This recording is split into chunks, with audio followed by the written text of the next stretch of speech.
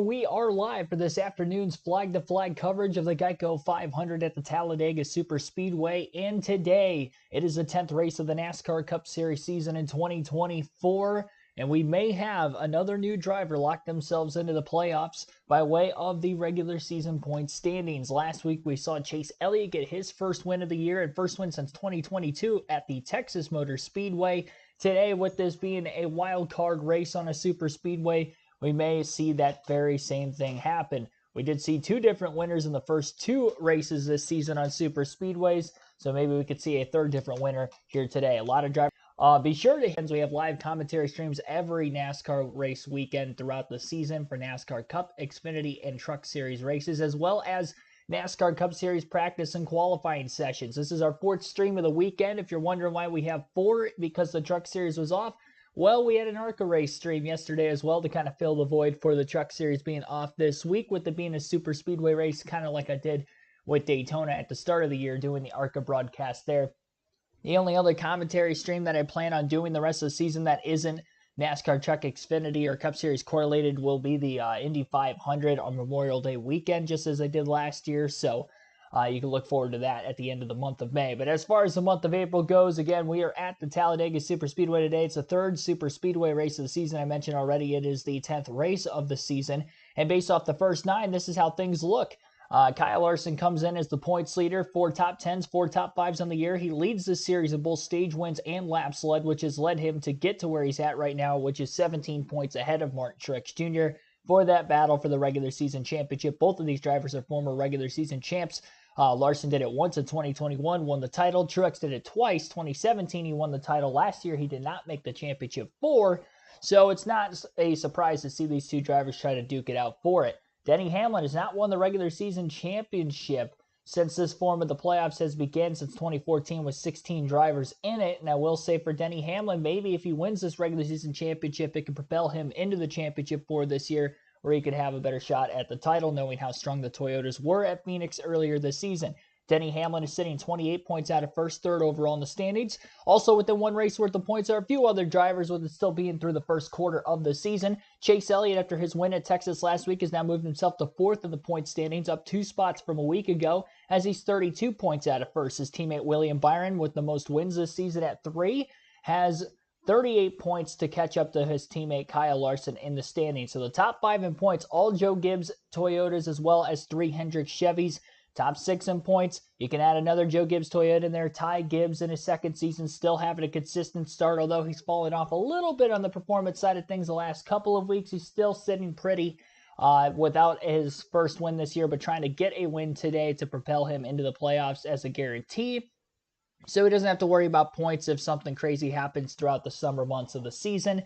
He has 5 top 10 finishes this year, which is tied for the most in the series, and he is 55 points out of first, again within 1 race worth of points. The last driver within 1 race worth of points of the lead is Ryan Blaney, who lost 2 spots last week, falling out of the top 5 in the regular season standings for the first time this year.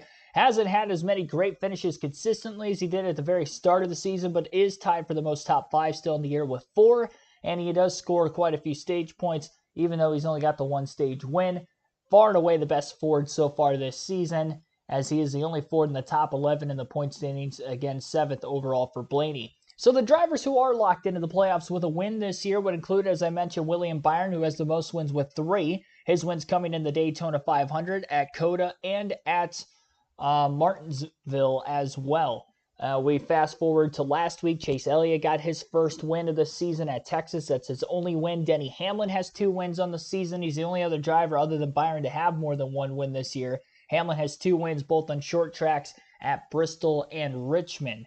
As far as Kyle Larson, his lone win came back at Las Vegas early in the season. Christopher Bell had a win back at Phoenix. He's currently still in the top 10 in the regular season standings. And Daniel Suarez, despite not being in the top 16 in points, is locked into the playoffs with his nail-biting win on the last super speedway racetrack we had at Atlanta, where he won by just 3 1/1000ths of a second over Ryan Blaney and 7 1/1000ths of a second over Kyle Busch in that classic 3-wide finish to the line. But for Suarez, that win does get him a playoff spot. So 6 different winners, 10 spots are still open to qualify for the playoffs. And after today's race concludes, we will still have 16 races to go before the regular season concludes, and we still got 2 more super speedway races in there, so a lot could definitely happen over the next several months. So pretty good there. Martin Truex Jr. has 5 top 5s on the year. Ty Gibbs still sitting there with 5 top 5s, as well as Chris Buescher and Christopher Bell. As far as the top 4s on the season, I mentioned that 4 is the number to beat right now. Kyle Larson, William Byron, Ryan Blaney are the 3 drivers with 4 top 5 finishes on the season, most in that category. The stage wins on the year, Kyle Larson, I already said, has the most with 5. No other driver has more than 2 stage wins this year. The only drivers that have 2, other than Larson with his 5, would be Ty Gibbs and Christopher Bell. Denny Hamlin also on that list of drivers with 2 stage wins, 1 apiece for Tyler Reddick, Ryan Blaney, Martin Truex Jr., Chase Elliott, Ross Chastain, Austin Cindric, Michael McDowell further back in points also have stage wins this year as well, those coming on super speedways at Daytona and Atlanta early in the season. So that is kind of the point standings where we're at the top of the grid. We look at the playoff cutoff line and the drivers who are just barely in and the drivers who are just barely out. As I mentioned, Daniel Suarez being outside of the top 16 in points but having a win means he is locked in as long as we don't get more than 16 different winners, and he isn't outside the top 16 in points of drivers with a win. That would mean that Joey Logano, who is 15th in the driver standings, has the last spot. He has the tiebreaker over Kyle Busch with the best average finish this season, and they are tied for that final spot currently. Obviously, the wins would be the tiebreaker, and then after that would be stage wins to be a tiebreaker. Neither driver has one of those, so it would be the highest average finish as the third tiebreaker as far as points there. So Joey Logano currently has that final spot. Again, Kyle Busch would be just on the outside looking in with the same amount of points. As far as Brad Keselowski goes, he's only 1 point to the negative below the cutoff line. I mentioned Daniel Suarez locked in with the win already. So you have the 19th place driver in the point standings, Eric Jones. Mathematically, he, as of right now, would sit 38 points below the cutoff line. And then another 19 points behind Jones would be John Hunter Nemechek, who is in the top 20 in the point standings. So that is your 15th, I guess technically 16th for the playoff standings through 20th. The drivers who are just on the inside may be looking out if they have a bad day today at Talladega. I mentioned Logano is the last driver in, tied with Busch. Alex Bowman, I would have thought he was having a much better start to the season. He was, but the last several weeks he's fallen off just a little bit. He's 15th in the playoff standings right now and only 11 points to the good over Busch. And Chris Buescher as well. I mentioned Ford has been struggling this season. Buescher barely on the inside of the playoff cut line. Of course, his teammate Keselowski's just on the outside, who's 17th in points. Buescher's outran him a little bit more. He's got that one more top 10 finish, although Keselowski has 3 top 5s to Buescher's top 5. Buescher's scoring a lot more stage points, and he's a lot more consistent with his finishes when not finishing inside the top 10 as well. So that is why Buescher is sitting, as of right now, 13th in the point standings. Buescher seems to qualify better than Keselowski more often than not, so that definitely helps him in the first stage of the race, especially in some of these racetracks where the first stage is pretty short compared to the second and third stages. But Chris Buescher, 12 points to the good.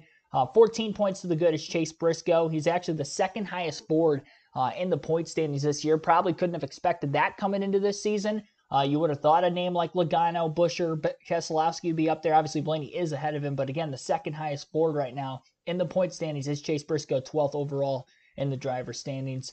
Those are the drivers who are just barely on the inside of the cutoff line. Ross Chastain, 11th in points, trying to bounce back from a tough finish last week. He would actually be in the top 10 in the point standings if it wasn't for that spin on the final lap, where he went from second to 32nd. That's a 31-point difference on the final lap of the race just in the finishing order alone last week for Chastain. So instead of being 88 points out of first, he would really only be 57 points out of first and be tied with Blaney for 7th in the point standings. I do believe Blaney has a better average finish than him.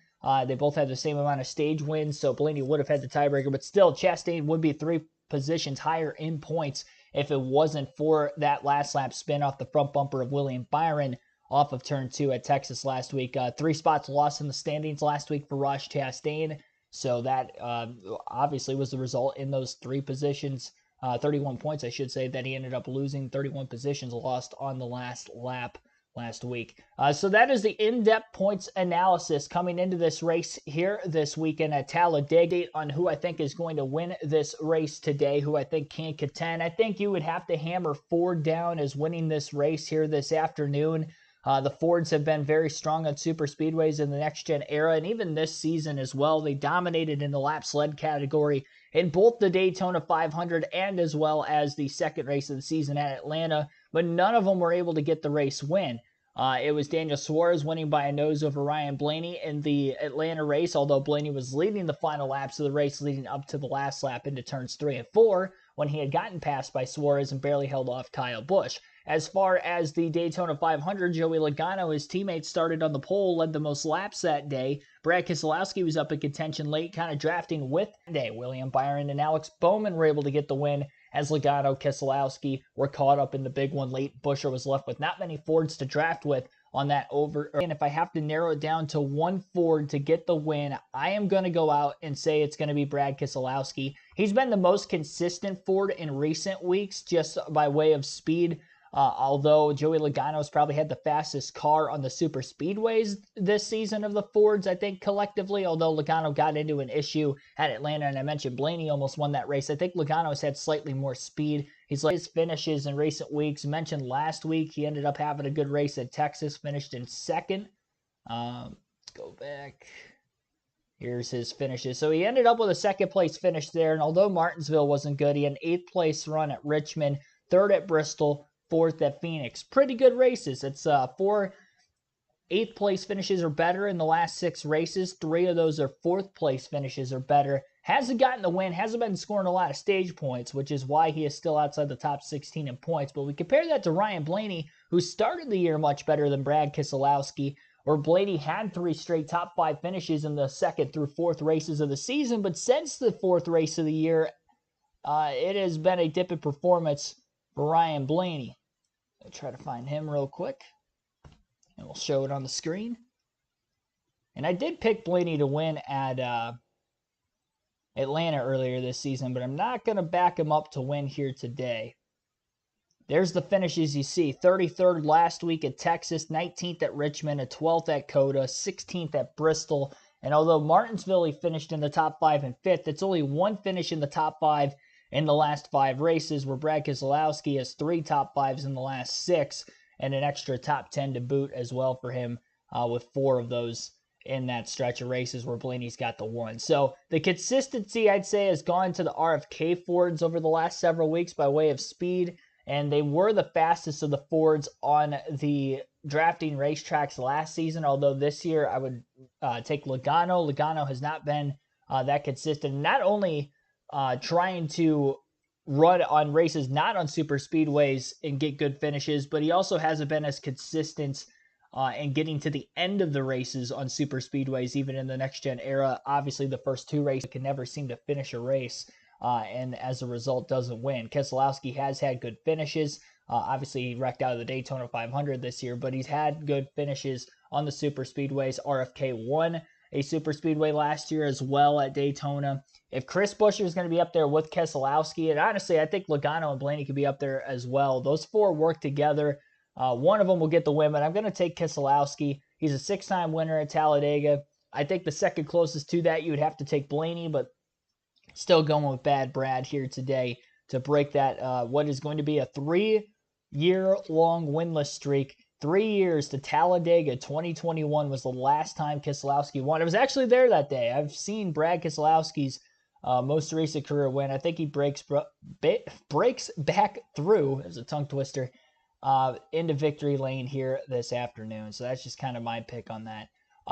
As far as the other manufactured drivers to win other than a Ford today, I feel very confident a Ford is going to break through, get their first win of the season, but I really like Kyle Busch to be the favorite out of the Chevy camp. He won last season in this very Talladega race, so he's got that going for him. Although he only led the final lap of the race, he didn't have as strong of a car here as what he did in pretty much every super speedway race last season, but he did end up still getting the win. You look at the super speedways this year, just like last year, with RCR, very fast. He finished 3rd at Atlanta, was in contention for the win, that 3-wide finish on the final lap. He led some laps that day. The Daytona 500 earlier this season led some laps, was up there contending, and honestly, I thought he had the best car other than the Fords that were running in front of him for most of that race. Joey Logano, Brad Keselowski, Chris Buescher. I personally thought Kyle Busch had the best car other than those three. So I would lean towards Busch having a pretty good performance today to just have a good starting spot. His teammates up there with him, both starting in the top 5 and 4th and 5th place.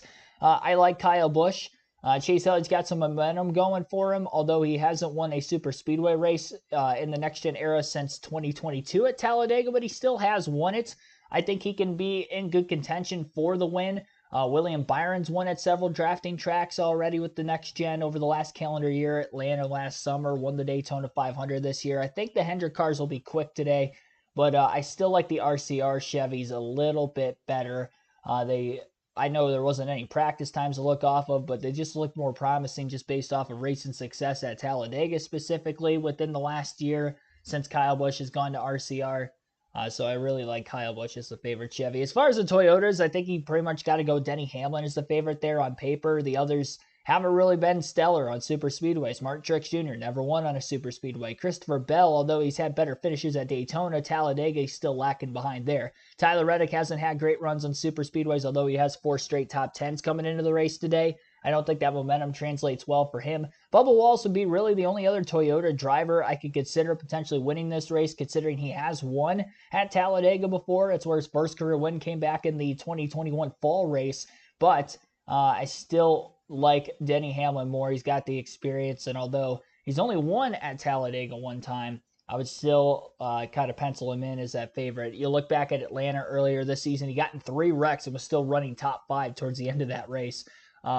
So if he just survives the carnage, he's going to be another one of those drivers who's going to be up contending for the race lead throughout the action of this one. And he's going to be one of those drivers, and probably the driver for Toyota, that's going to be the fast one to try to lead a line. I think him and Wallace would be probably the only 2 competent cars to try to lead a line forward later in the race if they do have to pull out of the pack and make some moves. And the Toyotas just have the lack of numbers compared to Fords and Chevys. I think that's really hurt them on these super speedways since more manufacturer alliances have come into play over the last half a decade or more. Part of the reason why you haven't seen a Toyota win a super speedway race since Bubba Wallace won in 2021. Toyota has not won a super speedway race in the next gen era. I think that stands true again here today. So taking the Fords, taking Brad Keselowski, but those are some of my favorites for the other manufacturers as well if you needed any help with your fantasy teams for today. Speaking of fantasy teams, you can join the NASCAR Fantasy League on the NASCAR.com mobile app or NASCAR.com website or the NASCAR mobile app. Go to the quick links section at the top of the screen. You'll click on Fantasy Live if you want to join. Chance to win 2 tickets to any NASCAR race if you're choosing the following season if you win our regular season and or playoff championship. You'll want to search for KRC League because that's the name of the league. KRC space capital L on League. I'll put it in the chat. There you go, KRC League. Chance to win, again, 2 tickets to any NASCAR race if you're choosing the following season, excluding the Daytona 500, if you win the regular season or playoff championship. And although you can't win the regular season championship when you consider the fact that we've already gotten ourselves 9 races into the season, you can still get a gist for how it works. And the playoffs reset, you'll automatically be qualified for the playoffs. We don't have like any cutoffs or anything of that nature, so definitely want to join. Get on that. Got plenty of room in the league. I think we still have 44 spots available out of, we either have 44 available or we have 44 in the league, and you can have up to 100. So definitely be sure to play if you are in the league. And don't forget you set your lineups because they lock in probably 20 minutes or less. I'd probably say about less than 20 minutes at this rate as we're getting closer to the drop of the green flag. One thing to note, rain was supposed to be in the forecast for most of the weekend for today at Talladega Super Speedway, and it was earlier in the morning, but it has cleared out of there through the late morning hours into the early afternoon. The track is dry, and we will go racing uninterrupted here today on a cooler Talladega day in the low 60s for a high, I think a high of 64 at the track later on this afternoon. But we are going to get racing without any interruptions from the drop of the green flag onward, so that's obviously great to see. So we've gone through pretty much everything I needed to other than the starting lineup. Will be starting on the pole for the second time in his NASCAR Cup career. His last was on the last Super Speedway at Atlanta, although he's failed to get to the finish in the first 2 races of the year, trying to get to the finish at least. here today. Austin Cindric outside of the front row. He is a one-time winner in the Cup Series on a super speedway in the 500 in 2022. We'll see what he can do from the front row this afternoon. Todd Gilliland and Kyle Busch will line up in row number 2. Kyle Busch, as I mentioned, won this race a season ago. He's a two-time Talladega winner, and Todd Gilliland led the most laps on the last super speedway at Atlanta earlier this season. Austin Dillon and Martin Truex Jr. in row 3. Dillon looking for his third career win in the Cup Series on a super speedway, but his first at Talladega. Martin Truex Jr. trying to win his first super speedway race in his Cup career. Joey Logano, Chris Buescher will line up in row number 4. Buescher has not won at Talladega before, but his only super speedway win did come with the next-gen car last season in the summer Daytona race. And Joey Logano is a multi-time Talladega winner trying to go to victory lane again today. Chase Elliott and Christopher Bell will line up in row 5. Elliott is a spring 2019 Talladega winner trying to get his third win at the track here today, as he also won another race in 2022 in the fall. Ryan Preece and Alex Bowman in row 4. Bowman trying to get his first career super speedway win on that 48 car. He has come close a couple of times, runner-up in 2019 to his teammate Chase Elliott at Talladega, and a runner-up in the Daytona 500 to William Byron earlier this season. Speaking of William Byron, he's going to be on the inside of row 7 with Bubba Wallace to his outside. Byron has not won at Talladega, but he's won the other 2 drafting racetracks with the next-gen car at Daytona in the 500, as I mentioned earlier this season, Atlanta last summer. And Bubba Wallace's only win on a super speedway came at Talladega in the Gen 6 car in 2021. Ty Gibbs and Harrison Burton, couple of young guns in row number 8 in this one, still searching for their first career wins. Shane Van Gisbergen and Tyler Reddick will line up in row 4. Shane Van Gisbergen running that 16 car this weekend for Colleague Racing, his second Cup start of the year, his first career oval start in the Cup Series. Daniel Hemrick and John Hunter Nemechek will be in row number 5 in this one. Row 6 is going to be Ryan Blaney, Brad Keselowski. This might be, or I say row 6. Row 10 was Hemrick, Nemechek. Row 11 is Ryan Blaney, Brad Keselowski. But what I was going to say is that these two are probably the favorites to win the race here today. As I mentioned in the pre-race, Ryan Blaney, a 3-time Talladega winner. Brad Keselowski, a 6-time Talladega winner. They make up the most wins of anybody in the field, and they start again in the same row.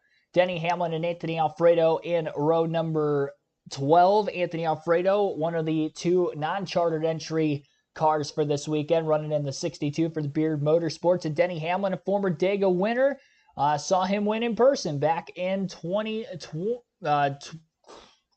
Yeah, fall race. Almost got my years mixed up there. My first Talladega race, Denny Hamlin won that day. He hasn't won a super speedway race yet since then, other than, I was trying to think. Yeah, I don't think he's even won a dual race. So that was the last super speedway race he won. It's hard to believe it's been almost 5 years. Daniel Suarez, Chase Briscoe in row 13. Suarez won at Atlanta this season, his only super speedway win in any of his top 3 series starts in the Truck, Xfinity, or Cup at Daytona, Talladega, or the newly revamped Atlanta. And Chase Briscoe trying to get his second career win, his first since the spring of 2022. Justin Haley and Eric Jones in row 4. Haley's only career Cup win, a summer Daytona victory, and it was rain shortened. Trying to get the win today without a rain-shortened victory for Rick Ware Racing.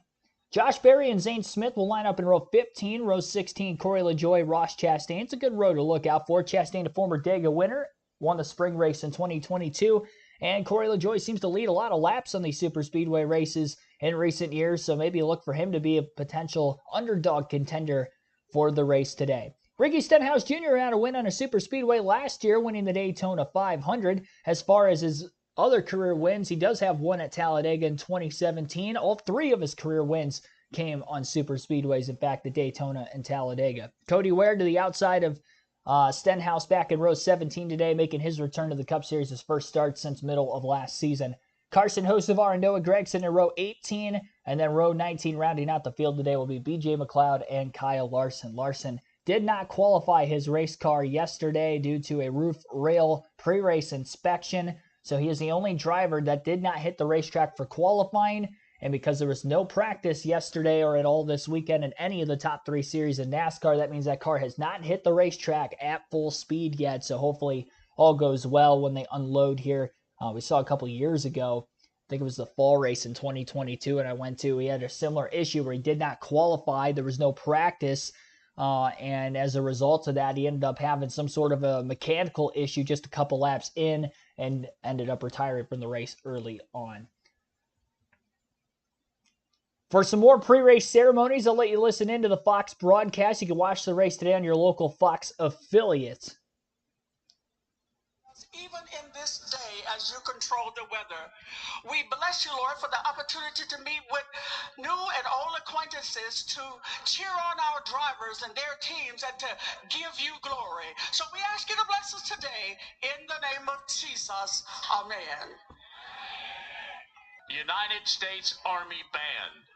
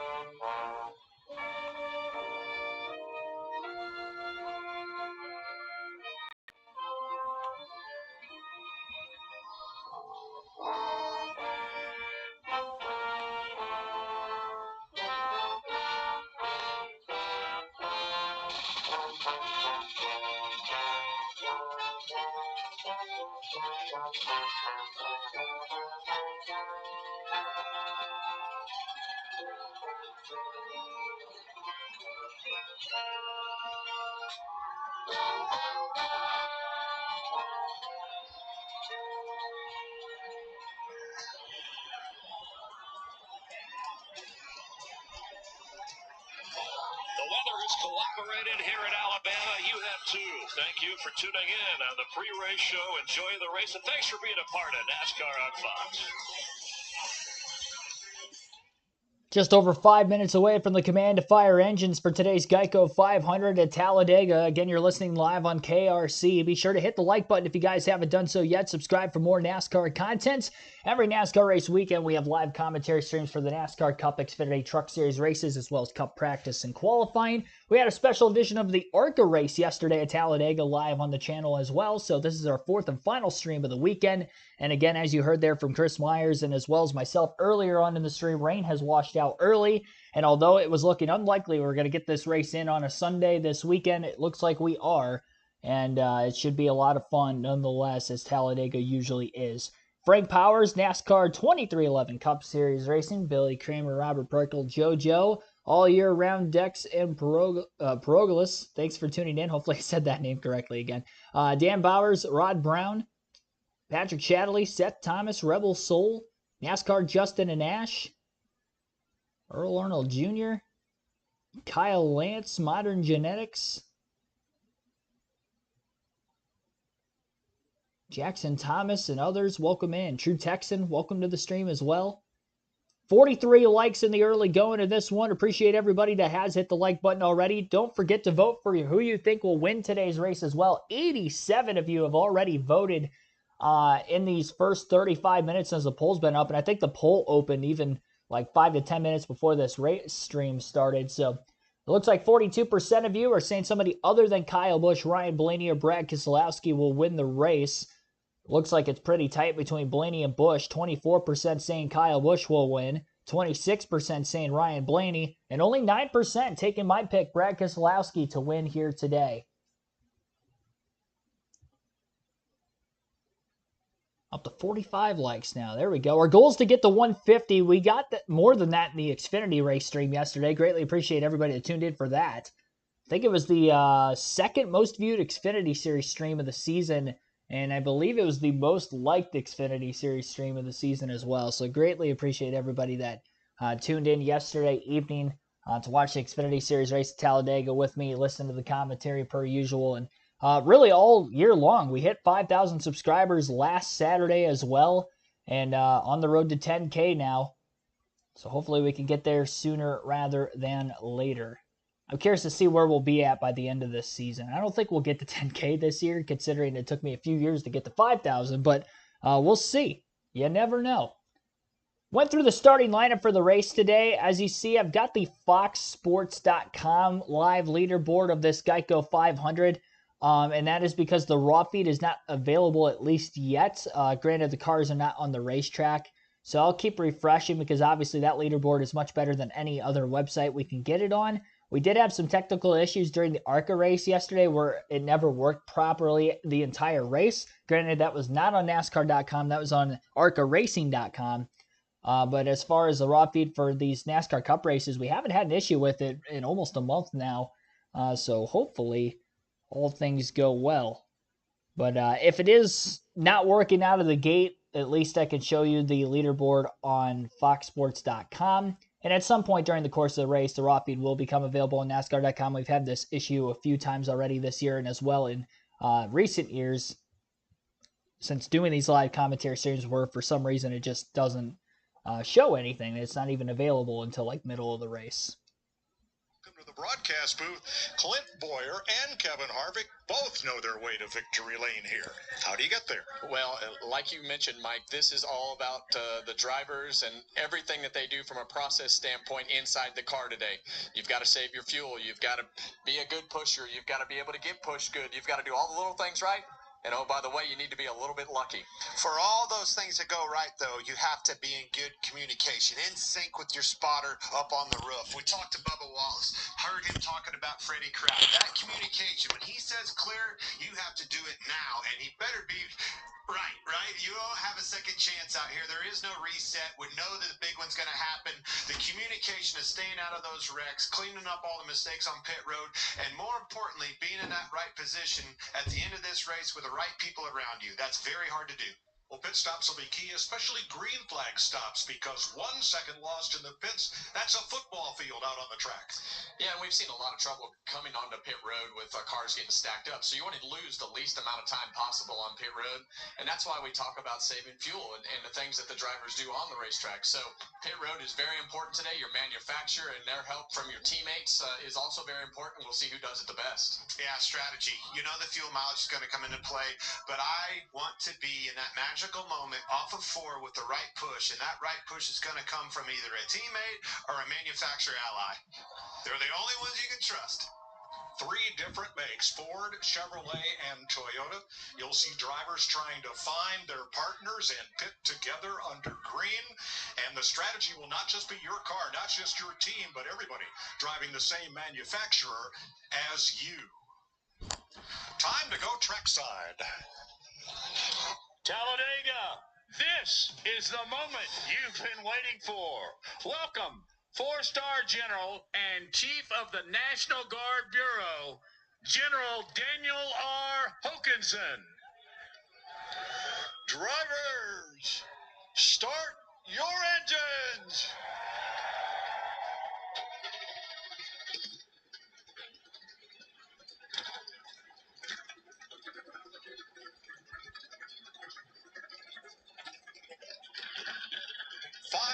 Miles on the world's fastest speedway. Yeah, you're watching NASCAR on Fox. Not just the world's fastest speedway, but I'd say the biggest, baddest track in the world here at the Talladega Super Speedway. Always a wild race here. We saw that through the Xfinity race yesterday. Pretty good one nonetheless. Congratulations as well on the victory, first of his career, to Jesse Love. And we'll see if we get maybe a first-time winner here in the NASCAR Cup Series as well. Wild race that was. There were a lot of underdogs in contention for the win in that one late. And that was even despite the fact that there really were only 2 decent-sized wrecks in that race. A lot of fuel strategy at the end kind of formulated in a lot of those underdog teams being in the top 10 there in the late going. But nonetheless, it was a bigger team, but a first-time winner of Jesse Love for RCR getting the win. So maybe RCR gets the sweep this weekend for NASCAR. They got 2 drivers starting in the top 5 of Kyle Busch and Austin Dillon. Mentioned that already. And now it's just a matter of waiting for the green flag to drop on this 500-mile race today. The stage splits will be 60, 60, and 68, relatively even through stages 1, 2, and 3. No major difference there, as that has been about the same the last several years in the stage racing era at Talladega. both 500-mile races at this track over the course of the season. Corey LaJoie, good possibility. There is a chance of that. We'll look at the drivers who are still searching for their first career win coming into Talladega and where they start. Everybody looks like in the top 10 have all won a race. Ryan Preece starting 11th today would be the highest qualifying driver of those that have not won a race in their Cup Series career. Then you got Ty Gibbs in his second season starting 15th, Harrison Burton 16th. Shane Van Gisbergen does have a win this year, or not this year, but last year, so technically he is not going to be a new winner if he goes to victory lane. Daniel Hemrick would be the 4th. John Hunter Nemechek would be a 5th driver in that list. Anthony Alfredo, who was leading late yesterday in the Xfinity Series race, trying to go for his first Cup win today. So that would be 6. Josh Berry would be 7. Zane Smith 8. Corey LaJoie 9. Cody Ware 10. Carson Hocevar, Noah Gragson, BJ McLeod. So there are 11 drivers.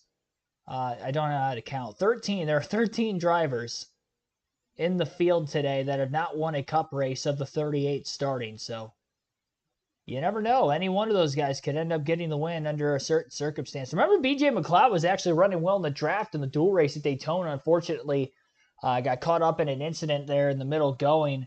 And as a result of that happening, he ended up being at the tail end of the pack battling with Johnson, who also had a damaged car in there late for that transfer spot. Jimmy Johnson ended up getting in that day, so we never got to see McLeod in his speed in the 500, but in the dual race, he was pretty competent with just half the field in there, so that was kind of impressive. So even he, starting back in 37th and qualifying speed being over a second off the leaders in the draft, could keep up and maybe have something for everybody else today. NASCAR Krispy Kreme Cup Series, thanks for tuning in. Todd Gilliland's a good one, too. Did I skip Gilliland? Oh, yeah, Gilliland would be the highest running. So we have 14 drivers. Sorry, I skipped Todd Gilliland.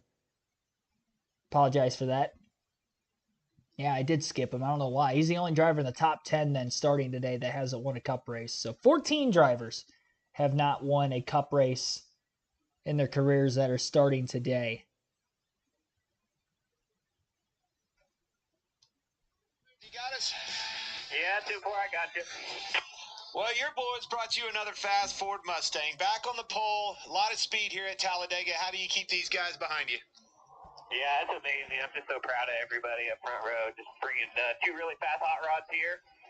It's not straightforward. You got to race hard all day long, make good moves, be smart, got to be there at the end, execute pit road, pit stops.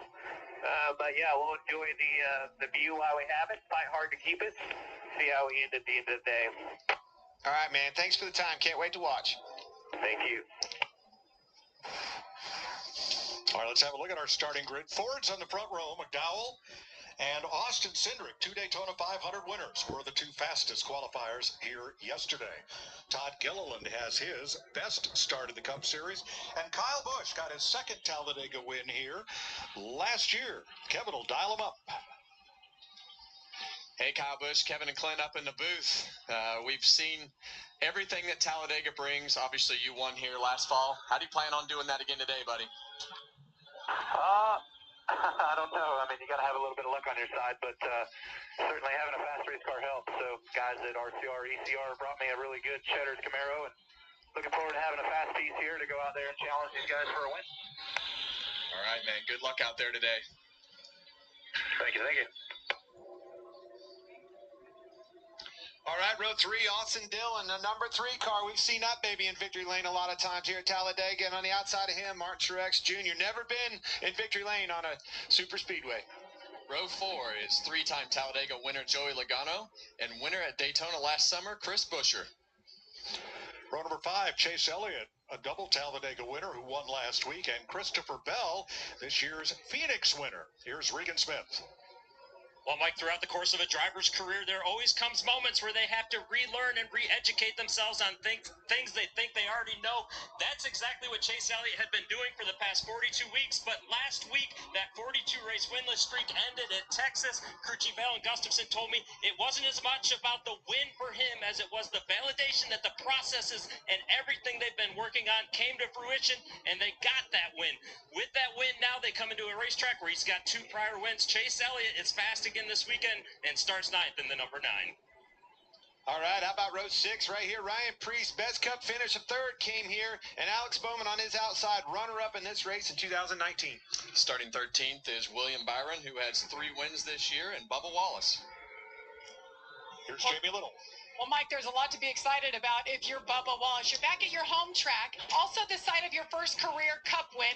And earlier this week, he announced that he and wife Amanda are expecting their first baby later in the year. Now, when it comes to Toyota, the manufacturer he drives for, they are winless when it comes to super speedways with this brand new car. But Bubba, top 5 at both drafting tracks earlier this year. Watch for that 23 to be running up front. Row number 8, Ty Gibbs, last year's Rookie of the Year, has 5 top 10s this season already. And Harrison Burton, who made his Cup debut in this race in 2021. Making his first Cup oval start, that's right, Auckland, New Zealand, Shane Van Gisbergen. Keep an eye out for him, and on his outside, number 45, Tyler Reddick. Row 10 is Daniel Hemrick, who had his best Cup finish here of 5th, and John Hunter Nemechek, who has finished 8th here in both of his starts. Josh?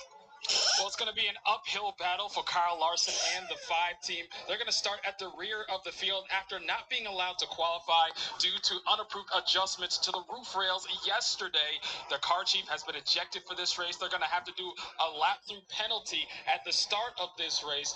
And I talked to crew chief Cliff Daniels, who told me, look, you can look at it 2 ways. It's going to either complicate things or simplify things. We look at the latter. He said it's a long race. As long as we execute, will be a factor when it comes down to when it matters. Thanks, Josh. If you run out of gas here going into turn 1, it's a long way around to pit road. So let's check with our crew chief, Larry McReynolds, for a closer look at the fuel system in these cars. Yeah, Mike, we're going to go 188 laps, 500 miles. Fresh tires will not do a lot for you, but as Kevin and Clint pointed out, it's about saving fuel, especially near the end of the race. It was a huge factor in this race at Talladega 1 year ago. So let's go to our Toyota Camry cutaway car, and let's go to the rear of the car in the fuel cell area. Now, the fuel cell holds about 20 to 20 and a half gallons. It's a steel container with a Kevlar fuel cell bladder. The pump is in the middle. As you get into a run, you see the level go down. But look at over there on the left side.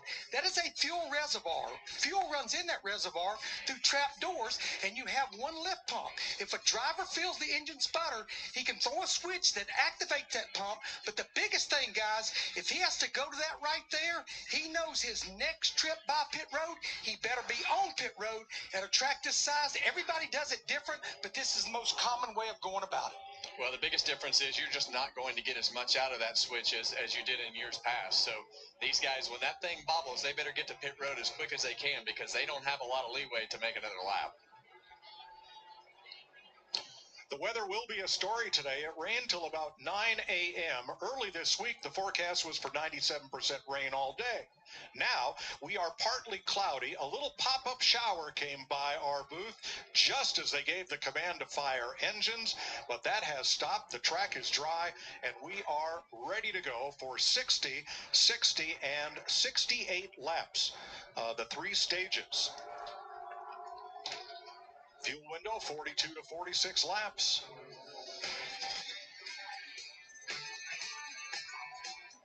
"32 last lap passes for victory here at Talladega.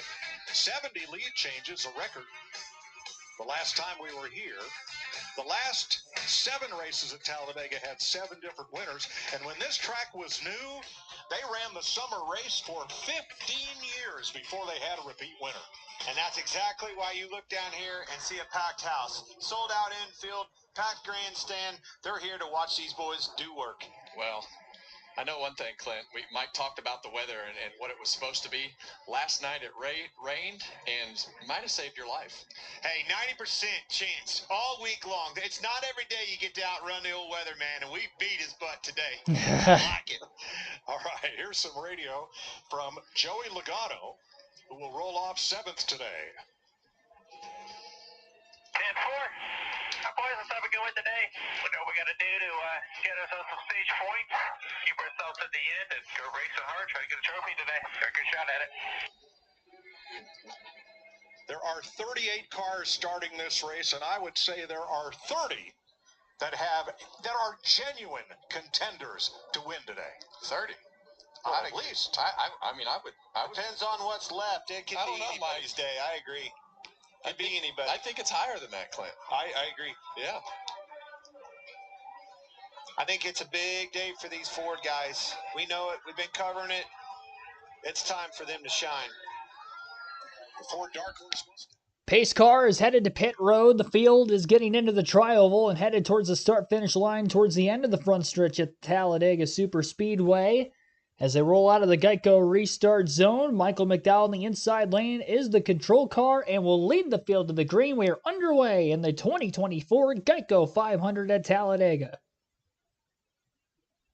Two Fords on the front row leading the field down into the first turn. Not a lot of pushing from behind them in row 2 and the same in row 3. A bit of a gap building between rows 3 and 4. A little over a car length in the middle of the corner. And now the bumpers are going to align as they get their way off of turn 2. Kyle Busch in the outside lane pushing the 2 of Austin Cindric and the 34 on the bottom as he is getting pushed by his teammate Todd Gilliland. A lot of dancing around on the back straightaway by Austin Cindric as Kyle Busch tries to get that bumper aligned correctly. Let's go before getting into the corner now. 3 lanes formed in the back half of the field as there's about 4 or 5 cars in a third lane up near the wall trying to get something going early. As they work their way up to speed off turn 4 on the opening lap of the race. And now into the tri-oval, we'll see who's going to lead lap 1. Dead heat at the line. And it's going to be, it looked like Michael McDowell by inches. The pole sitter leads the opening lap of the race over Austin Cindric in second. Mentioned that there were cars going 3 wide already. Ross Chastain is trying to lead that charge. Again, 4 cars are there on that third lane. And Kyle Larson down on pit road, just getting out of the pits now after taking the pass-through penalty at the beginning of the race, following the pre-race inspection fail yesterday, pre-qualifying inspection fail yesterday.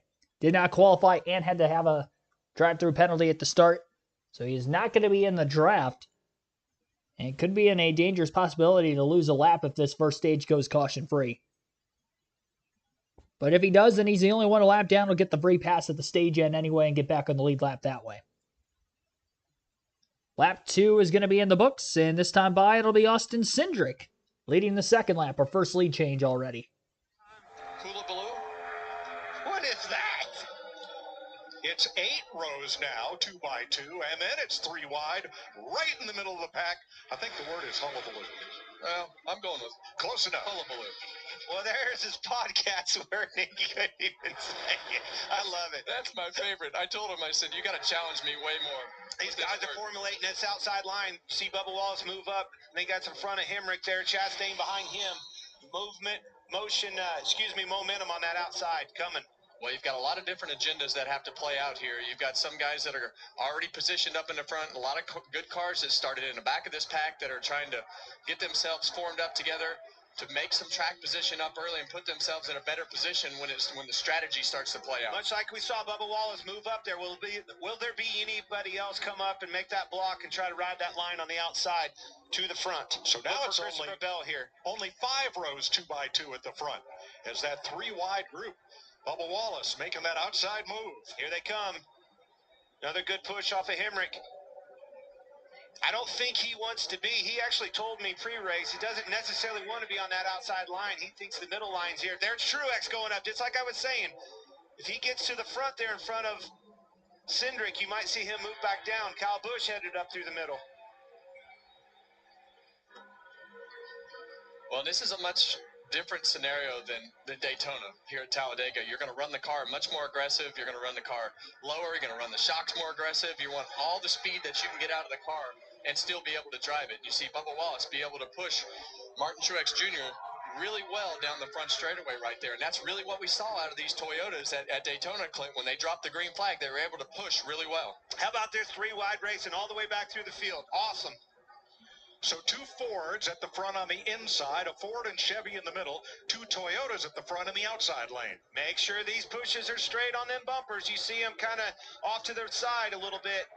When you push on those cars, you have to be lined up. Be straight, hit him square. Blocks. It comes down to blocks, Kevin. An untimely block will wipe this whole field out. Well, they're 3 by 3. all the way through the pack right here. And as we come through the trial right here, you see that bottom lane. The banking's really tricky down there, and it's hard to stay attached to the cars in front of you. So you can push in these straight lines right here, and when you're getting really aggressive, you can push through these corners if you're in a nice lined up fashion. But you got to be careful as we head down this back stretch, because when we get to the end of this straightaway back here, it's super rough with the way that you run these cars. So you got to kind of bleed off that push going into turn 3.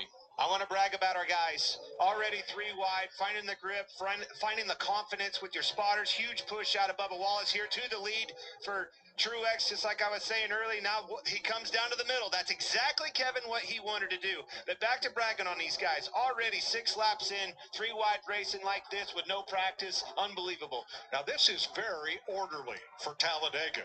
Do you think after seeing the last 3 cautions of yesterday's Xfinity Series Demolition Derby, everybody kind of got a case of conscience and said, you know what, we need to be careful out here? Well, they thought about it for a pretty short amount of time, Mike, because now they have forgotten. The only thing that they see right now is Bubba Wallace pushing Martin Truex Jr. really hard there all the way to the front. And that's going to make every one of these guys have to get more aggressive. And I think, Chase Elliott said it in his interview that we had this week. You have to live on the edge of being a little to the aggressive side, because if you don't, somebody else will. Another huge push. Chastain, Hemrick to the lead, to the point, pushed him hard, locked those bumpers down the back straightaway. Hey, look at that number 1. Where did he come from? BJ McLeod's in the top 10. 32nd. He's up to 2nd place.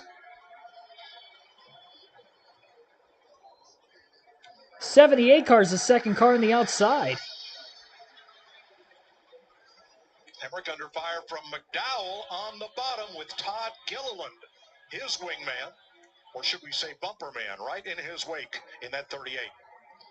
Well, this is a very interesting time of the race, because we know they all want to go into their strategy and try to do the things that might save them some fuel. But you have these guys that are coming from the back of the pack all the way to the front of the pack, and it puts everybody in a really unique position to have to race as hard as they can.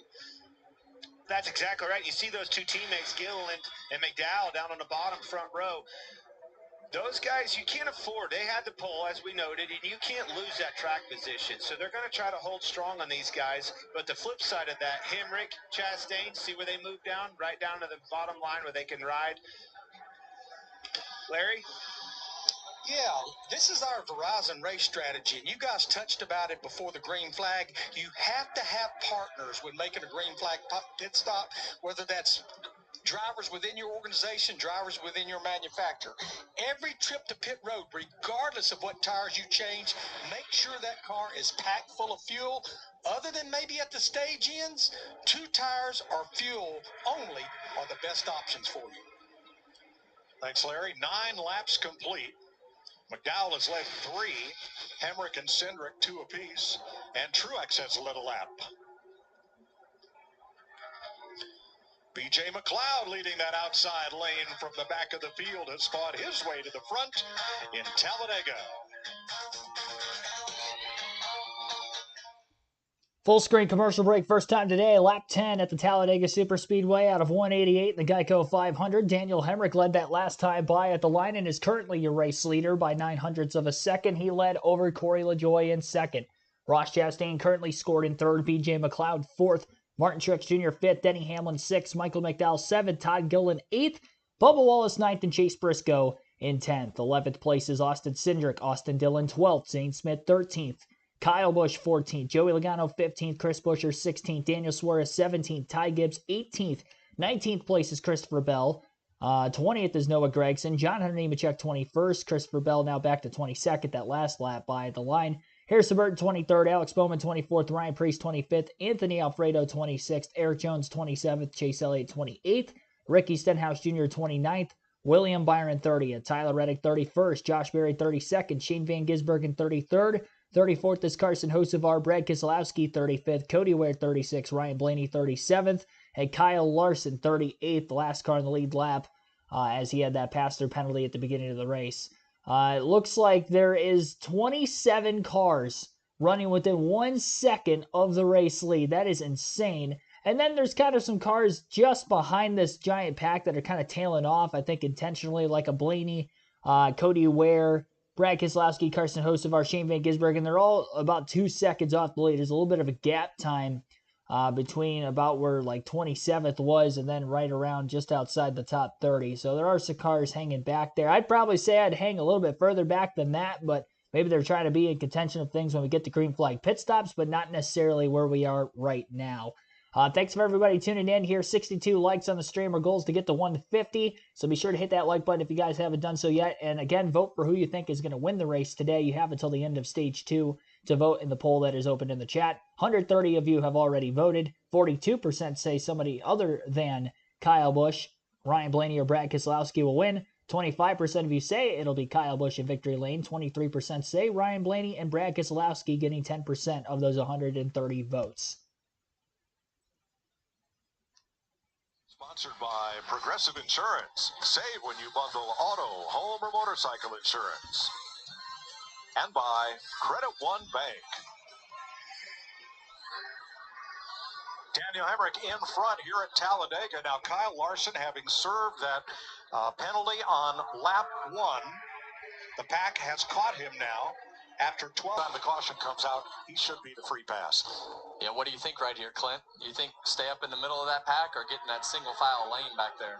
I think you have to go where you can ride and try to save my crew chief some fuel. That's what the strategy is right now. And I think that's why you see the biggest movers, Chastain up 30 spots, right? LaJoy 26 spots, Gregson 23 spots. They're able to flip-flop this track position because of the fact that some of these guys right here saving already. Well, here's Chase Elliott's radio. He is running 28. I just want to make sure that, Trey, you know that that's the 2 in the yellow up front there. 12's a different color. Understood, copy. Yeah, and what he's talking about is Austin's vehicle. So kind of a spotter's tough decision as to who's driving what car. But Chase wanted to make sure he knew who was driving that car, because I'm sure he's referring to Blaney because of his success here, to make sure they differentiate who they are. And Blaney's riding out back in 37th. And it's over a mile from the starters up on the roof of our booth to turn 3. That's a long way. Good binoculars help. That's right. They say clear or near. Yeah, right. Chase Briscoe trying to become the 6th different leader of this race.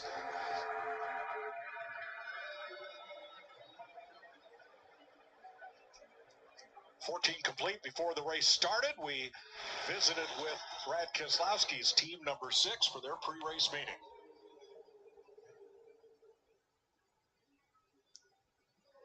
All right, boys, we'll get started here. Obviously, good work last week. Continue to never stop. During the stage breaks, there'll be 4 tires, fuel most likely. Max laps right now, I'd call it 40 laps, maybe a few more. Obviously, with 34 there, if we're pitting with him, just make sure we're aware.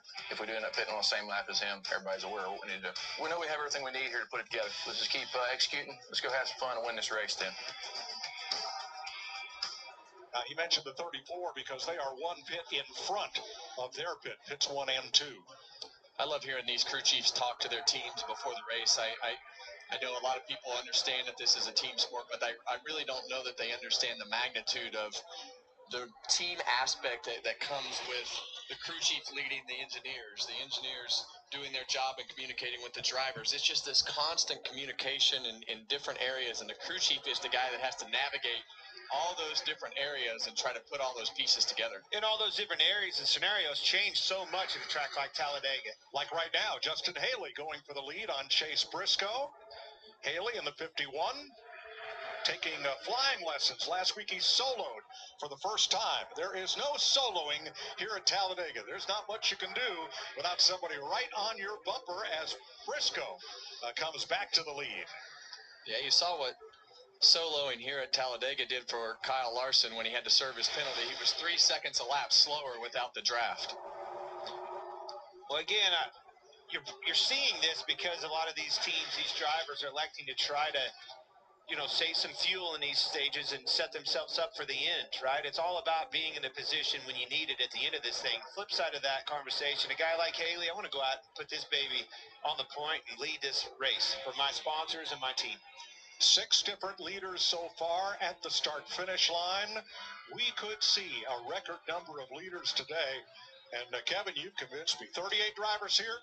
There's 38 potential leaders at least, if not winners. Yeah, I realized that you might have been questioning B.J. McLeod and where he started and everything that he had, and he drove straight to the front. I would never question B.J. Yeah, he's great. 17 laps complete. Haley and Briscoe out front. The Allman Brothers, Southern Rock, became the signature sound of the Talladega infield, led by the dual guitar sounds of Dickie Betts and Dwayne Allman.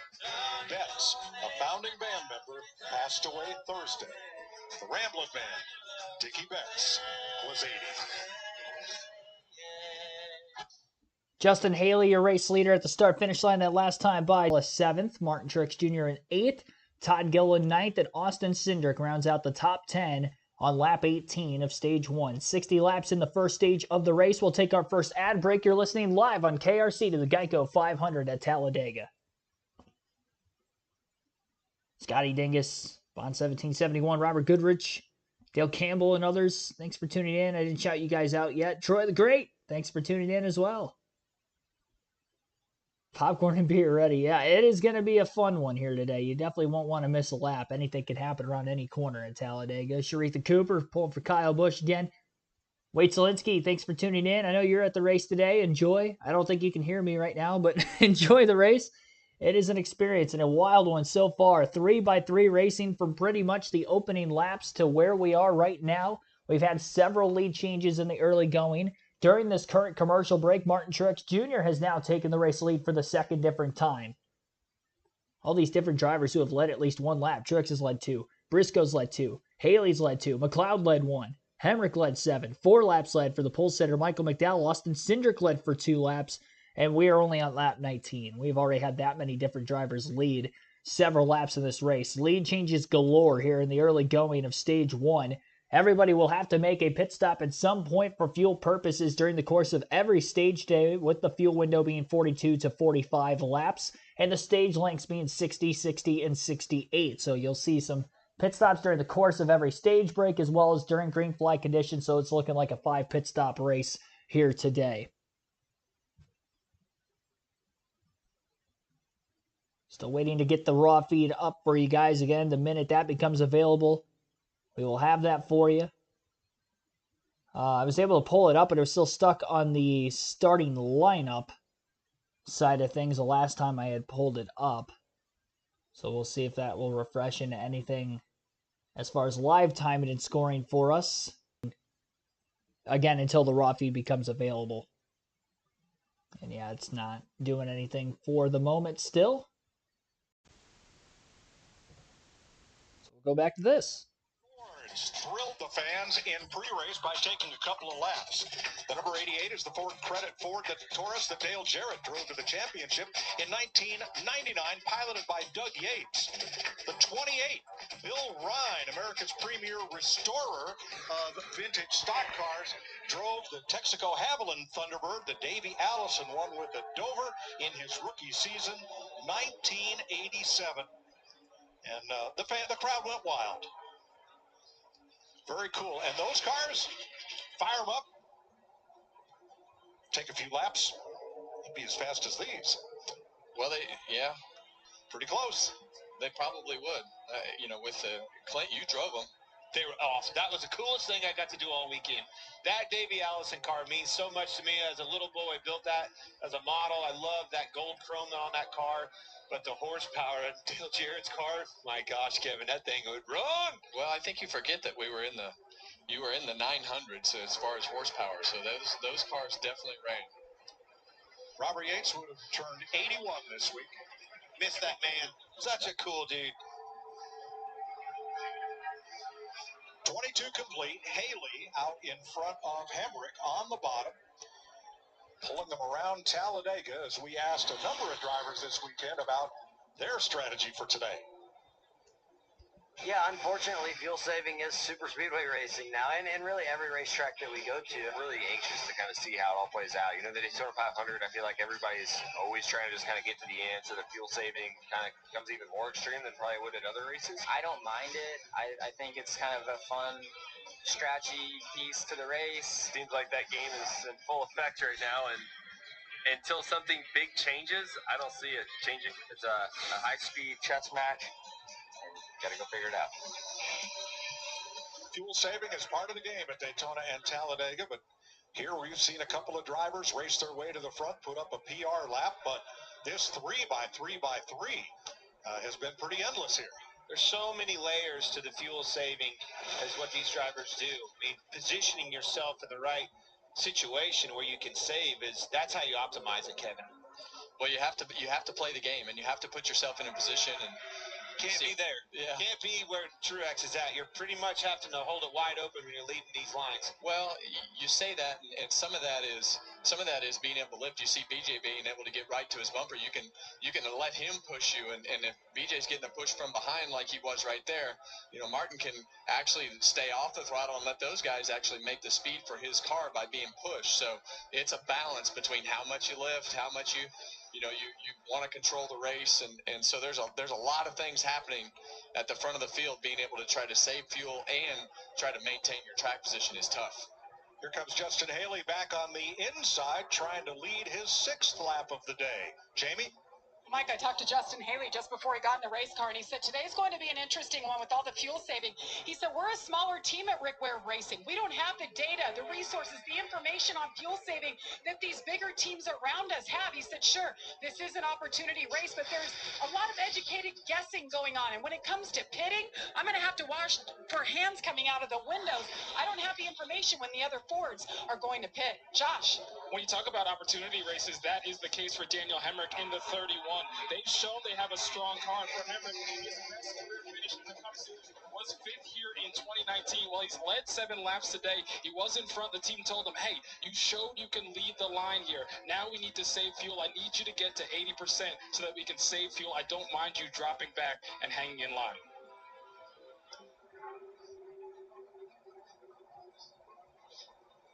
.25 complete, and still 3 lanes at nearly 190 miles an hour. Martin Truex back to the front. We'll go through the full field running order once again here. Lap 26 of 188 in the first stage. Truex leading. He has led 7 laps already today. Justin Haley in second with 4 laps led. Chase Briscoe scored in third that last time at the line. BJ McLeod fourth, and Daniel Hemrick rounds out the top 5. In 6th place is Zane Smith. Danny Hamlin in 7th. Ross Chastain 8th. Michael McDowell 9th. Bubba Wallace 10th. Daniel Suarez in 11th. Todd Gilliland is 12th. Ty Gibbs 13th. 14th is Austin Cindric. Corey LaJoie 15th. Christopher Bell 16th. 17th is Chase Elliott. 18th for Austin Dillon. Ryan Preece 19th. Harrison Burton in 20th.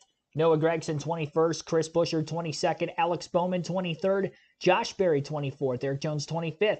26th for Anthony Alfredo. Joey Logano 27th. Shane Van Gisbergen 28th. Cody Ware 29th. And Ricky Stenhouse Jr. is 30th. 31st is Kyle Busch. Tyler Reddick 32nd. Brad Keselowski 33rd. William Byron 34th. John Hunter Nemechek 35th. 36 is Carson Hocevar. Ryan Blaney 37th. And the only car not in the lead lap is Kyle Larson, who took the pass-through penalty on the opening lap of the race. So he fell out of the lead draft, ended up going a lap down. But everybody else still within 1.8 seconds of the race lead in this 37-car lead pack, all on the lead lap again. So as Truex leads here, another lap logged in led for him. He's led the most in the early going with 8 to Hemrick's 7, who has the second most laps led of the first 27. And I would imagine we could see pit stops really anytime from now on. I mean, we are within the fuel window to make it to the end of the stage. This team's trying to save fuel, but I don't think they're going to make it to the end of Stage 1 regardless. We saw that in the Daytona 500, and they had the same amount of laps in Stage 1 as this, and this is a slightly bigger racetrack. Even with running 80% or less throttle the whole time, I just don't see them being able to make it to the end of Stage 1 without a pit stop. Now, that maybe makes the pit stop shorter to get to the end of the stage, and then from there maybe you have a shot to win Stage 1 if you decide to maybe top it off on fuel or just get enough to make it to the end and then top off during the stage end. That's where the strategy could really come into play here if this first stage runs caution-free, which so far we have to this point despite 3x3 racing. And I'd say pretty much 100% throttle. They're talking about the fuel saving in the early going, but these guys are going for it here for the lead. Quite a few lead changes still in the early going of this one. Other shout-outs for those of you that have just tuned in for the first time in recent laps. Mitchell Hensley, Easy Network. Also, thanks for tuning in, guys. 78 likes on the stream as well. We're already over halfway to the goal of 150. So, again, be sure to hit the like button if you guys haven't done so yet. 157 votes in the poll in the chat that is open and will stay open until the end of stage 2. You guys will have to vote there for who you think is going to win. Your voting options are between Ryan Blaney, Kyle Busch, Brad Keselowski, or somebody other than those three. Those were just my personal 3 favorites coming into this one. All 3 of those guys hanging out the back, keeping things cool in the early going of the race. As you watch our aerial coverage provided by Goodyear, powering the race from green to checkered flag and every mile in between. Goodyear, more driven. Martin Truex out front, Ryan Blaney out back, and they're 3 wide all the way back. Regan? Well, Mike, you see the 19 to Martin Truex Jr. leading that top line right now, as you just mentioned. Interesting conversation with crew chief James Small. He said after Daytona, they went to work on a few things between Daytona and Atlanta earlier this year that they thought would help when we got to Talladega, but wouldn't be sure until they got on the racetrack. Well, yesterday they qualified 6th, had a lot of speed in that 19 car. Evidently, whatever they went to work on paid off. All right, Larry Mack, 30 laps complete. When does pit road get busy? Well, Mike, you set it up at the top of the show. Fuel window 42 to 46 laps. They will come before that. And the Toyotas and Chevys, they normally come first. The Fords are notorious for running a little longer, trying to stay organized and lay down good lap times. I would say, based on last year's race, somewhere in the next 6 to 8 laps, we'll be seeing them hit pit road. Well, there you have it. Green flag pit stops, according to Larry McReynolds on the Fox broadcast, thinks it's going to be somewhere in the next 6 to 8 laps. Martin Truex Jr. continues to lead this race here, lap 31 of 188. Again, in the first stage, we're officially halfway home through stage 1. Truex McLeod at the very front of the field. Starting to separate themselves just a little bit on that outside lane. Not as many cars down on the middle groove, and I think a lot of cars are trying to get to the bottom when they can because we may see pit stops even sooner than that. The fuel window's open to make it to the end of the stage if they want to pit. We saw quite a few drivers dropping off of the wall into that second groove in the middle or down to the yellow line if they were able to get a spot open to do so. And we're probably going to see a lot of manufacturers trying to pit with other manufacturers. It is 3x3 grid-locked racing behind the race leader, Martin Truex Jr. It has been from the get-go. Truex will now pull off the top down to the middle in front of his teammate Ty Gibbs. And he'll stay there. McLeod leading the outside lane, now being pushed by Daniel Suarez in the 99 in the third group. 3 wide for the lead through the tri-oval. Truex, I believe, still led that last lap at the line, though BJ McLeod is there. And actually, it looks like McLeod was scored leading the last lap, so second lap led for BJ McLeod today.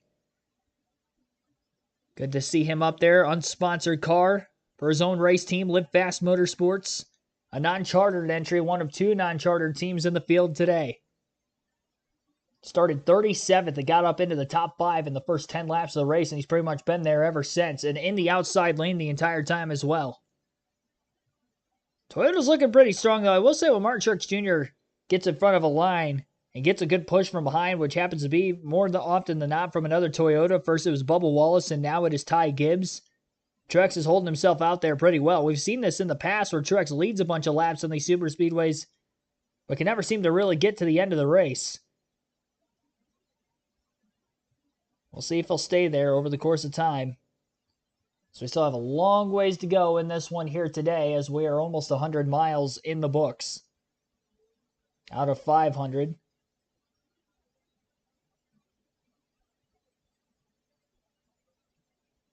Your top 5 as of right now. Last time by at the start-finish line, BJ McLeod was scored the race leader. Martin Truex Jr., 100th of a second behind him in second. Chase Briscoe, 300ths back in third. Ty Gibbs, 800ths of a second back in fourth.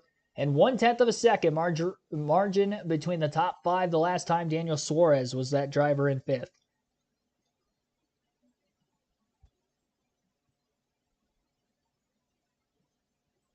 Definitely going to be very interesting to see how these green flag pit stops unfold. We almost always get somebody that locks them up too much or runs into someone and spins, or has to spin to keep from running into somebody to pit road, so it could get wild here coming into these green flag stops, having to go from 185 to 190 mile per hour all the way down to 55 by the commitment line to get to pit road speed without speeding.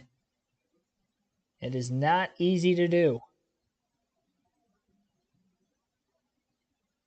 Not only trying not to lock the brakes up and wheel hop the car, but don't want to miss a shift when downshifting at the same time. Not an easy thing to do, even for these guys in the Cup Series level.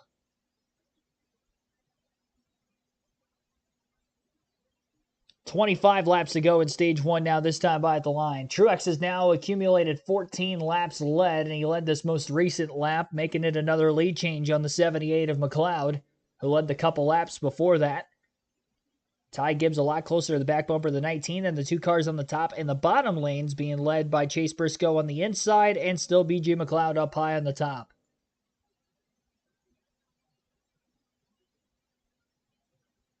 Zane Smith's been the car in the bottom behind Chase Briscoe this entire time, and BJ McLeod getting a good launch, getting into turns 3 and 4 once again, as he still runs 3 wide for the race lead with Truex off of turn 4. Dead heat into the tri-oval. We'll see who's going to win this time for this lap led. And it will be McLeod. So they're 3 abreast still.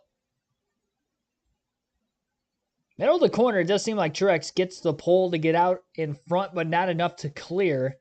Suarez drops off the top now into the middle groove. Chase Elliott will be the second car on the outside line behind BJ McLeod, having to close that gap quickly before the top lane loses a couple car lengths.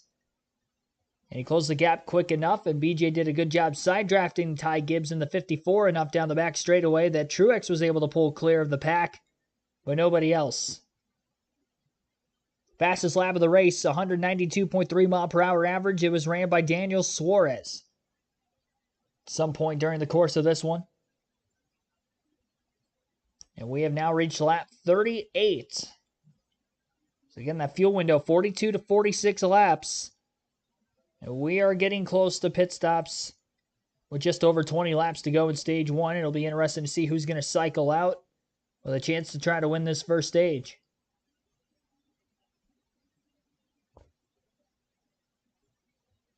I don't think I've seen this before. I mean, this is somewhat reminiscent of the Daytona 500 with potential fuel saving in the beginning, but that was 2x2. This has been 3x3 the entire race. I mean, I kid you not, they were 3 wide from the first I noticed about the end of lap 2 to now. And 3x3 all the way through the field from about lap 4 or 5 onward. It's going to be very difficult for those cars all the way on the outside of the racetrack to try to get down to pit road when their teams are going to want to pit. It's going to be very difficult for these teams to pit with their alliance manufacturers.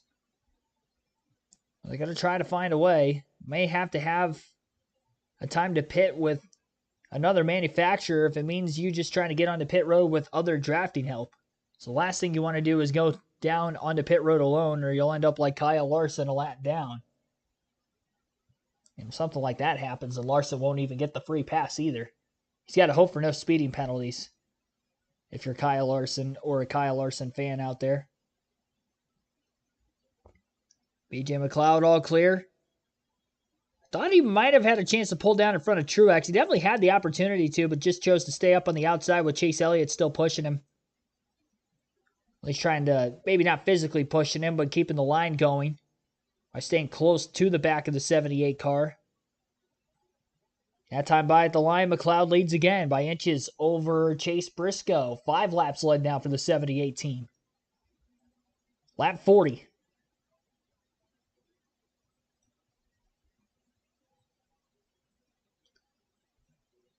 It's like watching just like bumper-to-bumper traffic on your local state highway. 3 lanes. Only difference is these guys are going 190 miles an hour, and I would hope that that's not the case. Oh, McLeod up against the wall. Not sure if he got pushed there or what happened, but BJ McLeod gets up against the wall. Everybody's going to miss him. BJ will limp his car to pit road. I don't know if he's maybe out of gas or what happened there, but he is very slow, and he's going to have to pit all by himself. That really bottlenecked that outside lane back quite a bit. Have all that fuel data that these other teams have at their expense and run her out of gas. Yep. So McLeod makes it to pit road. Truex continues to lead. Here's where it happened. Bottom of your screen. Well, this is exactly what we've been talking about with how much throttle percentage you use, and now you see why it's so important. You don't want to be the guy that runs out of gas. He did a good job of getting up out of the way as fast as he possibly could. That was close with Chase Elliott. So there you go. BJ McLeod runs it out of gas. Cars dive bombing to the inside. May have more drivers coming into pit this time after BJ pitted the lap before, and we do have a few cars, just about 2 of them. That's not going to be enough to keep a lot of the draft rolling. It'll be Chase Briscoe and Justin Haley to the pits. Running out of gas has got a lot of these guys. Hey, maybe we just play it safe and pit now. Justin Haley with him. And I think that really is probably dictated by the crew chief and the engineers in the war room or up on the pit box by how much throttle they've been using throughout the run and trying to predict what lap that is. And Briscoe, to your point, Briscoe is one of those guys that was probably using more fuel, drove to the front. McLeod all by himself right now, really hoping this field cycles through quickly or he is about to go a lap down. Larson at the front of this line of cars is a lap down, but bump drafting Chase Elliott on his way into turns 3 and 4. Chase Elliott led that last time by. Gregson technically led the last time by. Elliott this time by will lead his first lap. We'll see if any more cars come to pit road. Back of the inside line, we have about 5 or 6 cars making their way in. It's like both the Trackhouse cars, Austin Dillon, Spire cars coming in as well. 7 of them. Just a fuel-only stop. Don't slide those tires coming in. You do that, we're going to have to put tires on this thing. What's the strategy? So all fuel-only stops right now. I would imagine tires will go on at the stage end. BJ McLeod at the front of the field going a lap down, staying on the outside as everybody else races their way by below him. Kyle Larson to the lead of this pack, but Chase Elliott still leading the race, with Larson being the last car now on the lead lap. Wanted to get in front of the leaders with McLeod going a lap down just in case we got a caution. Toyota's coming onto pit road, and maybe a couple others. Denny Hamlin slides, he gets sideways, and he makes contact with John Hunter Nemechek. Hamlin's around at the front of pit road. Mentioned that there could have been a mistake coming into the pits. Denny Hamlin was the first to do so under green flag conditions. Still green. With 7 of the Toyotas pitted. And that's just a product of not being able to practice that. I mean, that's so hard to gauge the depth perception when you're coming onto that flat. You get on the flat of that straightaway, and you can see the line, Kevin, but it's hard to judge the distance. Yeah, and we saw some shots yesterday. It's dirty down there. Denny was lower than everybody else, and you saw him start to slide and the back start to get out from underneath him, but definitely didn't work out for Denny Hamlin. More of a fight for the bottom, and a plethora of Chevys coming in. The Hendrick Motorsport cars, Kyle Busch, a couple of the Penske Fords are mixed in there as well, so maybe not everybody pitting with their manufacturer, but on the inside line, several cars coming on the pit road. The biggest group of cars are in currently. Yeah, very interesting to see this pack all mixed up with different manufacturers. What you're going to see up here in the top in your track map is we're going to put all day long the car that leads that group off of the pit road, you're going to put up there as a bug on that track map, and the next conversation will be when they merge together. That's the important part. You talked earlier about big groups. That's 14 cars pitting together. Denny Hamlin is now a lap down after losing a bunch of time with that spin coming into the pits. And I would imagine we'd see the last of the drivers that have to hit pit road to come down. There are 7 cars that still have to hit the pits, and here they come. Joey Logano trying to get as much as he can as he blows by the car in front of him in line, and no mistakes there. Logano on the inside to the very first pit stall. Done very efficiently by Logano. But you see right here, just like Clint is talking about, they're spread out. You've got cars back there in a group, and I don't know how they exactly got into that group, but most likely one group caught the other group, or somebody swerved up in front of them to try to break that pack's momentum up. So 8 cars leaving pit road together. And that should be a pretty manageable group, and they all get away pretty close. So Keselowski is currently the race leader out on the racetrack as he leads this line of cars just coming out of the pits trying to get up to speed, but he is not going to maintain the race lead as it'll be Kyle Larson, Chase Elliott at the front of this line. Kyle Busch hung on there behind another Hendrick car. It looked like William the leader because he had the pass-through penalty at the start of the race. Chase Elliott, the second car in line behind Kyle Larson, is the leader, so Chase Elliott, with 15 laps to go, now leads once again through the cycle of green flag pit stops in the midst of stage 1. The top 5 following the green flag stops would include Chase Elliott leading, William Byron second, Kyle Busch third, Austin Cindric fourth, Harrison Burton fifth. Behind them in sixth is Christopher Bell, Alex Bowman seventh, Ryan Blaney eighth, Brad Keselowski ninth, Bubba Wallace in 10th. So that is the top 10 following green flag pit stops in stage 1. We'll take an ad break, continue the live commentary coverage. You're listening live to the Geico 500 on KRC at Talladega. Christopher McComas, thanks for tuning into the stream as well. Got Horse Dog in the chat. Thanks to 23 set up for the win today. I think Talladega should be a 1,000-kilometer race. Biggest, baddest, fastest, longest race in NASCAR. What do you think? I'm all right with the distance currently. I'm all right. I wouldn't want anything longer than 500 miles. We already got a 600-mile race in the Coke 600. You make a longer race, than that, then I feel like the prestige of the 600 goes away. That's traditionally the longest race of the season. For tradition's sake, I would like to keep it that way. If you guys weren't aware or not really paying attention too much to the screen, I did try to check NASCAR.com to see if the raw feed was back up and running. It is not currently, so I'll have to wait on that a little longer to try to get those live race statistics up, more so than what you see on the screen here on FoxSports.com with the only leaderboard we have available to be at use here in the early going of this Geico 500. During the commercial break, Austin Cindric, along with his affiliated teammate Harrison Burton at the Wood Brothers Racing, have cycled to the race lead. Third lap that Cindric has led, another lead change at the line after Elliott has led 4 in the midst of just before green flag pit stops and just after. Who was of the last group of cars to pit is still in the top 10, currently in 6th. As these drivers are going to go hard now, battling for the Stage 1 win. Stage points awarded to the top 10 in the running order, 1 point per position at the end of the stage. And, of course, the stage winner gets a playoff point. That will carry over through every round of the playoffs once we get there later in the season. Still 7 drivers within 1 race worth of points of the current points leader, Kyle Larson. Larson not in position to get stage points here today with having the pass-through penalty. He is the last car on the lead lap at the tail end of the at the front of the field here in the pack.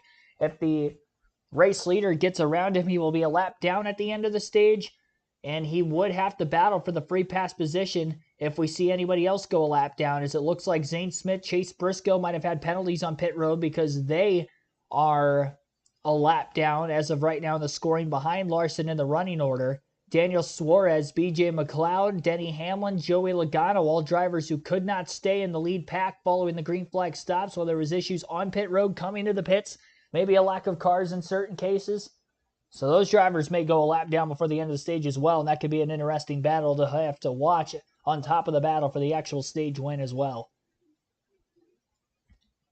So 10 to go at the line between Chase Elliott, Austin Cindric, Kyle Larson, as of right now, last car in the lead lap, right in front of both of them. Stayed in front of his teammates Elliott and Byron. Cindric up high, trying to get something going, and a third lane is now forming above this Cindric line in the middle groove. And there you see the drivers kind of trying to keep some sort of a drafting semblance up of Logano, Hamlin, and B.J. McLeod so they could try to stay in the lead lap to the end of the stage. We know Hamlin spun coming into the pits, had contact with Nemechek. Hit him pretty hard, really. He was sideways, overcorrected it into the 42. Amidst the slide, trying to get the pit road speed. Was the only driver to have a major mistake, though, coming into the pits. And they might have had to change tires as a result of that spin. I don't think they did. I think they just went fuel only, trying to get it back out there quickly, which is why he's still on the lead lap. at least for right now, but more than 27 seconds off the race lead. So Cindric, who qualified second today, is out here trying to lead this race. He currently is leading down the back straightaway as he's side-by-side with Larson leading the inside line. And if Elliott's going to want to win the stage being locked in behind Larson, if it stays 2x2 like this, he's going to have to push Larson well out ahead of the 2, and then he's going to have to beat the 2 by a nose as well. I like the position the outside lane's in for right now, but if that third lane gets formed, which it looks like they were trying to get something going a lap or two ago, but then back down to 2x2 again. It's going to take a fast car to have to do a super speedway. And again, it is Cindric and Larson, 1-2 at the front of the field, in this pack at least. And again, a third lane trying to form. Only 2 cars jumping up there at the tail end of this lead pack for right now, just outside the top 20. But no more cars pulling up, at least at this moment. And those 2 cars at the tail end of the outside line are going to have to jump back into that middle groove and back into the 2 lanes that are formed as nobody else goes with them. Not with enough momentum to start moving forward, at least. So quickly evading. They know they need to get going now if they want any sort of a shot to not only win the stage, but even just get into the top 10 to get any sort of stage points. Points are important for everybody as they try to battle for 16th. Maybe in some cases, battling for a regular season championship. You just never know if you're going to go winless through the regular season. If you can't get that win, you need the points. 1 car at the tail end of the field. Looks like 2 cars drafting together are about to go a lap down here very shortly. So we're down to 6 to go now. Cindric leads that lap at the line over Elliott. So Austin Cindric, Chase Elliott, Harrison Burton, William Byron, and Ryan Blaney is the top 5.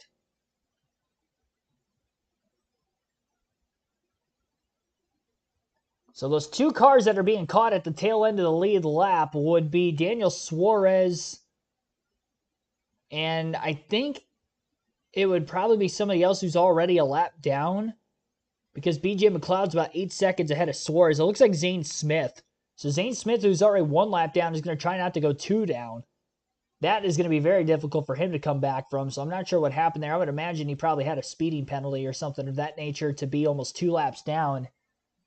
But he is going to get lapped, and Daniel Suarez is going to get lapped as well. So that's another incentive for Larson trying to stay in the lead lap. And if you're a Daniel Suarez guy now being the first car lap down, you're really hoping Larson gets his lap back to the end of the stage. Otherwise, Suarez is going to get trapped a lap down because he won't be in the free pass position. And that's not even to say that maybe this field could catch Logano, Hamlin, and McLeod yet. Because that pack of cars is really only about 6 or 7 seconds ahead of this giant pack, and they're not going to be anywhere near as quick. Coming up on 4 laps to go around this 2.66 mile super speedway in Talladega, Alabama. Austin Cindric trying to get his 2nd stage win of the season as he battles with Chase Elliott, last week's winner at Texas Motor Speedway. Cindric leads that lap at the line as he's door-to-door with Larson.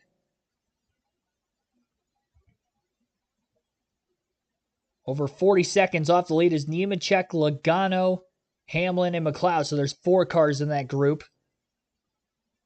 They've all lost this lead pack, just hoping that they hold on to the end.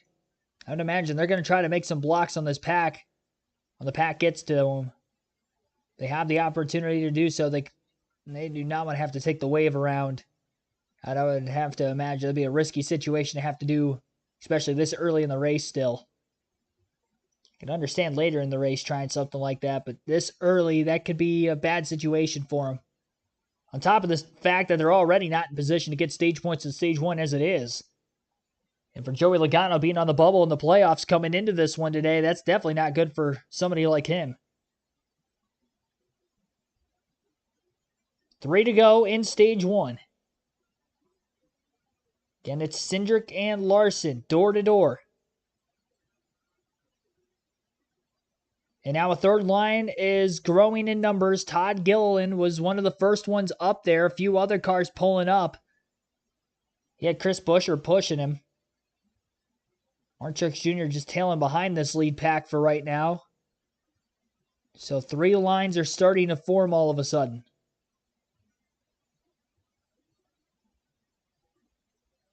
One car coming right back down onto pit road again. Couldn't tell who that is. I think that might be a scheduled stop, though, to top off on fuel because pit road did not close until the race leader got the 2 to go at the line. And with the front stretch, middle of the front stretch not being where the start-finish line is at Talladega, I think it helped whoever that was that just pitted. Trying to see exactly who that might have been. I don't want to say for sure. I don't want to say for sure who that might have been. But that is a very interesting strategy call. They just got to stay on the lead lap to the end of the stage. And pretty much that means they just got to get 1 lap in without going a lap down. Field working its way back into the tri-oval again. 1 lap to go, stage 1. Cindric again leads at the line. Well, Harrison Burton and Ryan Blaney trying to make a move on the outside. Brad Keselowski's there as well. 4 Fords on the outside, 3 Chevys on the bottom. Larson trying to get his lap back before the end of the stage as he aggressively side drafts Cindric in the middle of turns 1 and 2. Blaney going to give a push to Harrison Burton. Is Burton going to pull out of line? Elliott's going to aggressively push the 5. McLeod's about to go a lap down. BJ McLeod into turn 3. He's about to go a lap down. He does lose a lap.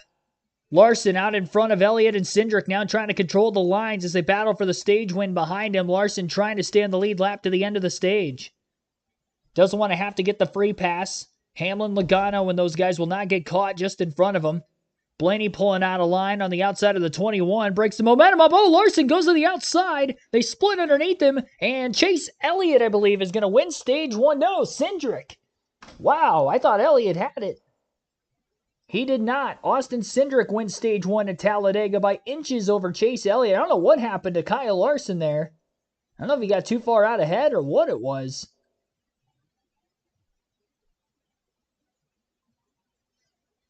But Kyle Larson ended up going a lap down right before the end of the stage. And as he got split 3 wide to the outside, that means Larson will get the free pass. And that might have been to try to trap more cars a lap down who are already behind him, although there wasn't many. BJ McLeod, Daniel Suarez, Chase Briscoe, Zane Smith were all a lap down. I think Zane Smith might have even been 2 laps down. And Larson will get the free pass, so there's going to be about 4 cars a lap down to begin the second stage. But your stage 1 results, as far as the top 10 who get the stage points, Austin Cindric, who led just 3 laps in the stage, will win stage 1. Harrison Burton second, and actually I got to refresh the page. This is not accurate. Hang on, give me 1 second. Chase Elliott was second. I realized Fox's leaderboard was behind too. Stuck on lap 48. Yeah, this is not accurate. I didn't realize that our leaderboard was stuck at lap 48 on Fox.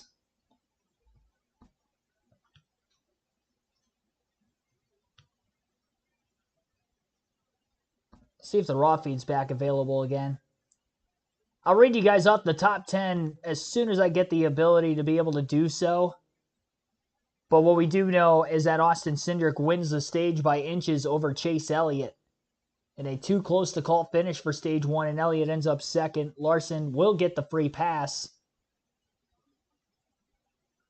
to get back on the lead lap there as well. Now the raw feed's at lap 26 in the race, and that's not accurate either.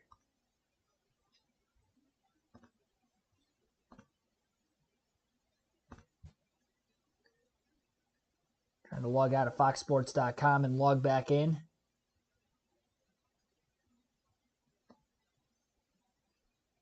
Nope, still stuck at lap 48. Now we have 2 broken leaderboards. I can't show you guys anything now. My goodness. Not 1, but 2 broken leaderboards.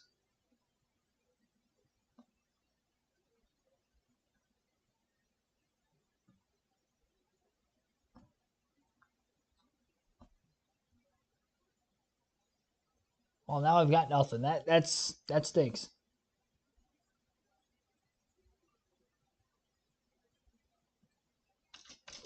I don't think this is going to have anything. The Tennessean, never been on here before. It'd be laughable if this is the best. Oh, no, this is just showing random updates throughout the race, not the actual live leaderboard itself. Well, they're back from the commercial. I'll let you listen into that for a moment. It's Pete Alonso and the Mets, or you'll see the Reds versus the Rangers Saturday, 4 Eastern, 1 Pacific on Fox. Check your local listings for the game in your area. Here's Jamie Little. Well, Mike, Noah Gragson just finished. Quickly, your top 10 at the end of stage 1. Austin Cindric first, Chase Elliott second, William Byron third, Ryan Blaney was fourth, Kyle Busch fifth, Harrison Burton sixth, Christopher Bell seventh, Brad Keselowski eighth, Tyler Reddick ninth, and Alex Bowman was 10th. I'm Ryan Mulder, front tire changer from Sioux Center, Iowa. Noah Gregson's pit crew. I wanted to be on a pit crew, and this is my 14th season in the sport. My name's Trevor White. I'm a former wide receiver at Baylor University, 5th year pitting race cars. Tyler Bullard, the only tire carrier for Noah Gregson on the 10 car. Hometown, King, North Carolina. Home track, the Madhouse, Bowman Gray Stadium. I also work at Stuart Haas as an engineer during the week. Sean Cotton, Jackman, former Daytona 500 winner, Kurt Busch, drafted by the Washington Nationals as a catcher. James A. Skeeter, Bueller. I got to be a part of Tony Stewart's last win at my home track, Sonoma. True Blickensurfer is the crew chief from Mount Zion, Illinois. He has won 4 Cup Series wins, including 2 Daytona 500s. Andy Houston, from another famous racing family, is the spotter up on the roof. As they're ready to go to work here at the end of stage 1. Saw him talking to the crew chief behind him, trying to get a better plan to help one another get in and out of the boxes is what they were talking about. Yeah, I thought I heard him briefly say a roundup, which would tell me the back of that car is just a little bit too low. It's either dragging in the wrong spots or it's on the limiters too hard. No, it doesn't like the way that it drives. So Kyle Larson will be the free pass car. He'll get to come around and get back on news, as in not enough gas. He flipped the switch, and he'll make it to pit road. Regan. Like Chase Elliott in second place right now. Felt like he might have wore out his right front tire just a little bit too much. Car took off a couple times, had some big moments. And the 10 of Noah Gragson, we just met his pit crew. He is bouncing around too much as the speed picks up, a little bit loose with the car as well. Josh? For the 12 of Brian Blaney, who rode around the back for most of that stage, found his way to 4th by the end of it. Said he's happy with that car, no issues, just 4 tires. Austin Cindric led 13 laps there, picked up his second stage win of the season, said all he needs is a little bit more security in that 2 machine. Well, Noah Gragson had to back up to get out of his pit. That's exactly what you saw Drew talking about with that crew chief behind him. Didn't work. There's Austin Cindric, your stage 1 winner at Talladega.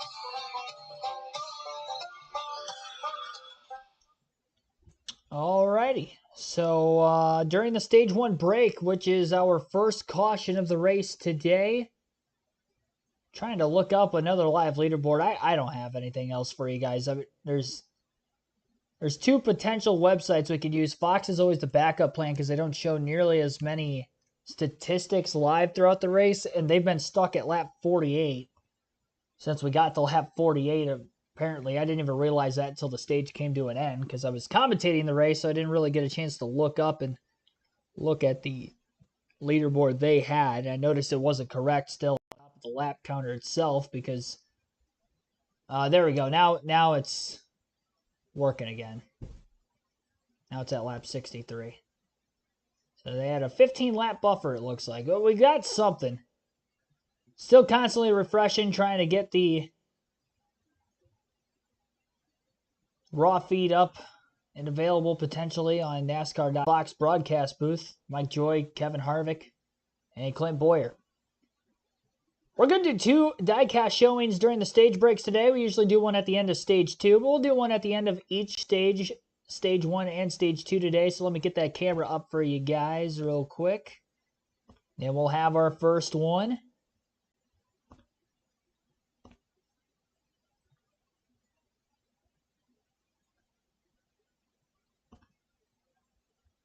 All right.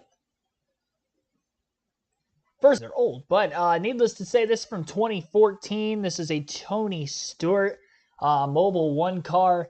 It is one of only two 124 scale Tony Stewart diecasts I have. I actually showed the other one is a rookie Home Depot car I have on stream already before, but wanted to show this one because most notoriously, this paint scheme went flipping on the last lap of the 2012 fall Talladega race. I know this car itself is from 2014, so it's not the same year as 2012. It's not even the same car. This is Gen 6. That was car tomorrow, Gen 5 in that 2012 race. But it's notorious, and maybe not the best way, where he went from leading to flipping on the final lap of the race in the final corner. Nonetheless, Matt Kenseth went on to win, and oddly enough, I had Matt Kenseth diecast during the Xfinity race yesterday. So I wanted to show this one off for the race here today.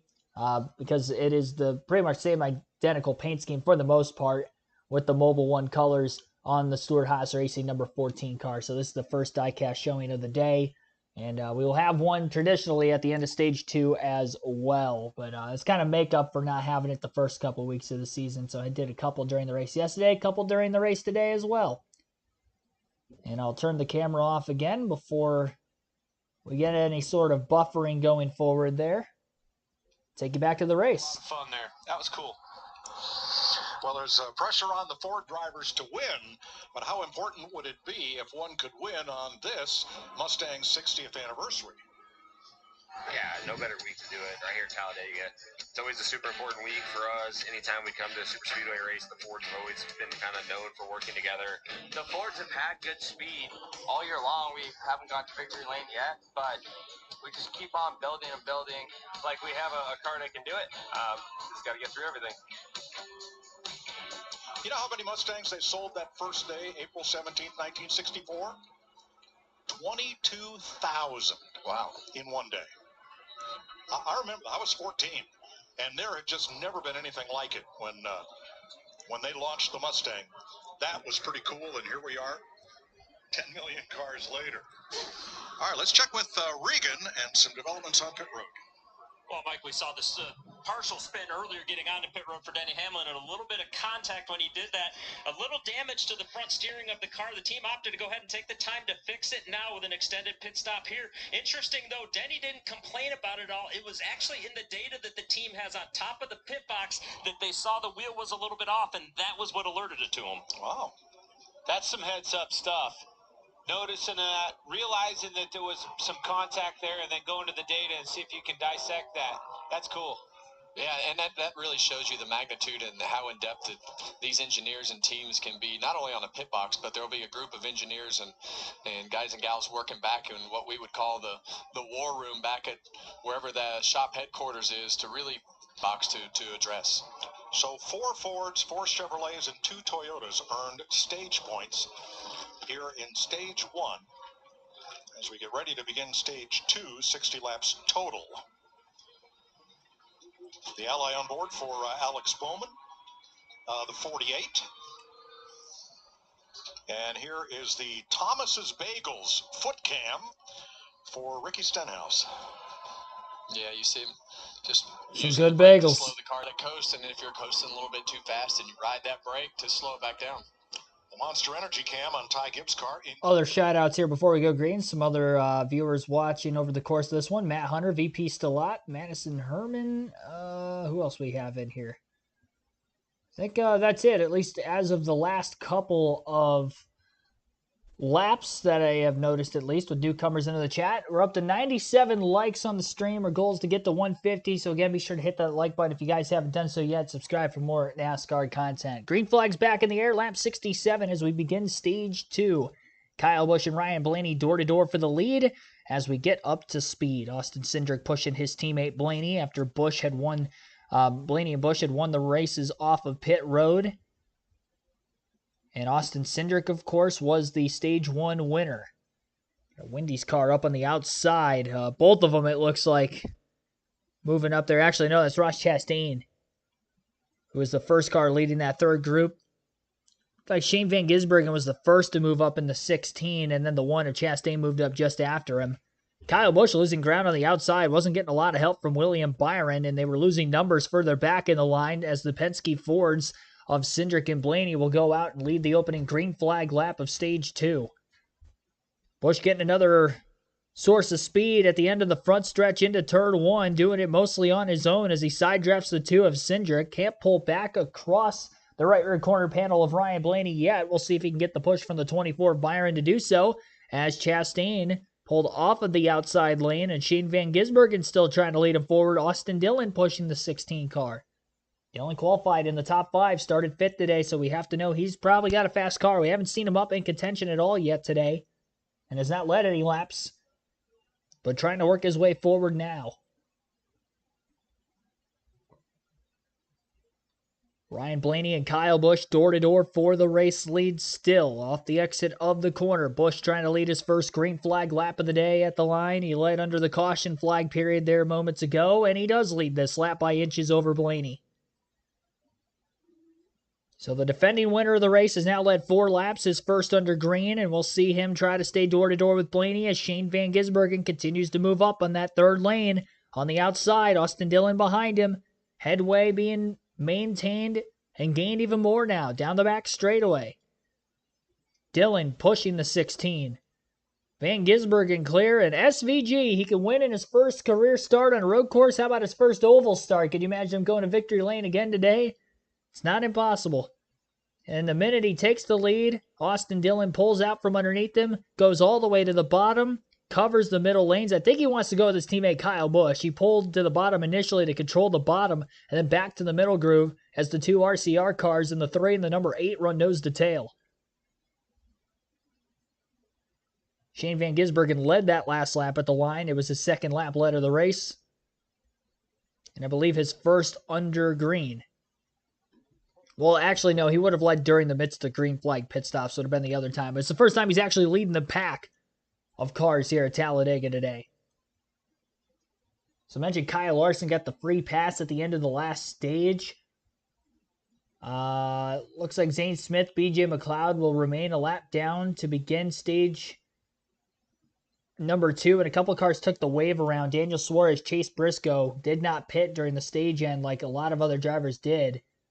So they were able to get the wave around as a result of that. Now they run where they run. And now we've got the other.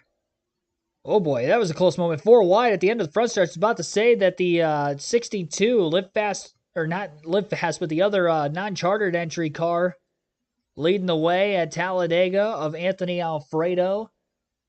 Pulled out of line behind SVG to take the lead. That held SVG out to dry on the outside lane as they split 4 wide underneath him. Lost his tango partner, and straight to the back goes the 16. Alfredo led that 1 lap, and the minute he pulled all the way to the double yellow line on the bottom, the middle groove ended up taking control, and now 2 SHR Fords are up at the front of the field of Noah Gragson. And actually, that's the 42, I think, not the 41. So it's Gregson and Nemechek. Thought that might have been Ryan Preece at first. It is not. It is the 42 car. So Gregson leads. John Hunter Nemechek in 2nd now. And Kyle Larson, who just got the free pass, is already up to 3rd. On the restart, he's side by side with Noah Gregson behind the 2 cars who are nose to tail leading the field. 12 laps into stage 2 of 60 laps in the 2nd stage here once again. Fox going to a full screen commercial break. Be sure to hit the like button, subscribe for more NASCAR content if you haven't yet. So we continue our live commentary coverage of the Geico 500 at Talladega. We'll go through the top 10 in the running order here in the early going of stage 2. Again, Noah Gragson leads. John Hunter Nemechek about 0.09 of a second back in 2nd. Kyle Larson 0.2 of a second back in 3rd. Anthony Alfredo also 0.2 back at 4th. Corey LaJoie in the top 5 for the first time today as he's 0.3 of a second off the lead. 6th place, Brad Keselowski, 0.2 back. Kyle Busch in 7th, 0.3 back. Also 0.3 back is Austin Dillon, his teammate in 8th. Chris Buescher 9th, right with his teammate Brad Keselowski. I think they're nose to tail in line, although Buescher in 9th, and I mentioned Keselowski in 8th. Also 0.3 of a second back is Buescher. And William Byron rounds out the top 10 within a half a second of the lead as well. So that is your top 10 in the running order. John Hunter Nemechek with a lead change that last time by leads his first lap of the day. Working his way up in front of the 10 car of Noah Gragson, and Corey LaJoie continues to move forward down to 3rd on this lap.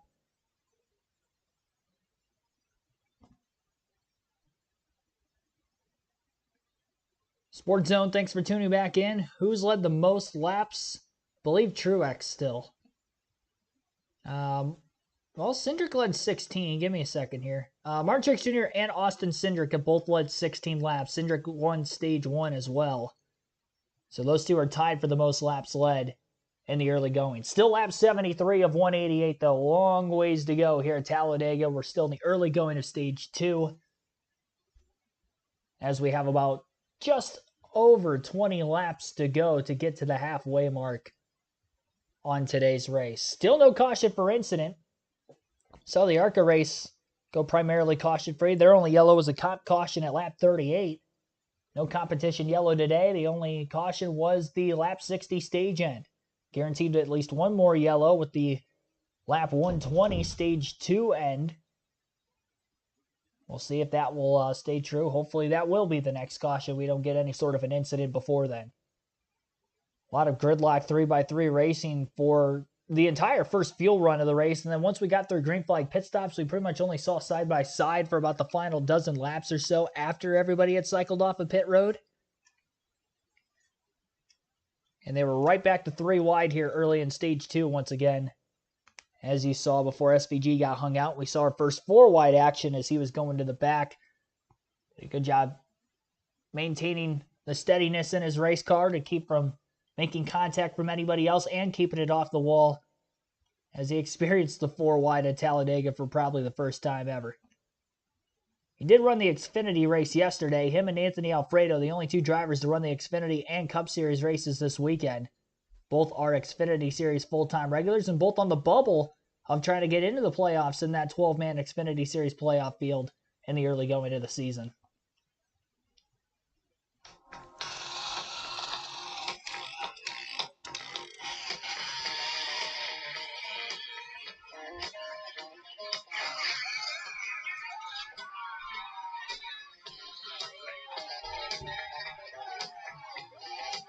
Unbelievable. This is the biggest, the baddest in so many ways. In the infield of this, well, somebody's getting picked up already. That's in style right there. That space shuttle looked pretty large, Kevin. That's your ride, right? I hope so. Yeah. John Hunter Nemechek has become the 15th different leader of this race. 34 lead changes in just 75 laps. Wow. There's no way you can get a tailgate king of the infield at Talladega. Everybody does it right here. Everybody wins at Talladega. Corey LaJoie up the outside.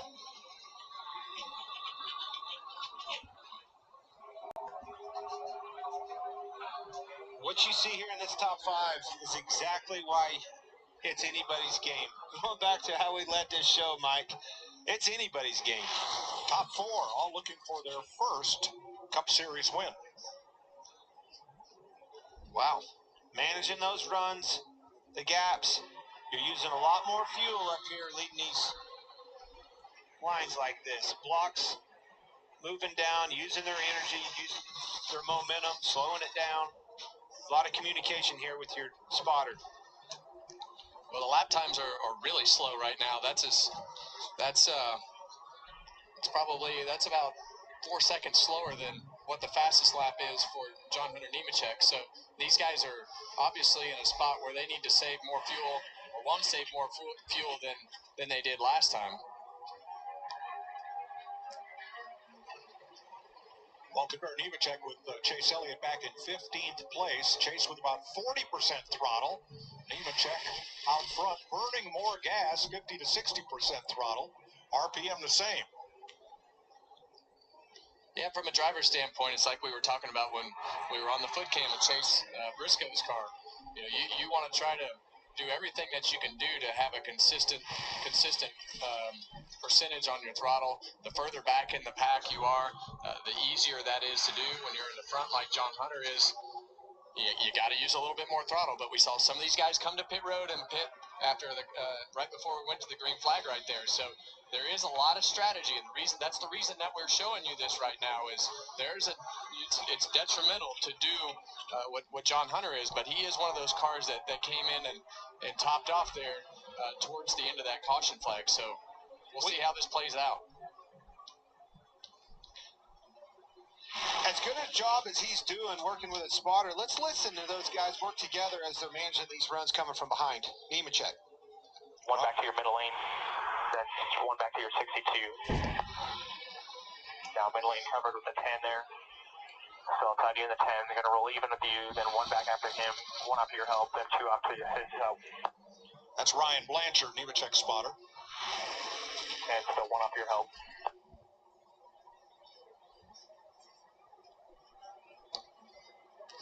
Now we'll listen on Noah Gregson, spotter Andy Houston. Back to that top row.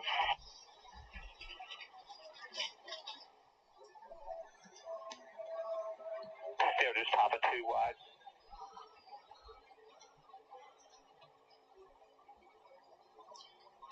Seven half off you. Top rows 3 rows back. Kevin, did you like a lot of input from the spotter or only when necessary? Well, you really don't have a choice here because there's so much going on that the spotter is going to talk to you constantly, and you hear that information whether you want to hear it or not here. On a normal racetrack at a mile and a half or a short track, I wanted you to talk to me as little as possible. So our radio was always pretty quiet until you came here. When it's quiet, it's a good thing on a mile and a half. That means everybody's behind you. Coming to complete 80 laps, Toyota, Ford, Chevrolet, 1, 2, 3 at Talladega. Lap 81, lap 21 of 60 overall in Stage 2, as we still have a little bit over 100 laps to go here today at the Talladega Superspeedway. Currently, we'll go through the full field running order. John Hunter Nemechek, still your race leader, 8 laps led for him now. Anthony Alfredo sits in second. Noah Gregson third. Corey LaJoie in fourth. Austin Dillon fifth. Chris Buescher sixth. Todd Gilliland seventh. Eighth place for Kyle Larson. Ryan Preece ninth. And Kyle Busch is 10th. Daniel Hemrick in 11th, Shane Van Gisbergen in 12th, William Byron 13th, 14th is Joey Logano, 15th for Chase Elliott, Brad Keselowski 16th, 17th for Alex Bowman, Bubba Wallace 18th, Tyler Reddick 19th, and Ryan Blaney is 20th. Ty Gibbs 21st, 22nd for Christopher Bell, Austin Cindric 23rd, Michael McDowell 24th, Harrison Burton 25th, Ross Chastain 26th, Ricky Stenhouse Jr. 27th, Denny Hamlin 28th, Eric Jones 29th, Carson Hocevar 30th, 31st for Cody Ware, Justin Haley 32nd, Chase Briscoe 33rd, Daniel Suarez 34th, Martin Truex Jr. 35th, Josh Berry 36th is the last car in the lead lap. 2 cars a lap down, Zane Smith 37th, BJ McLeod 38th. And that rounds out our 38-car field. Everybody's still running in this one. And still the only caution of the race was back on lap 60 for the Stage 1 end. 21 laps ago, we went green at lap 67. So currently under about a 14 to 15 lap green flag run to begin Stage 2. And that is pretty much all I have to document as of right now. I don't have any other statistics to go over because the raw feed on NASCAR.com has not been working up to this point yet. As we get closer to the halfway mark, I would imagine it's going to have to be available for us at some point sometime soon.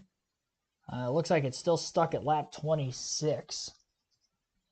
At least Fox's leaderboard isn't stuck like it was at lap 48 for about a good 15, 16 laps or so until the beginning of Stage 2, and then that ended up working for us again. So I will keep monitoring this. Obviously, all I can really do is refresh the page, log out of NASCAR.com, log back in to the web page, and go from there. But I'm sure you guys are well aware that I'm doing everything I can when not doing the actual commentary for the race to try to keep that updated for you guys. I'll try to keep you updated again on the full field running order as a result of that, so you can see more than just the top 8 in the leaderboard at one point in time during these commercial breaks. But again, you're listening live on KRC. Don't forget, again, at the end of Stage 2, we will close the poll for who you think will win. Be sure to have your fantasy lineup set as well. Those will lock at the end of Stage 2. And then also we will have our Stage 2 diecast showing as well coming up here in about a little over 30 laps from now. 208 votes have been casted, and so far 42% of you think somebody other than Kyle Busch, Brad Keselowski, Ryan Blaney will win. Kyle Busch having 27% of those 208 votes, 12% for Keselowski, 18% for Ryan Blaney, 102 likes total in the stream today as well. Our goal is to get to 150, so be sure to hit that like button if you haven't yet. Subscribe for more NASCAR content and live commentary, live streams just like this that you're listening live on KRC. Was in the top 5 ever since they dropped the green to start stage number 2. He's now dropped back to 7th. Regan. And Mike, you see him leading the inside line right there. And I love something that I saw happen with this team. Everybody on varying strategies right now. The car owners actually told the crew chief, we don't care what you have to do. Just get the car out front. We want to see that car up front doing a good job. And Anthony, of course, a very good driver, finished third in yesterday's Xfinity race and does a lot of the sim work for Hendrick Motorsports. So although he doesn't do a lot of cup races, he has spent a lot of time in a cup car in the simulator. Well, I love that strategy because Beard Motorsports is a tiny team out of Michigan. They have one full-time employee working on that 62. They run Daytona, Talladega, just a handful of races each year, and they've had a chance to lead this one. Well, that's what you want, and that's why NASCAR leaves those 4 spots for open competitors to come in to race. And Talladega, Daytona really allows you to prepare for the same types of racetracks and work on your car over and over. So it's good to see them up front. 33 degrees of banking. You see it well as the cars round out at turn number 4, steepest of any of the NASCAR Cup tracks, and the largest oval on which these cars run. Chris Buescher trying to get something going in the outside, and he's got Ford-mounted Todd Gilliland behind in the 38. Buescher with 5 wins, the most of anybody. In fact, all of the wins in the top 4 right now are Buescher's 5. Yeah, and from a driver's standpoint, it's really, really difficult to be disciplined in these situations. It's so tempting to pull out a line and go up there and try to do something that you know you want to do, but you have to be able to put yourself in a position to save fuel and work out the strategy side of it. So you see the Hunt Brothers Pizza onboard camera with Joey Logano here, and he's in the middle of the pack doing his job and trying to make sure he's in position when they make this pit stop under green here. Been quiet day for Logano, who had a speeding penalty on his first pit stop of the day. Back on the lead lap and up in the lead pack is Kyle Larson. Are other people able to save even more than we are? Yes, being farther back, even for the same throttle percentage, their car is getting that much more help than yours is up front. So that's the difference. So again, we don't want the pace to be too slow and allow people to try to make it. We would like to force a stop, so just keep that in mind. So Daniels, crew chief for Larson, who had a drive-through penalty at lap 1 after taking the race's green flag. He had to come down pit road at pit road speed while the rest of the field raced around. He got lapped, got his lap back at the stage break.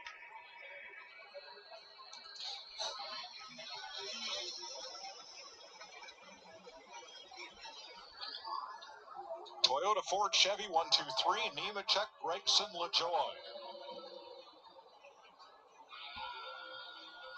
Well, that was an interesting comment by Cliff Daniels, and really, you know, for us, it's difficult to have the calculations that they have up on the pit box. So, yeah, I was kind of wondering, all right, Cliff, well, how much slower, to your point there, would you have to go? How much more fuel would I have to save to make it to the stage end?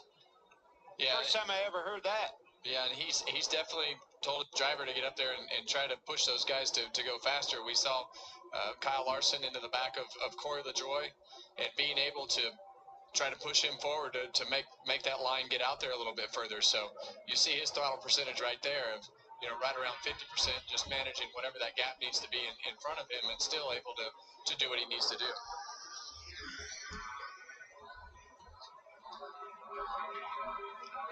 88 laps complete, 36 cars still on the lead lap and in the draft of the leader. All right, under another commercial break here, full screen. If you're watching on Fox, top 5 on lap 88 of 188 with 100 laps to go. John Hunter Nemechek, 1/10 of a second ahead of Noah Gragson. In second, Corey LaJoy still third, 2/10 of a second back. Chris Buescher 2/10 back in fourth. Make that Kyle Larson now fourth, 2/10 back, and Chris Buescher to fifth. That last time by at the line, Chris Buescher 3/10 of a second off the lead. So that is your top 5 here in the running order. Middle going of stage 2. Should have green flag pit stops coming up somewhat soon. We'll see how soon that will be on the other side of the break. You're listening live on KRC to the Geico 500. We'll take a quick ad break ourselves here and continue our live commentary coverage.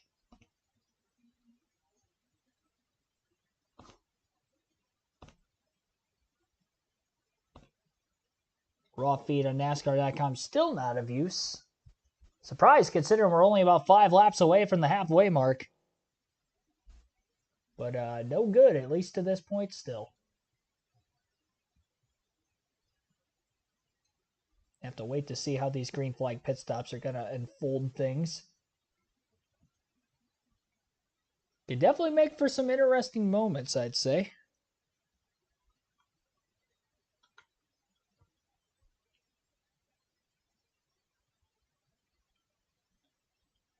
Sure to hit the like button again if you guys haven't done so yet. 103 likes on the stream. Goal is to get to 150. And we did that for the Xfinity stream yesterday, which our goal was 100. I think we got to 171 yesterday. So sure to hit that like button. Maybe we could beat what we had in yesterday's stream here today.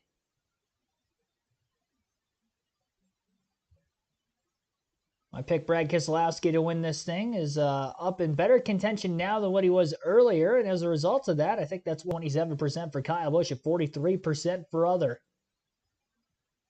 No idea who's going to win. Ford Chevy cars are the best, but hard to tell with the fuel mileage. Yeah, I mean, exactly. We haven't really seen one dominant car up to this point due to a lot of cars saving fuel. And they're saving fuel a lot more here in Stage 2 than what they did Stage 1. I mean, they were running pretty consistently under 180 miles an hour on the front stretch. At least we were still seeing speeds in the high 180s at times and the 190s still in the pack through the first stage. So I'd say a lot more fuel saving here in Stage 2 than Stage 1. I didn't think we saw as much in Stage 1 as maybe what the broadcast was stating, but a lot less fuel being used here. Larson running 50% or less throttle for a lot of his time in the middle of this pack. He's really towards the front of it, but he's only got a couple cars in front of him, and he's boxed in, obviously, in that middle groove as well.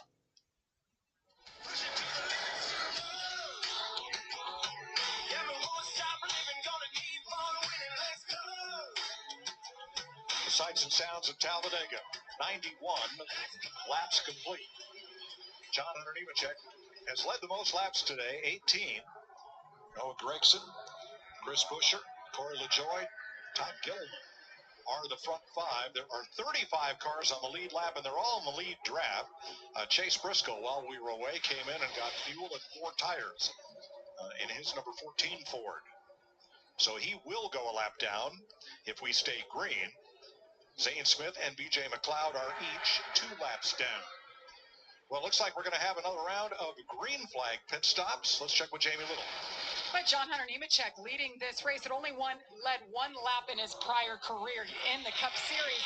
And he hasn't raced here in 4 years, Mike. The last time he ran here, though, he ran 8th in both races. So it's not a big surprise he's running up front. He's been quiet on the radio, really happy. Feels good out front there, Josh. Todd Gilliland qualified 3rd in this race, and he told me before the race that leading laps at Daytona gave him a lot of confidence when it comes to this super speedway style of racing. He feels good about his car today, tight early on in the race, but much better as of late, Regan. Well, Josh, as we near these green flag potential pit stops, which we would anticipate to be gas-only stops, keep an eye on where the cars stop as they get to their pit box. Kyle Busch was reminded after the last stop he was a couple feet too long. That cost him a little bit of time because the fueler had to chase the car down. We are talking a matter of not only inches on the racetrack, but inches on pit road as well. All right, Martin Truex has now fought his way back up to 6th place. Second on the inside lane. Here's his radio. All you want me to do? Yeah, copy that. Well, we're going to be there when the pay window opens. We're just going to do our own deal here. It's going to work out for us.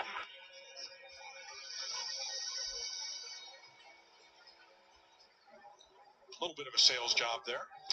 Well, it's interesting since Chase Briscoe pitted, and all of a sudden the pace picked up because the first lap was almost a second faster than the field, and now they've decided to go. Well, I think they've all realized, too, going back to Cliff Daniels' point all over again. This takes me clear back to Daytona 500. He's the one that realized, hey, guys, these guys are going too slow. We need to speed this thing up, just like he told his driver again here today. Speed this thing up and make those guys make this pit.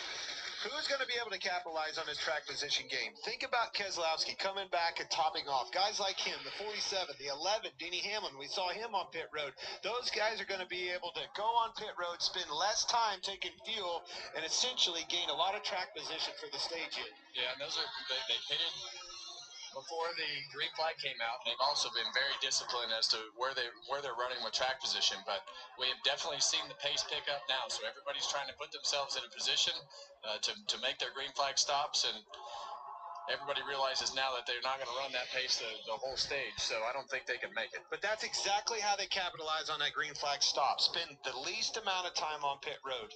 Fuel and the consumption of the fuel is where the time is lost or gained.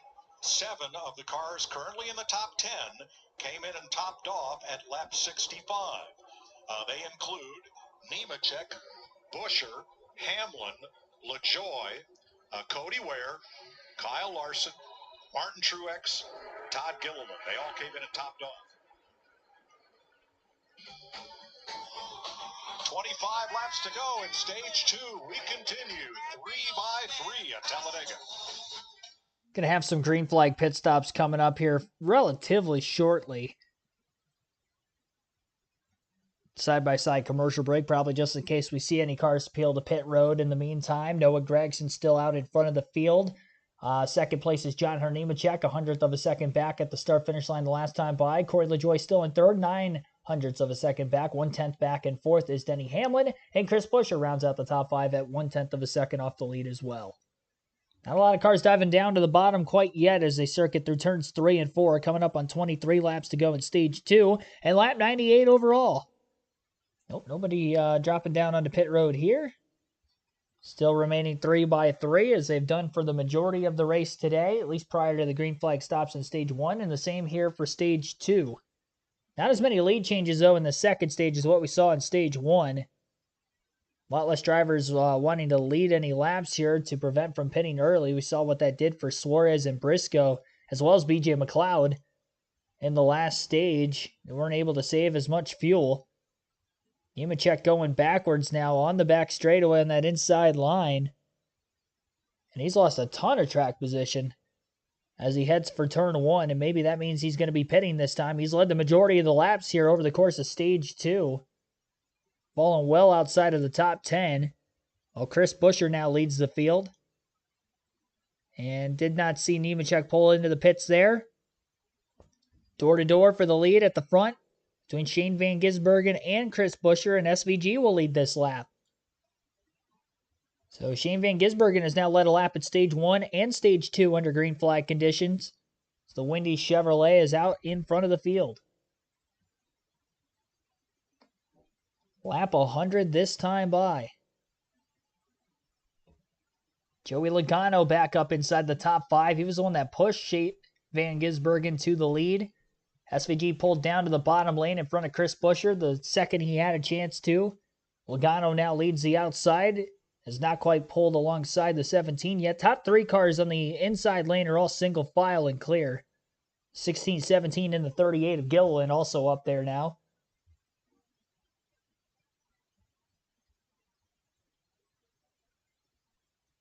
SVG going to lead that lap at the line, but he's going to get bailed out on. As he moves to the bottom, Chris Buescher swings to the outside. Had help from a fellow Ford there, Todd Gilliland and Ryan Preece. 3 Fords lead the field. Logano now up there as well. So the 3 Fords that were on the bottom moved up in front of Joey Logano. Hung the lone Chevy out in front of the field to dry. And SVG, for the second time today, has lost a drafting partner and gets split 4 wide now on the back straightaway as he funnels down. Still stays in the bottom lane into turns 1 and 2. As the middle and outer grooves continue to fade just a little bit more. 3 to 4 seconds. What switch got flipped here? Yeah, I go back to what Cliff Daniels, Kyle Larson's crew chief, said. Let's force people to have to make a stop because they were working on trying to run 54 laps on this tank of fuel, which the pace they were at, I'd say they were flirting with it. It's time to get track position, get up near the front. We know we're going to have to make this green flag pit stop, which I would say, guys, we may see in the next 6, 7, 8 laps. 2 laps ago, Shane Van Gisbergen was leading. Now he's been kicked back to 14th.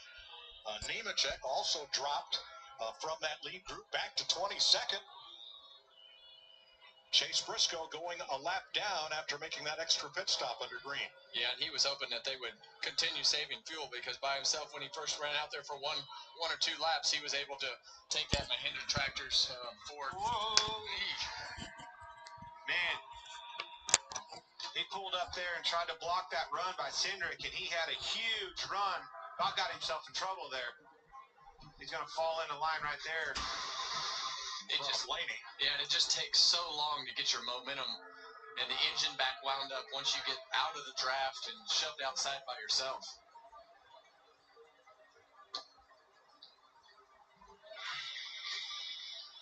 Five boards in front and all lined up on the bottom of the racetrack. But as Larry told us earlier, their gas mileage may be a bit better. Oh, hands in the air from Gilliland. Are they coming this time?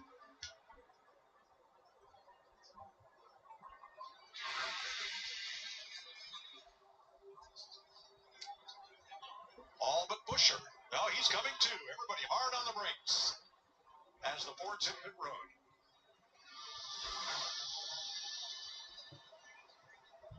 $11 cars peeled off. Keselowski's in this group. He's one of the cars that pitted here. Mind you, he was one of the cars that came in topped off at the end there. Not going to take much fuel. He'll cycle to the front of this, and let's see if he can cycle to the front of the pack when the times are at the end of this stage. There he is. Passed a lot of cars in his group right there, pretty much every single one of them. That's exactly spot on what I thought that strategy was going to be out of that car. Teammates Buscher and Keselowski lead this group off pit road. Yeah, they're spread out though. You see the two team cars of Buscher and Keselowski up front, and then you see everybody else spread out a little bit. A whole bunch of them coming to pit road right here. Mixed bag here, Chevys and Toyotas. And another large group. 12 cars this time. I think you were spot on with that, Kevin. It's all about the efficiencies of this stop. And there's so many equations. How you come on, how short your pit was, and then the exit. You have to be together. When you get back out there on that racetrack in your single file, if you're all spread out and there's slack in your chain, it doesn't work the best. Wow, 4 wide exiting the pits. And here this first group comes off down the front straightaway in the tri-oval. Oh! Corey LaJoyce. Around in that water, more than likely, leaving the pit road. Still green. They were 4 wide, and you can see the watermarks there. Yeah, and that's not how you want to come off pit road. All bunched up like that, 3 and 4 wide. It takes time away from the efficiency of what you're doing. Watch the merge here off of the backstretch coming off of 2. See that outside line? They were the ones that pitted first. In the map at the top, you see those two groups merging together. 22, Joey Logano is your leader. And Gisbergen and Hemrick leave pit road after stopping together. No takers this time. So the first 12 cars have not yet made this pit stop. As we'll show you what happened to Corey LaJoy, stuck on the outside, leaving pit road. That's where those puddles are. Wow. You see the Elliott about spun in front of him. Weepers from last night's heavy rains. They're at the exit of pit lane, not in the racing groove or in the normal line off pit road. It's because they were 4 wide there. And Gisbergen just coming out of the pits, so trying to get back up to speed. He and Emmerich, and that's a tall order.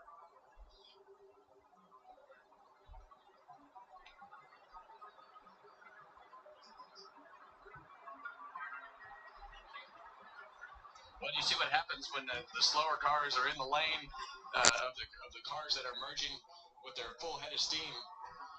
It kind of mixes everything up, and really that's what you want. If you're one of those slower cars, you want the group to get mixed up to try to just slow them down a little bit, mess up the air, and try to get those guys out of that single file line. So Shane's probably going to be able to blend back in okay.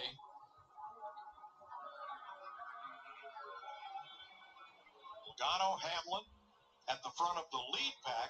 Larry, the 12 cars that have not made this stop are most all the ones we mentioned that were last on pit road to top off at lap 65. How long can they go? Yeah, Mike, they can probably go, especially with how slow the pace was. They can probably go another 6 to 8 laps. Now, will they go another 6 to 8 laps? I don't know if that's the case, but based on how slow the pace was, they have a few more laps they can run. Well, that group includes most of the Toyotas, 7 of them, along with 4 Fords.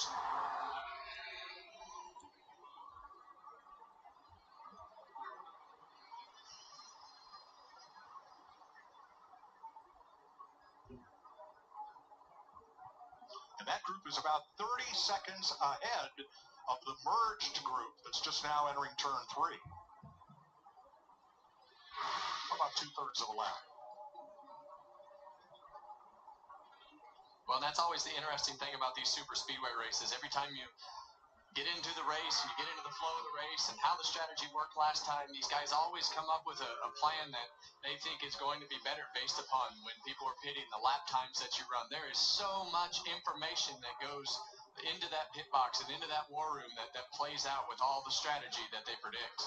So let me ask Larry again. Larry, if you run this out, if you're one of these 12 cars and you run until you absolutely have to stop, would you stop again at the end of the stage? You could flip the stage, Mike, because obviously that next stage, that final stage is 68 laps, so you could flip the stage. That could be a game plan. That's why you got to be a good poker player. You can, Kevin, I heard you say all the technology in the world, but you still have to play a little bit of poker here and make some decisions on your feet quick. Well, there are better poker players than others that sit on top of these pit boxes. So they're the guys that always push the limits and take chances. And there are some people who don't take chances and always just want to go with the numbers. And sometimes those poker players beat you up. Now the gap from the Hamlin-Logano group all the way back to the Byron group remains constant at about 32.5 seconds. So there's the Byron group. And here are the leaders. Here's some Joey Logano team radio. Copy, I can just make out lap time. I know what you're saying, keep lap time, but I'm not going to be able to hear you say 10. You were clear, all does not. Making lap time here, getting ready to get stuck off to 1671.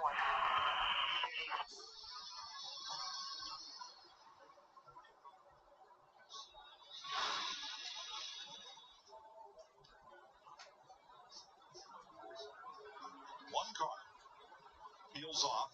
That's, I believe that's Nemechek.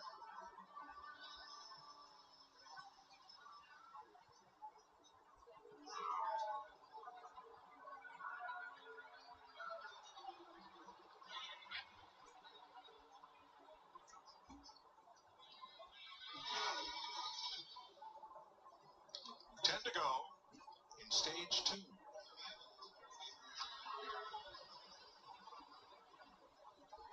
we may have some activity on pit road among the leaders this time. Hamlin and Bell, 2 Toyotas in front of Logano and Cindric, teammates in Fords. And we saw a hand out the window.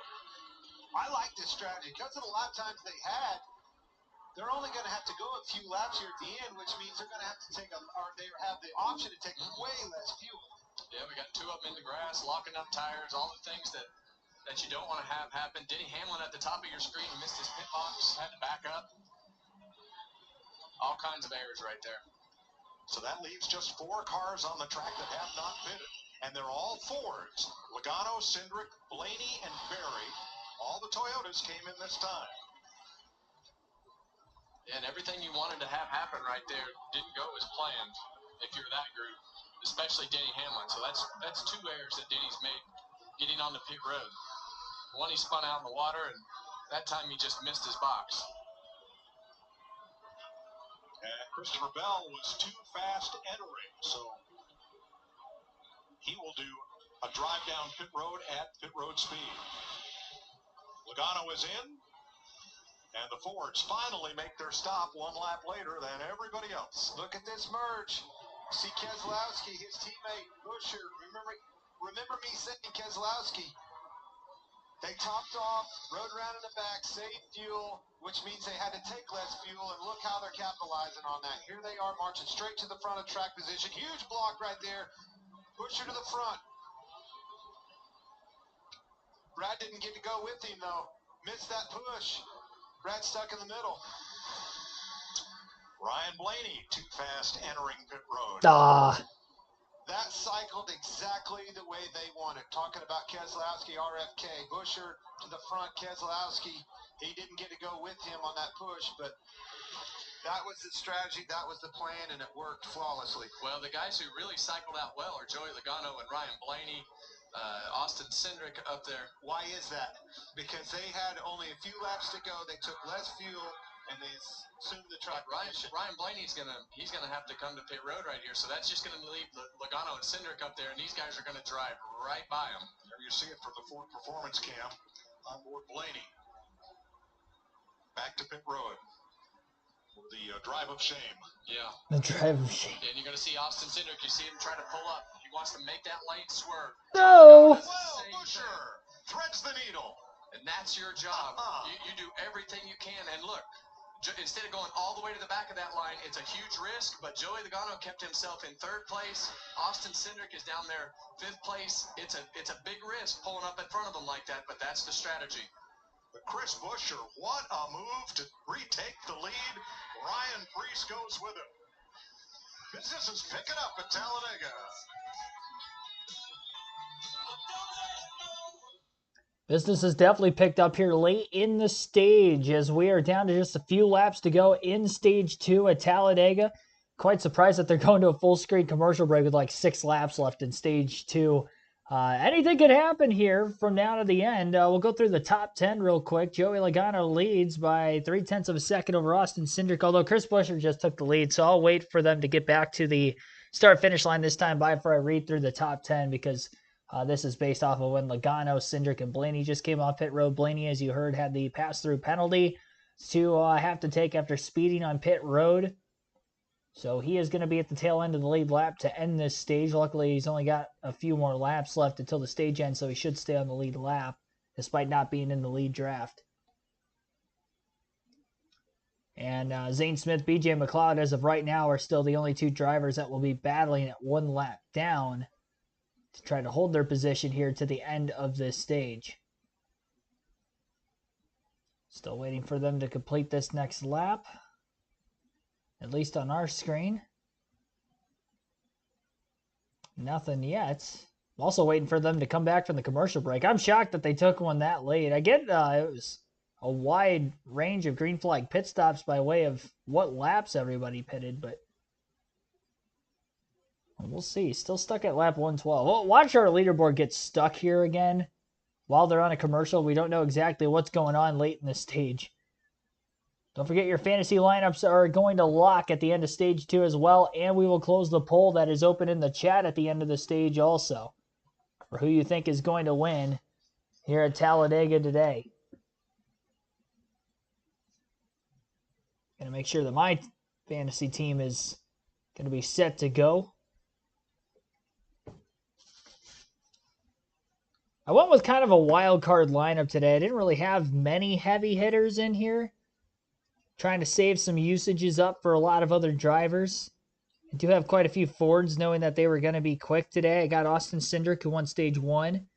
Joey Logano, Brad Keselowski, Chris Buscher, Kyle Busch, Ryan Blaney. Honestly, with Blaney having this penalty, I'm going to keep... I mean, he could still get up there. I just don't want to waste another usage out of Blaney because I'm probably going to use him a lot more this year. But, man, this is tough.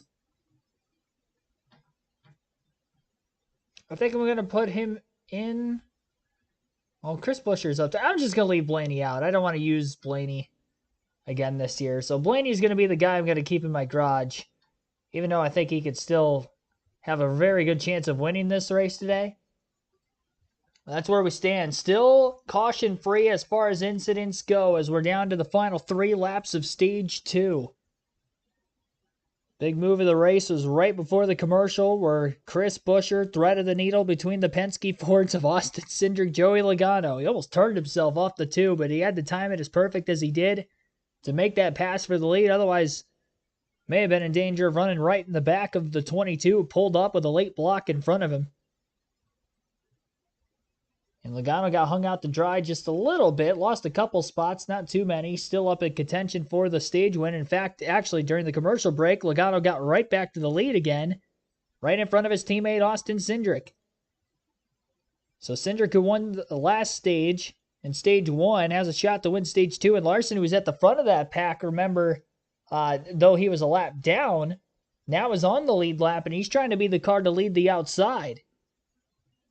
Down the back straightaway with a lap and a half to go in the stage. Logano up to block the 5 of Larson. Larson goes even wider. The 22 back to get the push from his teammate Cindric on the double yellow line. And Kyle Larson trying to take the lead for the first time today. He's side by side with Logano as they work their way off turn 4, coming to the final lap of stage 2. Tyler Reddick is the push car behind Larson for now. Chris Buescher also in the outside with Ryan Preece, Noah Gragson. All boxed in on the inside behind Logano as Cindric, Austin Dillon, Chastain, and Elliott. Here we go. Last lap of the stage. Logano led that time at the line. Bit of a gap built up between himself and the 2. The 5 was getting pushed by the 45.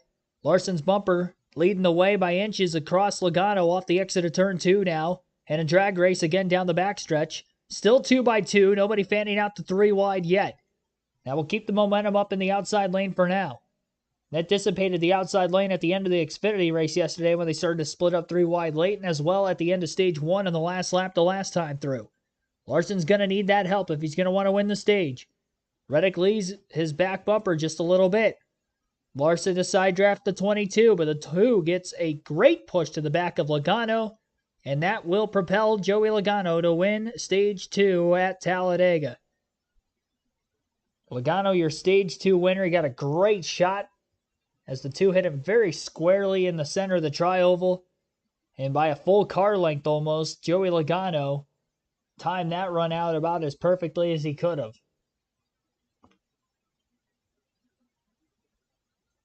So Joey Logano is going to win stage 2 today. Our leaderboard is still stuck at lap 112. How is the raw feed not available yet? Usually by around the halfway mark of the races, the raw feed becomes available. Oh, that's nice. Page unresponsive. No kidding. Oh, snap. Well, maybe it's time to check the raw feed again. Usually when we've had issues with the raw feed, for one, it's only during the Cup races we've ever had an issue. The Truck Xfinity races run perfectly fine every weekend. Even Cup practice and qualifying usually runs pretty fine every weekend. And now we're up to lap 86. There we go. How about that? It only took to the end of stage 2, but the raw feed is available. Your stage 2 results. Joey Logano, as mentioned, wins the stage. Austin Cindric scores the most stage points of anybody today, winning stage 1, second in stage 2, giving him 19 stage points total. Third in stage 2 is Kyle Larson, Austin Dillon 4th, Ross Chastain 5th, Tyler Reddick 6th, Chris Buescher 7th, Ryan Preece 8th, 9th for Chase Elliott, and Noah Gragson rounds out the top 10. Good stage day for Elliott as well. Second in stage 1, 9th in stage 2. That gives himself 11 stage points total in this one.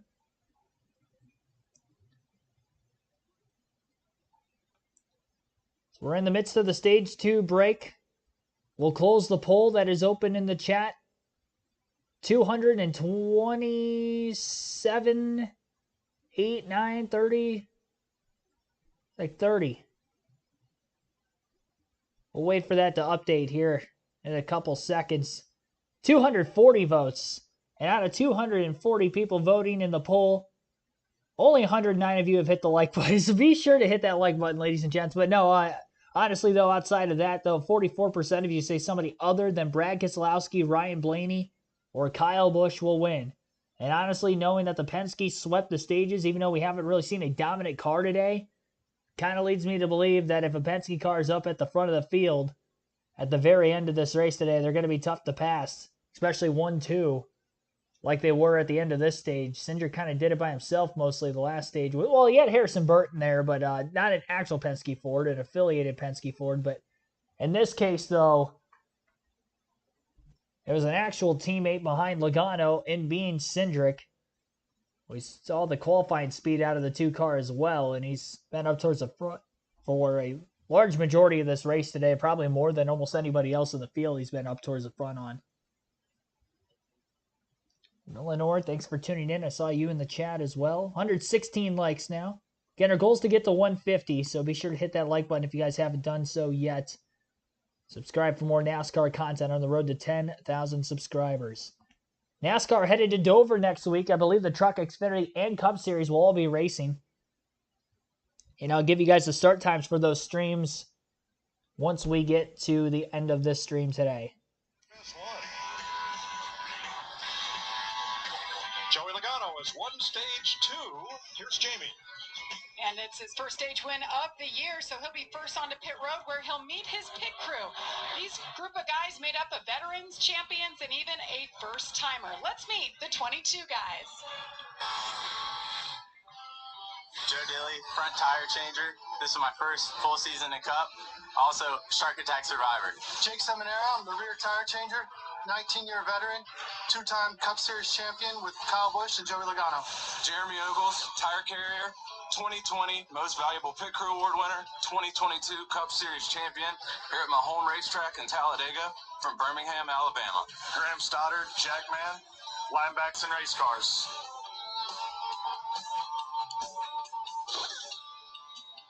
Paul Wolf up on the box, former Busch North Series driver in NASCAR. Joey Logano's longtime crew chief, and Coleman Presley is the spotter. 38 career wins for Paul Wolf.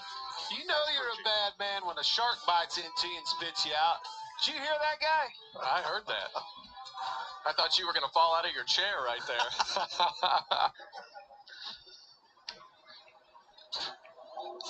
That's right. Warm them up, boys. Yeah, Game on. You better win stakes today, but these boys need to be on. Regan? Well, Kevin, Joey Logano, everything going right for that team right now. We just met his guys. They're going to go into action at this moment. The race car a little bit loose early on in the race. Still just a little bit loose, but he tells the team not bad. Josh? For the 5 of Kyle Larson, he's been reporting an issue with the dash in that car. So in addition to 4 tires of fuel, they're going to reach inside and see if they can address that. But the 3 of Austin Dillon said, I need this car just to be loosened up just a little bit to help out Jamie. Austin Cindric led 16 laps so far today. Said he doesn't want it any tighter than it is. 4 tires, wait on fuel, went a little deep into his box, Mike.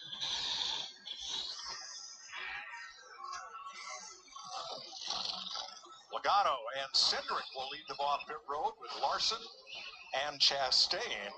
However, 6 cars stayed out and did not pit. There's your stage 2 winner, Joey Logano. First time the 2 stages have gone caution-free at Dega. Well, there you have it. Stage 1, caution-free. Stage 2, caution-free. Our only yellows were the stage ends at lap 60, lap 120. And we are down to just about 65 laps to go and counting down to the finish of this race today. Your stage winners, Austin Cindric, who won stage 1, got his second stage win of the season. And the stage winner at the end of stage number 2 was the 22 of Logano. And Joey Logano won his first stage of the season with that stage win. And that was meaningful because he didn't get any stage points at stage 1 after having a pit road speeding penalty. His teammate Ryan Blaney had the speeding penalty here in this one. So that was the lone Penske Ford that wasn't up in contention for the stage win towards the end. Speaking of which, we've got a diecast showing and a stage 2. And I say speaking of which because the diecast showing is going to be one of my Ryan Blaney diecasts. Why? Because he won at Talladega in the last Cup race here in the fall race last season. So get the camera back up for you guys here for the next little bit. Here it is. It is a 2018 Duracell Ryan Blaney scheme. He ran this scheme the first few races of the season, the Daytona 500. Led the most laps in the 500 back in 2018. Did not get the win. Got in a wreck in the late going while leading, unfortunately, in the final 10 laps of the race. And definitely stuck because I thought that my guy was going to win it that day. And at that point, he only had 1 career win, too. So being, a Blaney fan at that time was definitely something different. Him leading the race wasn't regular like it is somewhat now. So got this diecast, though, and hopefully he can get that Daytona 500 crowned at some point in time. I think I showed a Blaney diecast off either last week or the week before. I have quite a few of them to get out and try to show you guys. But, yeah, this is from 2018 season. Gen 6 car. It was before the updated Super Speedway package, so they still got the small rear spoiler on it back in 2018 when they did run this. They actually had the same package, I think, for the 2019 500 as well, and then they updated it in the 2019 Spring Dega race. It would have been the first race with that that package that we saw. Pretty much was similar to the 550 package, but it was more of a drafting style package with the super speedways at Daytona and Talladega at the time of the Gen 6 era.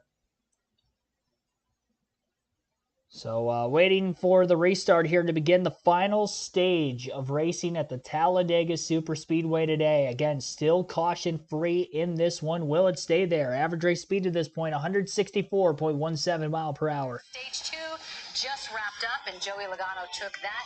Those guys out front for the captain, Roger Penske. Hey, everyone. Welcome to our studios, Shannon and Jamie. One of the big storylines coming into today that kind of has been playing out so far is, could Ford get its first win of the season? How much do you believe that storyline could follow through the rest of the race? Yeah, I mean, I'm feeling really good about it. You look at it, they've won both stages, and if you look, I mean, Logano's won here 3 times, Blaney's won here 3 times. Brad Keselowski, who we haven't talked a lot about, a 6-time winner here at Talladega. All those guys are still in the field. I feel like today might be the day Ford gets it done. All right, take the Ford out of the equation. Which other driver could give them a run for their money? I would say the most impressive to me has been Kyle Larson. The fact that he had that penalty early on, had to serve it, was a lap down. It didn't take him long to get back to the front, and he's seen him be able to race for the stage wins at both stage 1 and stage 2. Fairly calm race so far, Mike, which means that it could be coming, right? Yes, it could, Shannon. That's always a possibility. Here at Talladega, where we're at the end of stage 2, time for our Credit One Bank ones to watch. Clint, who you got an eye on? It's been 107 races since he's won. Brad Keselowski, 6-time winner here at Talladega. Got some strategy going his way already. He's the guy. He's in one of them Fords as well. Well, I'm going to go with 2022 Daytona 500 winner Austin Cindric. I love the guts that it took to pull up in front of that line, won the first stage, and I think he's in position to have a fast car and have a chance at the end of this race. I'm leaning into Richard Brickhouse, Dick Brooks, Lenny Pond, Ron Bouchard, Bobby Hillen, Davey Allison, Phil Parsons, Kenny Schrader, Brian Vickers, Brad Keselowski, Ricky Stenhouse, and Bubba Wallace, because they all got their very first win here at Talladega. I'm picking another first-time winner today. I thought you were supposed to only pick one car. Mike picks half the field. Well, it does say ones. I got There the is rules an S. right here. There is an S behind that one. He's also got a really good memory. I couldn't remember that many cars to save my life. Even with a sheet card. Yeah. That's your Credit One Bank ones to watch.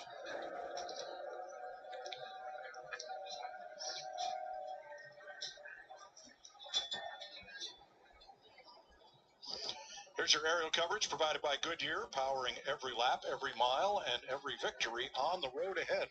Goodyear, more driven. 63 laps to go.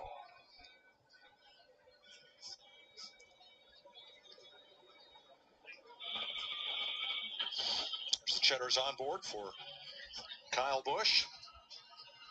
One of the favorites we talked about at the very start of the show. Well, the strategy just continues right here. We saw a whole bunch of cars while we were doing that last piece come down to pit road. Top 9 cars did not come into top off. Every other car in the field behind them came into pit road to top their cars off with fuel. So it's all about time on pit road. Keeping that car full of fuel is ultra important to put yourself in position. Bass Pro Shops cam for Martin Truex. Getting ready to roll off for stage 3, and the Toyota cam for Bubba Wallace. Well, you're going to see a really different looking restart right here with all those cars that came an extra time. You're going to have single file line of cars lined up behind these double wide cars that pitted correctly. The rest of the field will be single file, so something very unique that you don't typically see. There it is, Kevin. All right, green flag back in the air. Wow, this is interesting, though, to choose rule. Yeah, only 5 cars on the outside lane here for the restart. Quite a few of them are now going to jump up as they build the momentum. And the inside lane is now all of a sudden only 5 cars in the middle. The numbers game is being lost. A couple cars quickly going to the third lane on the outside right away as they now dive back into the second line, knowing that they still don't have the numbers. Still more cars on that outer groove than the bottom near the double yellow line, but the top 4 at the front of the field have broken away a bit. Chastain, the minute he has a clearance on Logano, moves up, and Ross Chastain leads off turn 4. Kyle Busch hung out to dry on the bottom. He'll try to move into the outside lane behind the Penske duo of Cindric and Logano. He does successfully in 4th on the outer lane, and now the inside lane is wide open if anybody wants to move down there. A couple of Fords are there already, so I'd look for Cindric and Logano to move down if they get a chance. Noah Gragson and Josh Berry are the two Fords that are on the double yellow. Right now, they're staying right with Chastain. I would imagine Chastain may try to mirror drive in a situation if the 22 and the 2 move to the inside, but they do not. They stay on the top for at least the moment. And I would imagine if Logano goes, Cindric will try to go and vice versa, but they did not. Gragson gets to the inside of the 22 in the middle of 3 and 4 now, coming up on 50, make that 60 laps to go. 60 to go this time by. Chastain pulled to the inside to block the 10 when he saw the run coming. Now the push on the outside from the 2 and the 22. Chastain does not move up to try to make the block. He'll stay on the inside at the start-finish line this time by. Chastain still leads the lap, but Joey Logano is there. Nose-to-nose for the race lead. 3 wide outside the top 20 at the tail end of the field. There are a few cars back there trying to form something. For right now, still gridlock 2x2 for the time being. So a lot of 3 wide racing in stages 1 and 2 leading to the green flag pit stops. We'll see if that'll be the case here in stage 3, as everybody still has to pit one more time to make it on fuel the rest of the way. And can anybody stop the Penske Fords from winning this race today, or will there be a Ford going to victory lane for the first time in the NASCAR Cup Series this season? Logano with the push from Cindric. A lot more aggressive is the pushing between those two Penske cars and the 2 cars on the bottom of Noah Gragson and Ross Chastain.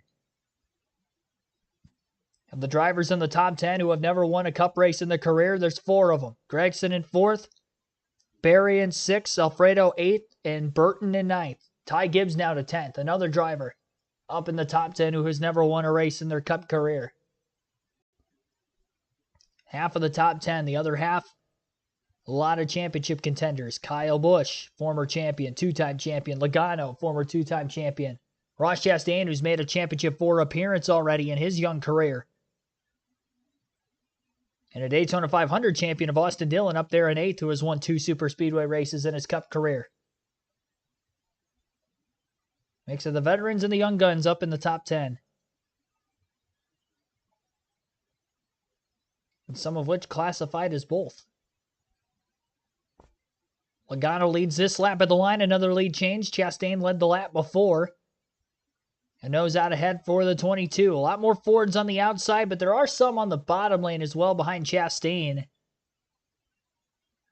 Sure, from a manufacturer alliance sake, if Chastain can get up there with the RCR cars who are nose to tail as the 3rd and 4th cars on the outside, Kyle Busch and Austin Dillon, be better for him. Yeah, we haven't had the big one yet. They are kind of highlighting that. We saw 2 of them in the Xfinity race yesterday. A couple of overtime restarts there as well. And it's also worth noting in the Cup Series this season, we went the first 6 races without an overtime finish. And in the 3 races since then, they've all been overtime finishes.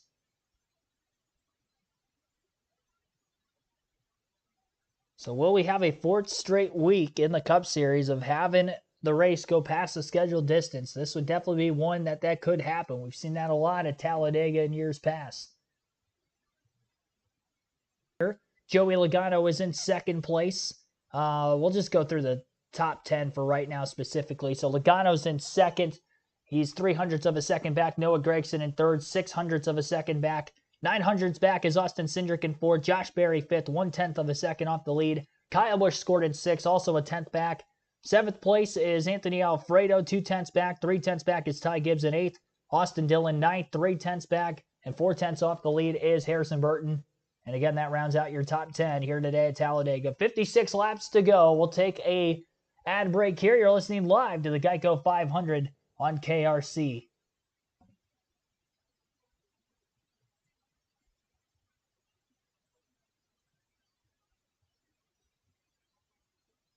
I forgot I told you guys I'm colorblind. A lot of yellow, but you talk about the Blaney diecast I was showing? Did I say it was green or something? It looks yellow to me. I would agree with you that it does look yellow. The neon has always looked yellow. Oh, and speaking of yellow, we're under caution. During the commercial break, caution is out for the first time for incident today. And you hope it's not the big one.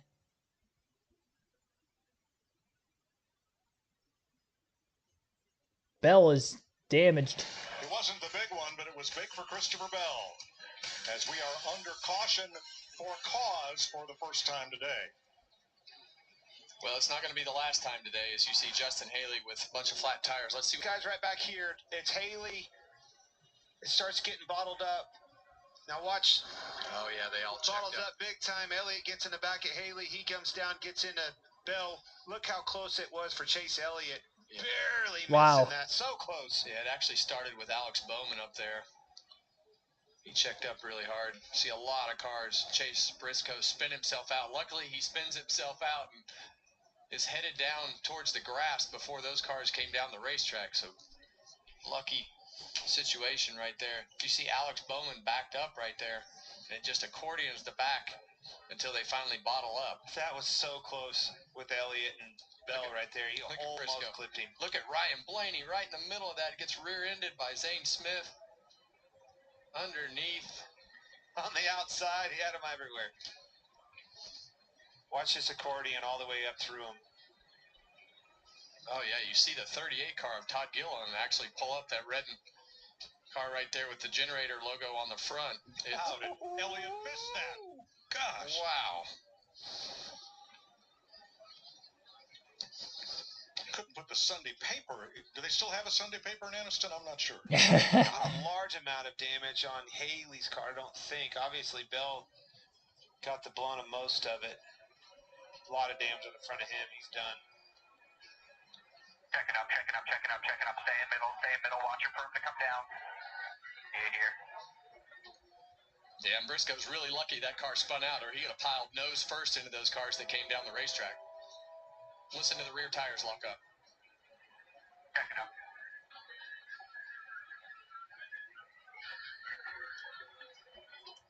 Look at that, Clint. You see how aware he is. He had that thing downshifted into first gear, into neutral, whatever he shifted into right there, and then pulled it back one and put it in first. Here's Ryan Blaney's narrow escape. Easy. Middle.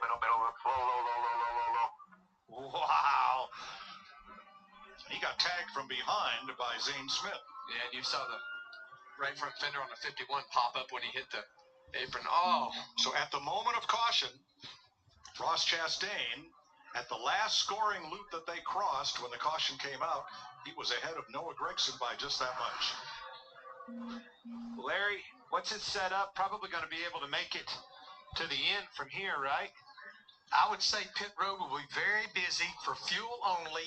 Yeah, it's still outside the fuel window, but I think now you're a lot closer than you were before that last caution. I would say pit, pack it full of fuel, and we'll go from there. But I can almost promise you, this is not going to be the last caution. I agree with you on that, Larry. Let's hear some 9 radio. Man, I don't know why everybody stopped, but they sure did. Yeah, me neither. Before I get out of my mouth, you were in the back of them. Any damage you? Negative.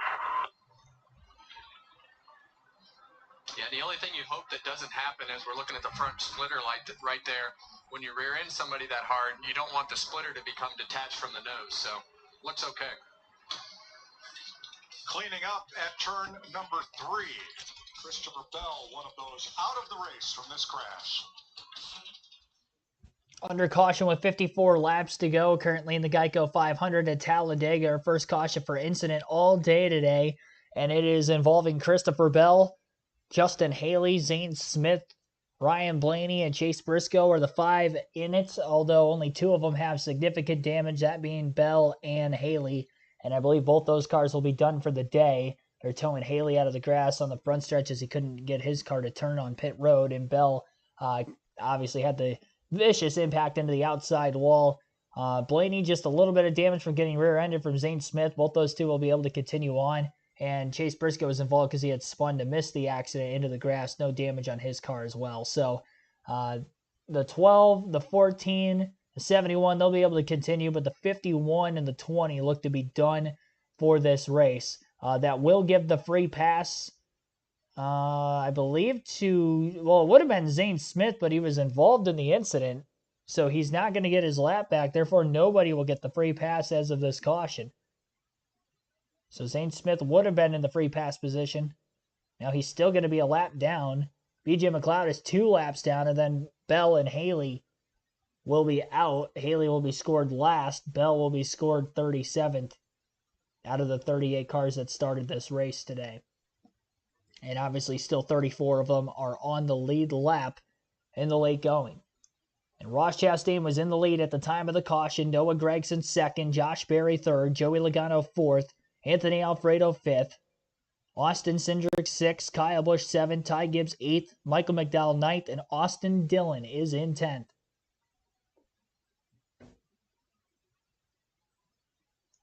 158.86 mile per hour average race speed still to this point. Too many different leaders for me to count, and way too many more lead changes for me to count. I'm not even going to begin to count this. Let's look at how many lead changes there's been today. This list, it's got to be over 40, I would imagine.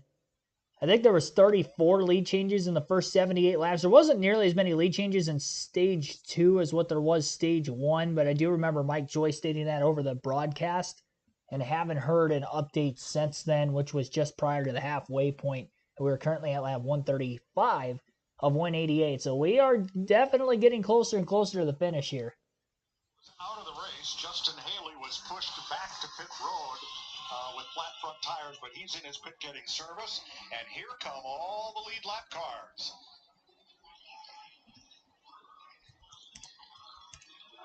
Pack it full and get them going. Careful in and out of the box. A lot of communication here with the crew chief, spotter.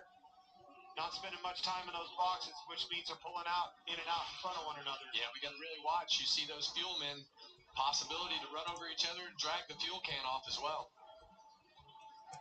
Austin Dillon, one of those that got impeded exiting his pit as other cars further back in line were pulling into theirs. So Logano picks up 3 spots, leaving pit road ahead of Berry, Gregson, and Cindric.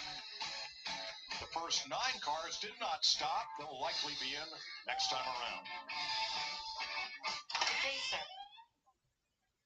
All right, so we are under a commercial break once again as we are under caution still.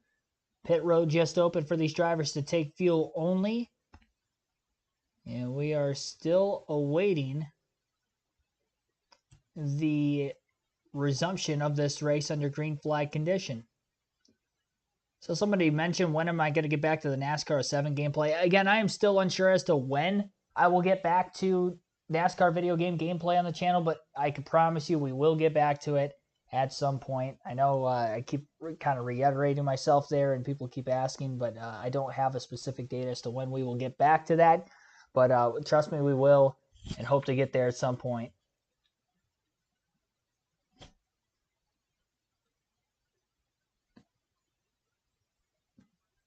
Seemed like 10 out of 136 laps. I don't know what you're talking about there. Make it on fuel now unless they get a bunch of green-white checkers. If we go green to the end of the race, I don't think they can make it. Unless they save a lot, which, I mean, I guess could be done.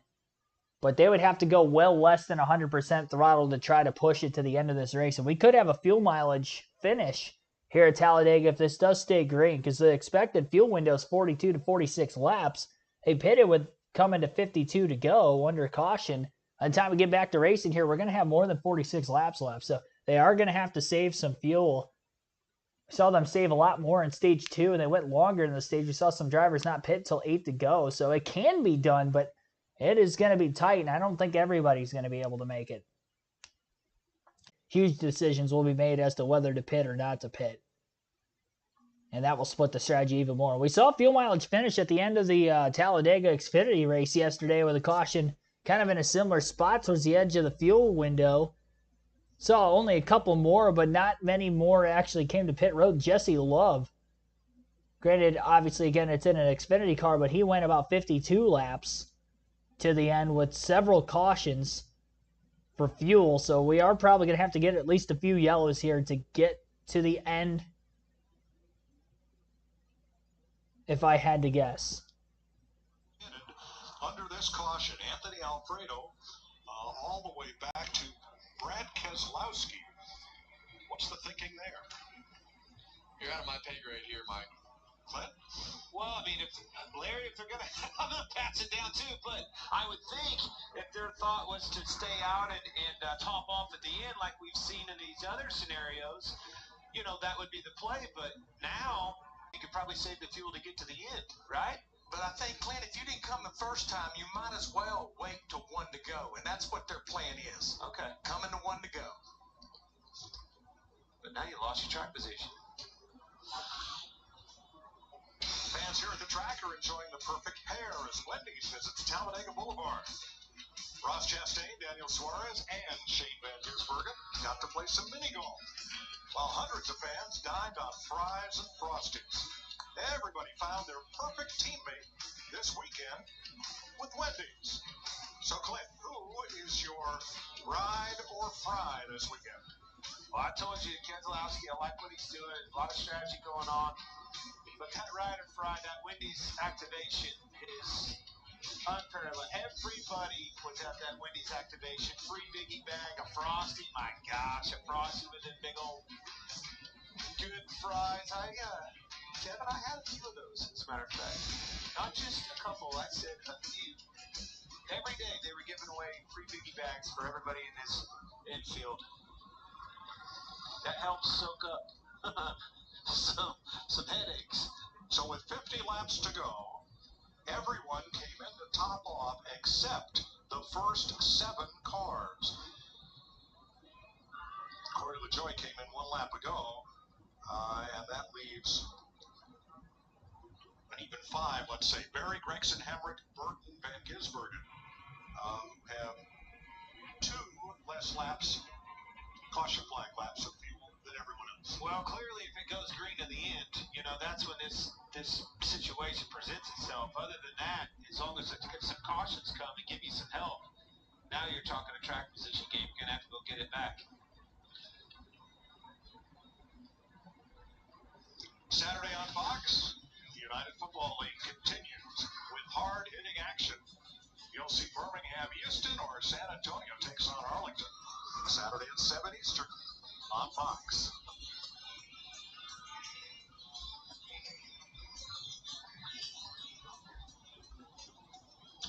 Kyle Busch lined up 11th for this restart. We listened into their radio. 2 to 5, 6 laps of your get home. 1 caution would probably get you where you need to be, or you aggressively save. That's going to help you out too, obviously. So kind of a little bit of a tricky spot there. Got all that. So once again, we have the car. So in the Geico 500, teammates Josh Berry, Noah Gragson on the front row for the restart. I'd imagine they'll try to get nose to tail as quickly as they can, although they did not do that in the first quarter of a lap up this restart. They're working their way off turn 2, and they're still dead even. 10 car on the bottom lane of the racetrack, or I should say the 4 on the bottom lane of the racetrack, is clear of the 10 until the 10 gets a major push from behind from Justin Haley in the 31. Both colleague cars, the 31 and the 16, are there. In a third lane being led by Ross Chastain, Michael McDowell, Austin Dillon, and Daniel Suarez. Hemrick going to move up into that third lane in front of another Chevy. Shane Van Gisbergen did not go with him. Well, he tried to now. It's going to be a little late. He's going to stay in the middle groove. Big push there by the 31, and he gets a bit wide. Chastain almost snuck back underneath him. 3 by 3 from about the second row on back, while the SHR Fords of Berry and Gragson continue to stay door-to-door for the race lead in the center of turns 1 and 2. Off the exit of the corner, Chastain with the push to the back of Hemrick. Hemrick is going to have a run on the outside. 3 wide for the race lead goes Daniel Hemrick, and he's all clear out in front of the field. Ross Chastain will be clear as well if they both want to move down to the bottom couple lanes. For right now, they're staying up near the wall in front of Michael McDowell in the 34 as they continue to lead there. And now they move down off the exit of turn 4 to the middle line. Hemrick wanted to go all the way to the double yellow, didn't work. Staying right there, Kyle Busch getting back in line in front of Joey Logano as they almost split 4 wide getting into the try over there. Joey let him back in. Not as many cars now in that third lane on the outside all of a sudden with the front 2 of them moving down to the middle. Hemrick going to try to control every line possible. 3 wide for second on back now as the inside line's got another surge of momentum off of turn 2 down the backstretch. Hemrick goes down to block the 4 of Josh Berry and the 21 of Harrison Burton, while Austin Dillon in the top lane near the wall now pushes Michael McDowell to the lead into turn 3. 47 laps to go. The pole sitter Michael McDowell out in front. Haven't seen him lead many laps today despite qualifying on the pole. He led the first one, and I don't know that he's really led many since. Scroll down our screen here. He's led for 5 laps today. That's it. One of which at the line this time by. His only super speedway win was his first career win in the 2021 Daytona 500. Chevy's up on the top lane of Austin Dillon. Daniel Suarez, Alex Bowman's up there. Then Todd Gilliland would be the next car in line behind them. Brad Keselowski also in that third groove up near the wall. Chastain getting a big push in line now from behind him. Noah Gragson trying to get the middle groove going. Austin Dillon clear as he pulls down in front of Ross Chastain in the one car. Doesn't get too aggressive at the side draft on the 31 underneath him. McDowell to the middle groove to control the lines in the middle of 3 and 4 as he continues onward. So they may be able to make it on fuel to the end. They may not. If you're leading a bunch of laps, you're probably less likely to do it. Michael McDowell is the one leading right now. May see more lead changes from now to the end of the race as a result of that. Big move being made there from the second place driver, Daniel Suarez, to get up in line behind Michael McDowell. And now they can kind of go wherever they want. Well, at least McDowell can. Suarez can't. Inside gets occupied pretty quickly. And now here comes the top being led by Bowman in the 48. Bowman, the only Hendrick Motorsports Chevy not to win yet this season. Outside the top 10 in the driver's standings as well, he would like a win to lock himself into the playoffs. After missing last season, as well as missing a few races due to a lower back injury.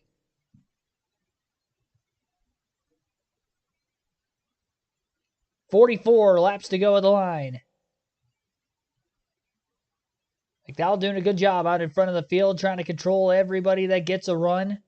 Bowman fell quite a ways back in the middle of the trioval. He's getting it back now on the outside. Michael McDowell is going to pull up and not all the way up in front of the 48 yet into turn 1. Has the clearance to be able to do so now.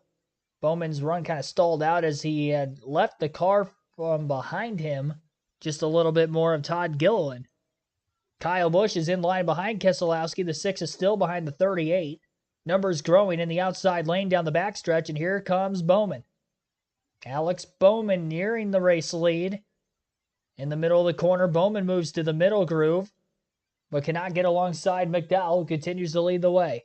And even McDowell's running about 50% throttles. He's still trying to save fuel even out in the clean air. It's going to be harder for him, though, compared to everybody else, but everybody's running half throttle or less right now as they try to make it on fuel to the end of the race. Still a long ways to go.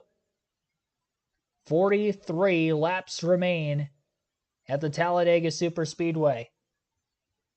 Your top 5 has Michael McDowell out ahead by a 1/10 of a second over Bowman in second that last time at the line. Daniel Hemrick is scored in third place as he is a 10th back as well. Josh Berry 2/10 back in fourth, and Daniel Suarez 2/10 back in fifth. Fuel saving measures to try to make it to the end of this race, and it's going to be interesting if the field can make it. I don't think everybody will, honestly. We went green with 49 laps to go. They pitted with about 52 to go, coming to 52 to go under caution. And the fuel window under green flag conditions on a normal pace is 42 to 46 laps based off the pre-race analysis that Larry McReynolds gave us. JGR for life. Thanks for tuning in. Commentary's way better than Fox. Hey, appreciate it. Hey, Simon stuff. Got to start somewhere. Help grow this channel out. Maybe I can get it someday. I'd be glad to do so. 124 likes in the stream. Be sure to hit the like button if you guys have not done so yet. Our goal is to get to 150 likes. So again, we're at 124. Got to get to 150 before the end. And subscribe if you're new for more NASCAR content. We have live race commentary streams every NASCAR race weekend for Truck, Xfinity, and Cup Series races. We'll take an ad break here. You're listening live on KRC to the Geico 500 at Talladega.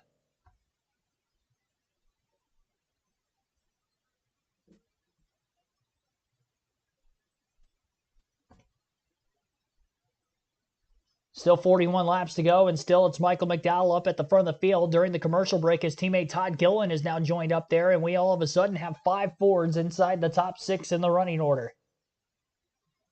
And 1, 2, 3 at the front with the 2 front row Fords and a Brad Keselowski RFK Ford in third. Cody Ware is up in the 5th place position for Rick Ware Racing, and Noah Gregson for SHR is up there as well. 4 different teams for Ford inside the top 6. And the lone car that isn't a Ford up there is Kyle Busch in 4th, who I presume to be the fastest Chevy in the field coming into the race today, and has proven that here as he's been one of the leaders in the early going to the final stage. Leaderboard is Tyler Reddick in 24th. So the top 23 are all Fords and Chevys, and then 24th is the highest running Toyota. Look at all the Toyotas. They're all running nose to tail. 24th through 30th.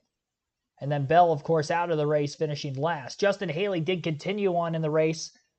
He is 4 laps down, but did pass through the damaged vehicle policy clock. Had to get assistance when he got down onto pit road to get into his pit box, but again, he has survived the damaged vehicle policy clock. Zane Smith, by the way, had gotten the free pass with the last caution that came out as well to get back on the lead lap. I didn't think he was going to get it, but he did get it. I guess he was ruled not involved in the accident after all, so BJ McLeod at 2 laps down is the only car not on the lead lap, along with Haley, who's 4 laps down, that is still in the race. 39 laps to go, 35 cars on the lead lap. Anything could happen from here to the finish. Draft now, it's 34 cars long, and one of those in 8th place, the New Zealander, Shane Van Gisbergen, multiple champion in the Australia Supercar Series, first time on an oval track in a stock car. Last year he won on the streets of Chicago in this series. It's been an interesting acclimation, and we put together some of his in-car radio.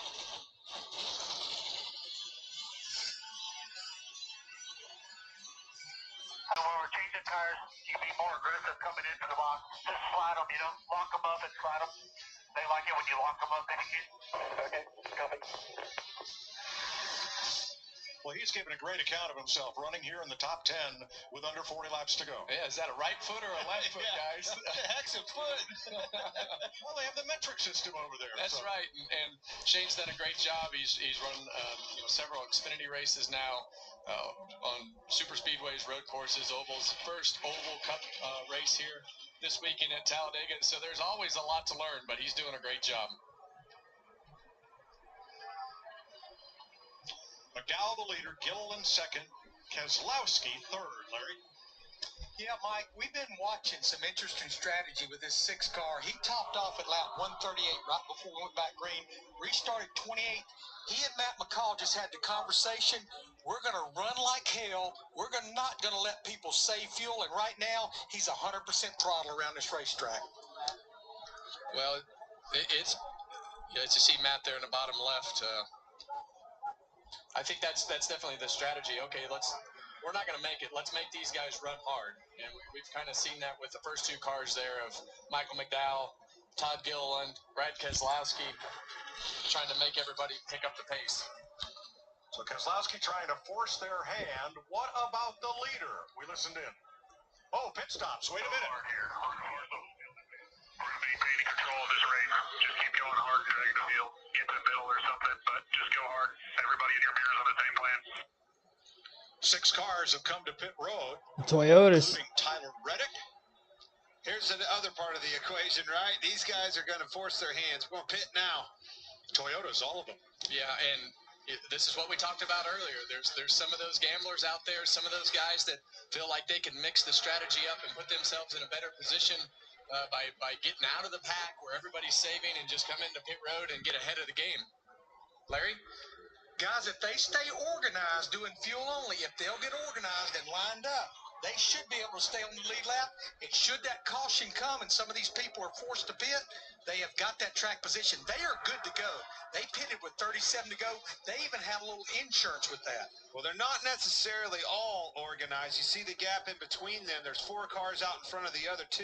They need those other two to catch up. Probably can't afford to widen out, Kevin, and let them, though. Tyler Reddick got out first. And the leaders have realized that. I mean, the pace now, the last lap was a 50-66, so they've realized that they wanted to push the pace, and now everybody's realizing that they need to push the pace because these guys pitted early. They're a little bit unorganized, the cars that just pitted, but they're going to get organized and start to run some better lap times. But those lead cars, they have formed up in two organized groups. Look at them widen out here, Kevin. What are they doing? Yeah, when they widen out like that, they're just trying to create a bigger hole to just let those guys pull up faster. Which is exactly what happened. They caught them and put them right back single file. Good catch. So McDowell leading the race, as you see in the map at the top of the screen, and Tyler Reddick leading the group that just came off pit road. So here's Kyle Busch's team reacting to those Toyota pit stops. The Toyotas just pitted, so they topped off so they could run hard this whole time. So we're trying to get a plan here. Well, they threw the first shot over the bow, and they are, just like Larry said, you're going to need all of them. They're single file, all those Toyotas together. That's a good move. It's going to force these guys off their plan here. Now we'll keep tabs of this. These Toyotas are 35 seconds back of the leader with 34 laps to go. Well, they're also fast, and we saw the leader run 50-30. We've seen the Toyotas right there. First car was a 50-07. Cars pulling up 49.9s and 49.7. So that pack's in trouble. They're gonna have to make another plan or commit to running as long as these guys. Trouble turn 3. It's Bubba Wallace and Eric Jones. Oh my goodness. That's exactly what happened. You couldn't do that. They were single file. The air cleaner is completely off of Eric Jones's car. How did that happen? This is the group, the Toyota group, guys. They were single file driving off, as Kevin was talking about, getting into turn 3. What in the world? Denny Hamlin is in it, down in the apron. Oh, and John Hunter Nemechek. It took out almost all the Toyotas. So that is half or more of the Toyotas are taken out in this crash. Eric Jones has put the winner down. It was a hard impact for Jones. Right there. Let's get a replay and see what happened here. What went wrong? A shocker. Bubba Wallace climbing out. So much for that strategy. John Hunter Nemechek, it appears, got into the back of one of those two cars, and chaos resulted.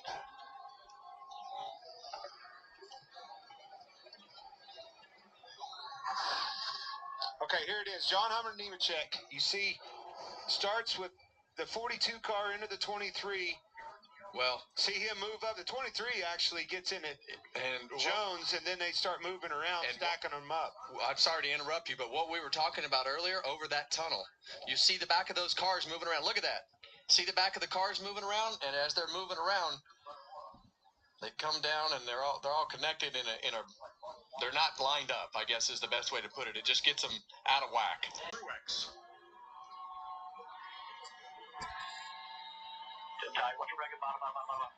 Yeah, Nemechek came down and tagged the 11. Now, obviously, pushing very hard on one another, capitalizing on this opportunity that they gave themselves. But yeah, and you just see those cars go over those. Oh my gosh, what a big shot by Eric Jones. But you see those cars go over that bump, and all of a sudden, they're misaligned.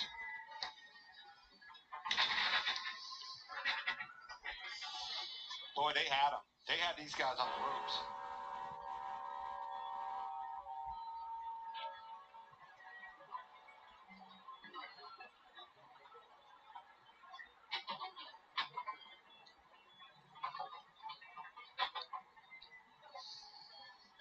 Now we'll get NASCAR's view from the 42 of John Hunter Nemechek.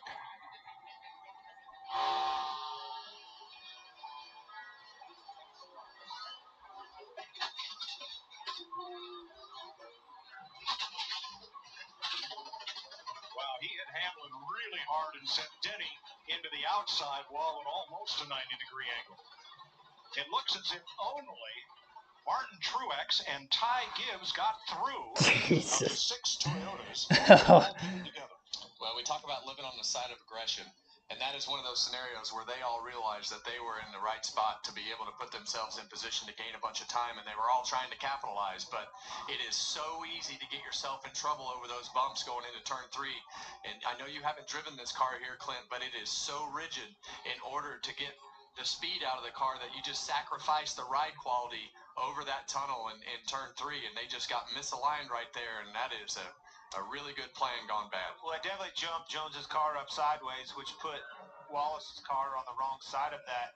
Got it wiggling, stacks them up, they got run over. It is going to put the 3 Toyotas that survived it to the lead, though, because everybody else is going to have to pit. This guy's in big trouble. Yeah. That plan was going to work. Tyler Reddick was ahead of it all.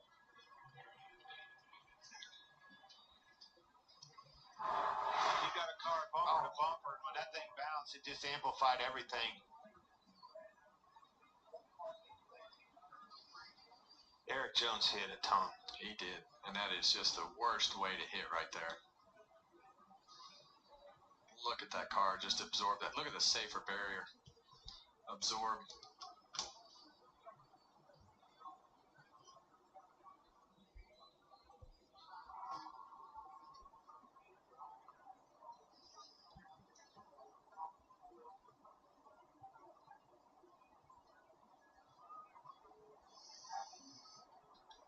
Six Toyotas pitted together, 4 of them involved in that crash. And pit road is open. Michael McDowell leads them down. Looks like almost all of the lead lap cars are coming in.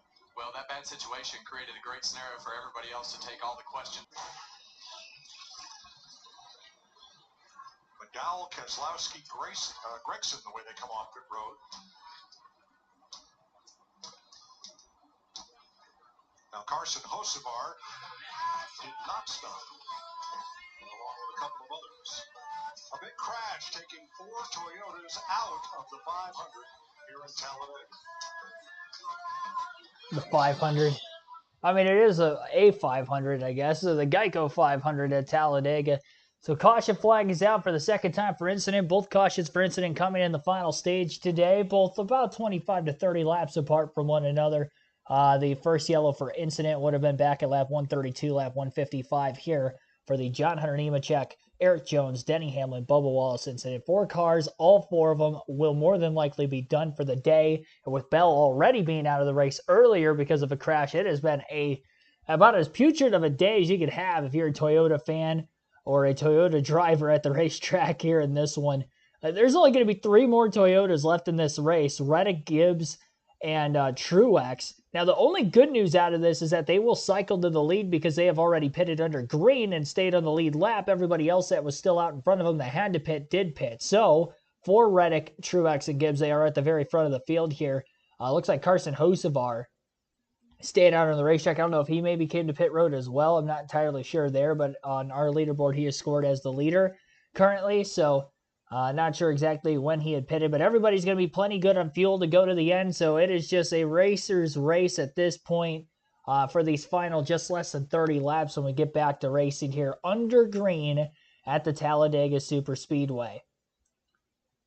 Hocevar down on pit road now, I do believe, if he didn't pit before, something of that nature. So Tyler Reddick, Martin Truex Jr., Ty Gibbs, Michael McDowell, Brad Keselowski, Noah Gragson, all going to be at the front of the field for this ensuing restart.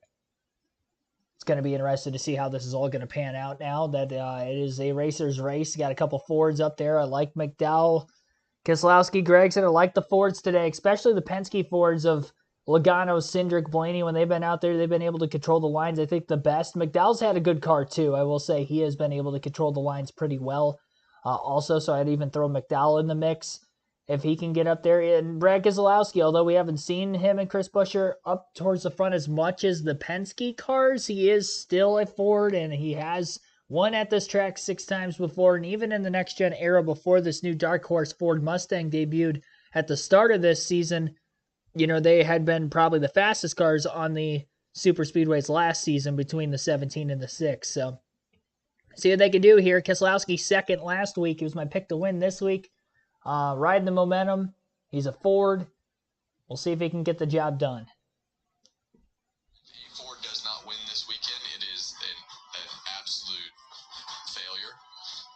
with everything they have going on, they need to win the race this weekend. They have to. A Ford has to win the race this weekend to stop the bleeding.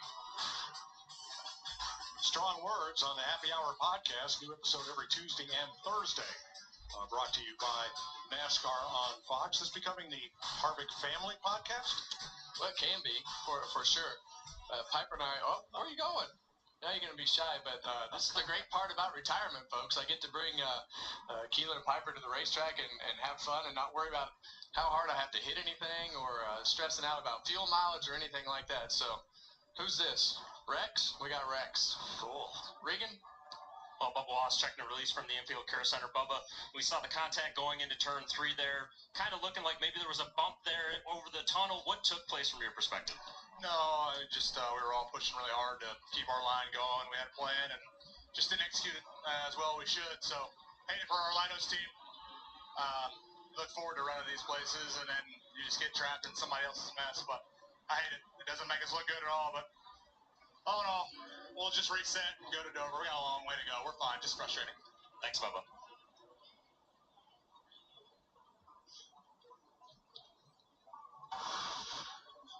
Took a while there to get Eric Jones out of his car. Let's rejoin Regan. Denny Hamlin also checked a release from the care center. Denny, it seemed like you were maybe going to have that clear right there. How late was it when you got clipped, and could you do anything different?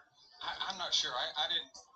I just saw the 43 get turned, and then I got turned. So I'm really not sure which one all happened first. But yeah, I'm not really sure. Obviously, there was a bad push up towards the front, and it wiped us all out. So it's just poetic. Thanks, Denny. That's all I got. Sorry. Thanks, Denny. Yeah, Denny Hamlin looked like he had this one missed. The cars quickly came down track and swept him up in it. He took a hard hit to the outside. Glad he's okay. Looking at our aerial coverage provided by Goodyear and the packed infield here at Talladega. Powering every mile and every moment on NASCAR's road to victory. Goodyear, more driven. Well, it's going to get good. I can promise you that. This is going to get physical. We saw the strategy play out with the Toyotas. I feel like you, Clint. I feel like they had the upper hand right there, and they just... I'd say it kind of made an epic mistake. Yeah. All right, so 4 Fords in one lane, 3 Toyotas leading the other. Things are starting to form up. Well, you see Tyler Reddick, Truex, and Gibbs who missed that wreck right there that were in that group. I see a lot of hungry race car drivers. McDowell, Daytona 500 winner, Reddick, Keselowski, 107 races. It's been Truex, never a super speedway win. Gregson, new to this 10 car. Kyle Busch, he's hungry. Gibbs, his first win. Well, the first 12 haven't won this year. Look out. Yeah. Eric Jones, good news, just under green.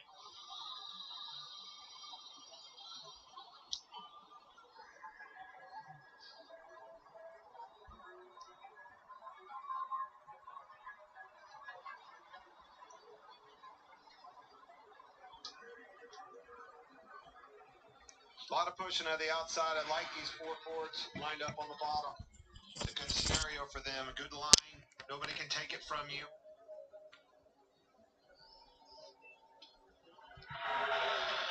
Bumpers locked up with Keselowski and McDowell there. Yeah, they just got to be careful over that patch into turn 3. We saw it with just a few cars. These cars are going to have a lot more momentum than those 7 or 8 cars of those Toyotas that just wrecked. So definitely you got to be on your toes back there, but one of the best in the business at pushing right there. Brad Keselowski, we've seen him push some cars and spin a bunch of them out, but he does not care. He's going to push as hard as he can to try to put himself in position to win, and that's the risk that you take sometimes. Well, let's join Regan with Eric Jones. Well, Eric Jones taking the hardest hit in that incident right there. First off, Eric, are you okay, and what happened? Yeah, I'm a little sore, but, be all right. I don't know, the 23 was pushing us there. Obviously, we were pushing and shoving to try to make time with our strategy, and, I got pretty sideways getting into 3 and tried to gather it up, and then ended up really hard into the wall. So, yeah, it's unfortunate. I ate it for for my team and my guys. Obviously wanted to work out and have a good run, but I'm all right. That's a good thing. It was a hard hit. And, you're going to be dumb. You got to be tough. So keep rolling. All right. Thanks, Eric. Glad you're okay. Starting to see McDowell moving around, managing those lines, the runs that are coming, both top and bottom. Can't be slow to that block, though, and miss. Obviously, he wants to remain down on the bottom in front of those three Fords, the best spot for him. But slow that momentum down to that outside line. Just don't miss. There he is, moving back down to the bottom.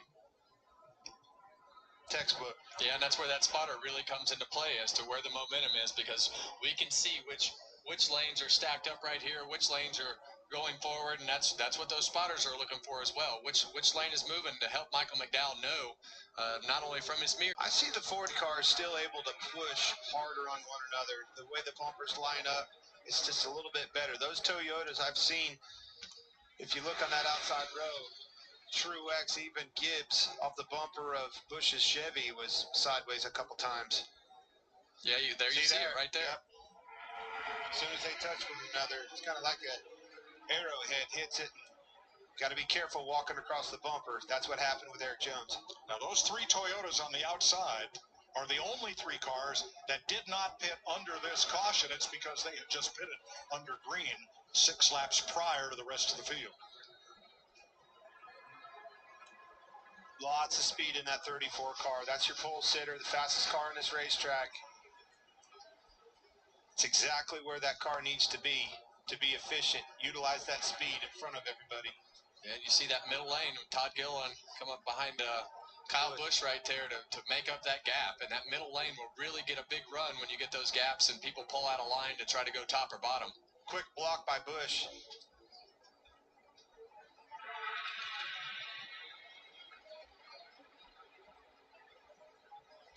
They'll come around to 22 laps to go. Michael McDowell and Tyler Reddick leading at Talladega. We'll take you back side by side one more time. 22 laps to go at the Talladega Super Speedway. We'll go through the full field running order one more time real quick here. Michael McDowell currently a race leader. Brad Keselowski second. Tyler Reddick third. Martin Truex Jr. fourth. Noah Gragson fifth. Sixth place for Ty Gibbs. Josh Berry seventh. Kyle Busch eighth. Ross Chastain ninth. Ty Gilliland 10th. Daniel Suarez 11th, Austin Cindric 12th, Alex Bowman 13th, Joey Logano 14th, Ricky Stenhouse Jr. 15th, Shane Van Gisbergen 16th, William Byron 17th, Ryan Blaney 18th, Anthony Alfredo 19th, and 20th is Kyle Larson. Chase Briscoe 21st, 22nd for Zane Smith, 23rd for Ryan Preece, Chris Buescher 24th, Cody Ware 25th, Corey LaJoie 26th, 27th is Harrison Burton, Daniel Hemrick 28th, Chase Elliott 29th, Carson Hocevar 30th. 31st for Austin Dillon, BJ McLeod first car lap down in 32nd, John Nemechek 3 laps down in 33rd, Justin Haley 3 laps down in 34th, and everybody from 35th on back out of the race, all Toyotas. Eric Jones will finish 35th, Bubba Wallace 36th, Denny Hamlin 37th, and Christopher Bell will finish last in 38th today. 21 laps to go in the Geico 500 at Talladega. You're listening live on KRC. We'll take our final ad break of the stream as we'll continue this live flag-to-flag coverage, and stay tuned just after the race for some post-race interviews and a breakdown of the race as well.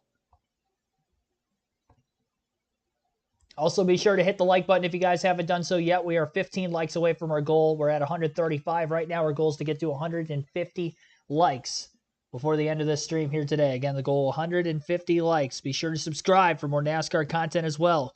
Live flag-to-flag coverage throughout the course of the race for every NASCAR Cup, Xfinity, and Truck Series races, as well as Cup practice and qualifying as well.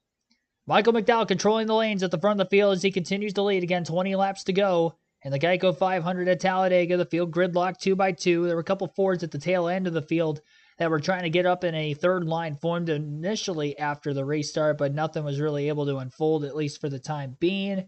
We'll see if that will change here before the end, as we still have time for it to be the case. We'll go over the start times of next weekend's live commentary streams that will be coming your way from Dover. We'll have 3 of them. We'll have Cup practice qualifying Saturday morning, Xfinity Series race Saturday at 1:30 Eastern Time, and then Sunday at 1:30 Eastern Time with our pre-race coverage of the Worth 400 at Dover for the NASCAR Cup Series. Truck Series is off next week. I was thinking all 3 series will be racing next week. That is not the case. So it'll just be Xfinity and Cup only next weekend for the second consecutive week.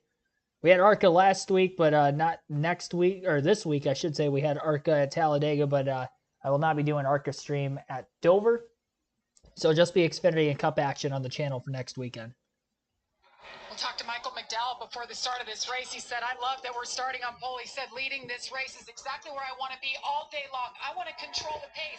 Well, the good news is the team told him he is good to go on fuel. And Michael was quick to note, I've pushed a few guys to victory lane at this place, but I've never had the push I need to drive it into victory lane. Perhaps that changes today. Been quite a day for the pole sitter. So you see that outside lane has got themselves to be door-to-door with Michael McDowell's the pack and side-by-side with his car. All Fords on the inside, 3 Toyotas in front of Kyle Busch's Chevy on the outside. Well, that's my question. All right, if we do inch ahead of him and I need my help, and that help is Truex and Gibbs behind him, do I move down, take that line away? Man, Keselowski can lock bumpers and push, can he? Yeah, and that's all about timing that run off of turn 2. And when you can utilize that whole straightaway, and Brad is really good at getting his momentum correct. You see those cars behind him get up to the back bumper, and he's being really good at timing it on the straightaway right here. You see it again. He kind of just pushed him out there that time, but off of turn 2, he's been doing a really good job of getting that timing right. You see him right out of the tri-oval, right to the back bumper, instead of having a gap and having to lift before he gets out of the tri-oval. So his car reacts faster than others. You saw him get tight getting into 3, created a little bit of a gap there, and then it drove straight back to the bumper. Quick to react. Yeah, and one thing that Larry just said in my ear is a strategy that I preferred to do on a super speedway. Instead of lifting off the throttle, you'll drag the brake a little bit to be able to keep the RPM up and just check that car up just a little bit with a little bit of brake pressure. So I always thought that allowed me to be a little bit closer to the car in front of me. It's obviously not something you can do the whole race, but at the end, you can do that. 16 rows back, 2 by 2, 31 cars in the lead draft within 2 seconds of the lead. Larry Mack, 16 laps to go. What I did, Mike, I went back and looked at the last 9 super speedway races between Daytona and Talladega in the Gen 7 car area. And the number is skewed because of one race 2 years ago where we ran the final 68 laps caution-free at Talladega. But the average of the last caution, 15 to go, which today would be laps 173. We've had 4 overtimes in those 9 races. Talladega, in fact, has had a combined total of 18 overtime finishes. Wow.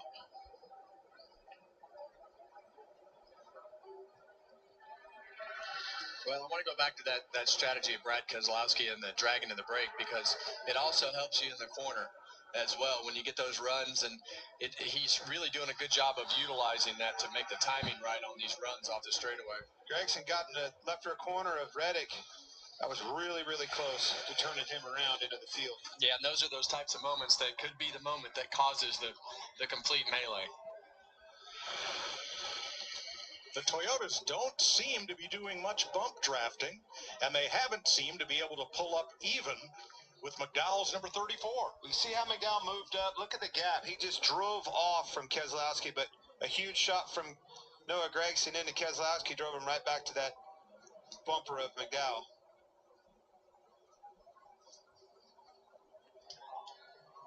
Momentum is so powerful, the energy that's created from those lines. That's why those blocks and that communication of that spotter are so crucial. The timing of that cannot be off at least a little bit. You'll either miss it or cause a melee. Talladega, the scene of Keselowski's last trophy. But it's been a while.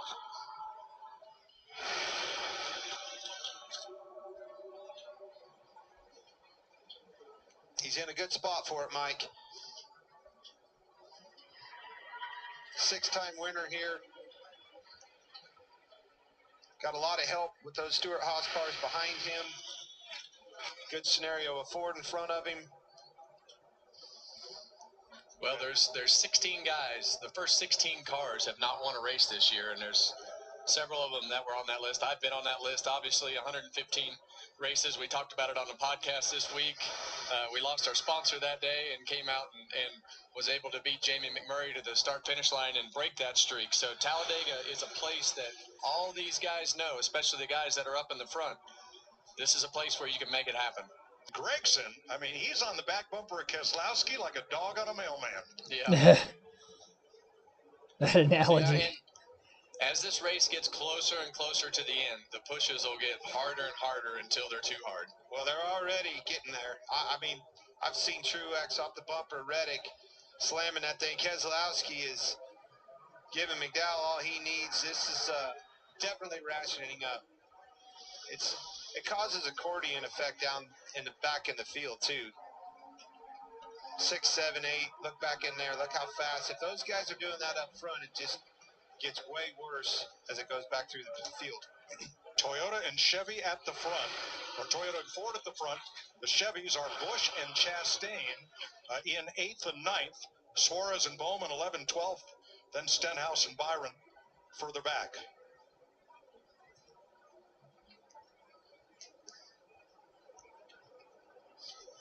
Laps to go at Talladega.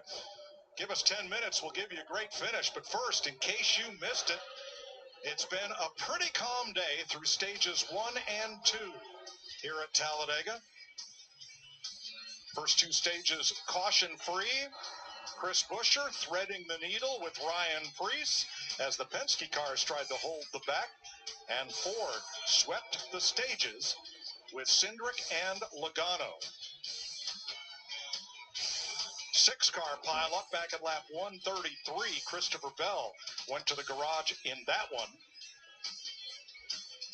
as Chase Elliott and Ryan Blaney snuck through. Toyotas all pitted together, came out. They had a good plan until John Hunter Nemechek got into the back of Bubba Wallace, who got into Eric Jones, and then Nemechek caught Denny Hamlin sliding down off the banking. And just like that, 3 fast Toyotas were out of this race. Here we are then. And that would be what he would prefer, to try to control both lanes instead of this constant back and forth as to being side by side. So that outside lane, I still believe the Toyotas can push really good if they can get lined up appropriately, Clint. That's the key. Truex certainly can. A lot of speed out of that car. You can see the aggression. He's able to drive right to the bumper and push in pretty hard. Have to be very careful on that, though.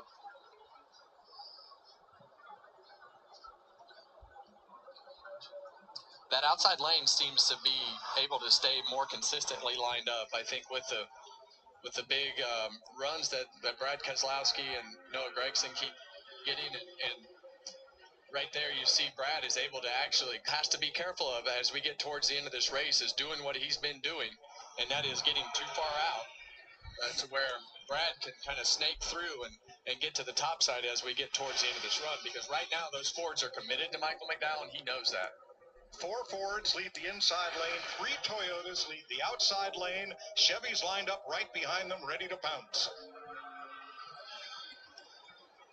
8 laps to go at the Talladega Superspeedway in the Geico 500. Michael McDowell leads the way. 35 laps led for the number 34 car from the pole. Has probably had the fastest car in the field. He has led the most laps, and now trying to get the win. It would be his 3rd of his career in the NASCAR Cup Series, all in the last few seasons. And it would be his 1st of the season, which of course would lock him into the playoffs for the 2nd consecutive year.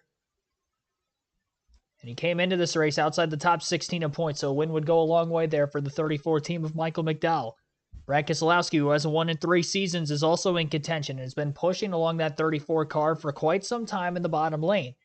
Anytime somebody tries to get out of line in the outside, it looks like there's a few Fords at the tail end of that second line that have tried to make headway. Ryan Blaney is now leading that group. I saw Chris Buescher, Harrison Burton trying to do something up there not that long ago, but they're not making up much ground. Michael McDowell gets quite a ways ahead of the 2 lines in front of him now, with 7 to go into turns 1 and 2 this time by, as he still holds the lead, and back down to the double yellow line in front of Brad Keselowski into turns 1 and 2. Now, 3 Toyotas on the outside groove right now, or the middle groove, but it is the outside lane, as Tyler Reddick, Martin Truex Jr. some headway in that 3rd lane now. More so now than what we saw before, but he's still about 12 rows out of the leaders. He's got a little bit of time to get there, but he's going to need some help. And will anybody move up in front of him to try to take that run? There is a couple other Fords that are behind the 3 Toyotas and Kyle Busch in the outside lane. Joey Logano, Austin Cindric go in front of or behind them to try to make the charge so they can pull up in front. And will anybody else beyond that also make that same move? Third lane just trying to get going. They just don't have the numbers right now, and Blaney now has Chase Elliott in front of him. So Chase Elliott trying to lead that third lane on the outside. Reddick again pulls to the outside of the 34 car of Michael McDowell into turns 3 and 4 this time. Dead even for the race leader, those two, and the third lane is still being charged onward, and Chase Elliott again is the driver leading the third lane. Ryan Blaney right behind him. Blaney locking bumpers with Elliott. They're right around the 15th place position as they come up on 5 laps to go this time by. They lose a little bit of ground in the tri-ovals. The 12 and the 9 become a little bit more separated. They still only have about 5 cars in that group. They're going to need more. Another car moves up in front of Chase Elliott. It's going to be Shane Van Gisbergen. SVG will pull up into the third lane. Can he handle aggressive pushes? This is his first oval start in his NASCAR Cup career. He won in his first ever start on a road course. Massive push from Elliott. And there they go. Down the back straightaway, the 16 and the 9 working their way forward. And now about 5 rows out of the lead is Shane Van Gisbergen and Chase Elliott. Still just outside the top 10. 4 laps to get there. This time by at the line. Fans on their feet as Michael McDowell and Tyler Reddick still stay gridlocked for the lead through the tri-oval. Seem to lose ground on the front stretch, but on the back straightaways where that third lane on the outside is making the most ground up, and we'll see if somebody else will try to move up in front of him. Joey Logano and Austin Cindric did not. SVG's on the outside of Logano. Cindric is staying in there for right now off the exit of turn 2. Here comes the push again from Elliott to the back of the 16 of Shane Van Gisbergen. McDowell went to pull a block on Reddick, thought better of it. Pulls back down to the inside of the double yellow to get pushed by Keselowski. Elliott lets go of Van Gisbergen as they let themselves into turns 3 and 4 with a run.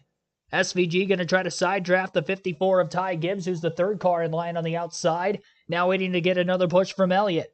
3 cars nose to tail of the Toyotas, all pushing more aggressively now as Gibbs, Truex, and Reddick. 3 to go at the line. Leader that time by was Reddick by inches over McDowell, who still leads the bottom groove. As the pushing becomes more and more aggressive, can they make it to the finish of this one without another incident? Expecting another run on the outside again from Elliott to the back of the 16. The 8 of Kyle Busch going to pull up in front of Van Gisbergen. Gibbs up in front of Busch. And that leaves the 19 and the 45 with not a lot of numbers in the middle groove all of a sudden. And here they go into turns 3 and 4. Gibbs almost gets up into the outside wall. That's going to stall the momentum out of the third lane. They have fallen back about 3 or 4 rows. After Gibbs nearly got into the wall, they had to lift, and now they've lost more car numbers in that third lane. It's back to 2 by 2 through the front dozen or so. Reddick again that last time by at the line leads the lap. 2 to go at Talladega in the Geico 500. Michael McDowell clear in the middle of 1 and 2. Now he's going to try to control the lanes again. He's got about a car length gap in between himself and Keselowski. Reddick side drafts the outside of Keselowski's race car. Harrison Burton and Ryan Blaney trying to lead the third lane, but they're still about 7 or 8 rows back, and they're losing momentum. They'll pull back into the second line of cars. Reddick again to the outside of the 34 of McDowell for the lead. In turns 3 and 4, they'll be coming up on the white flag this time by. 34, 45 have been door-to-door for a large majority of this final stage. That third lane didn't go very well. Will there be another third lane for him on the final lap? White flag in the air, 1 lap to go. The next flag ends the race. Reddick led that lap at the line by inches over Michael McDowell. Lap car pulling to the apron and out of the way of the leaders. That's John Hunter Nemechek. Off of turn 2. Still dead even. The 19 right behind the 45 of Reddick. The 6 of Keselowski, who hasn't won in 3 years as of this weekend 3 years ago, is pushing Michael McDowell. They continue to push their way forward, and they're both clear of Reddick and Truex, who came separated in the middle of the back straightaway. Now Keselowski's going to back up to try to get a run on McDowell. The 10 of Noah Gragson gave the 6 a push. Keselowski's coming. He looks to the outside. McDowell with a block. Back to the inside goes Keselowski. McDowell gets turned in front of the pack. He's around. Reddick gets a run on the outside of Keselowski. One car's up and over and surfing on the wall as Tyler Reddick is going to cross the finish line with the race win. A massive crash. One car was upside down on top of another as the field was racing to the checkered flag. Reddick beats Keselowski at the line as he surfed his way by. But did the caution come out before they got to the checkered flag is the next question. We'll wait for timing and scoring. If the caution came out before Reddick got by Keselowski, then we may have a different winner. But as it looks right now, the winner may be Reddick. McDowell blocked high on Keselowski, then he blocked low. The second block on the bottom turned him, very reminiscent to Ryan Newman and his impact into the wall initially at the end of the 2020 Daytona 500 when he blocked high and then low on Ryan Blaney. A very similar crash here, at least by way of the blocking causing the incident from McDowell and Keselowski in the tri-oval, only this time at Talladega. And we do believe Tyler Reddick is the race winner. Driver to win at Talladega. And this becomes the 33rd Talladega Cup race with a last lap pass for the win. Well, we knew it was going to come down to some of those crazy blocks at the end, and we talked about who needed to win this race, and Michael McDowell knew that he was in a position that he needed to try to take advantage of the opportunity that he had. He put some massive blocks on there at the end. Let's take a look at it. Yeah, this is going down the back straightaway. Brad just doing what he's done the whole time, and that's keeping Michael McDowell up in the front of the pack. But I loved what he did. McDowell blocks him high, goes to the bottom, and look at the energy coming with Keselowski, Gragson, and Berry. That's somebody on their side. I think it was Barry. Rode the wall on his door.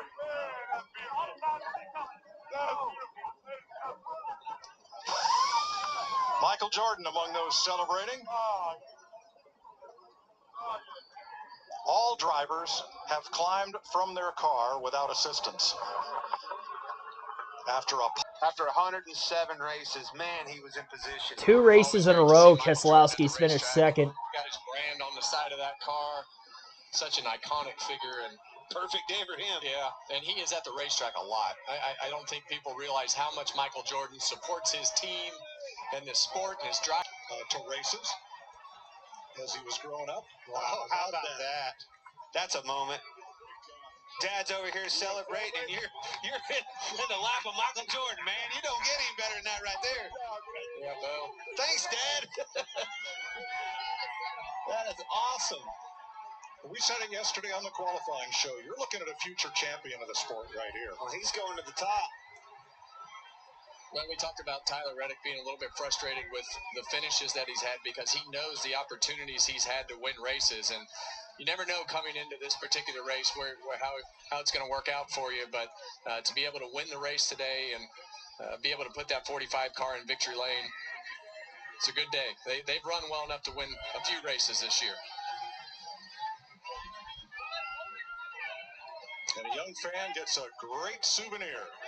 Tyler Reddick's checkered flag. It is the 6th career win for 2311 Racing. Their first of the season and second at Talladega. Jamie. Time car, next-gen car. It's been a long time. I know you are pumped up. What does this one mean to you, Tyler, winning at Talladega? Man, it's incredible. Everyone on this 45, Jordan Brand, Toyota Camry, worked really hard today, and didn't really work out in that third stage for us, but we were able to fight and defend our track position. Was that crazy, guys? What was that crazy, fans, huh? That was chaos. That's Talladega for you. Take me through that last couple of moments. You're up there against the Fords. They get together, and then you're hammered down. Take me through it. Yeah, just got to give a lot of credit to Ty Gibbs and Martin Truex. You know, it was just us Toyotas left, and they pushed me with everything they had. So huge credit to Martin and Ty. Without those pushes, we don't win this race. Congratulations, Michael Jordan's waiting for you. Let's go!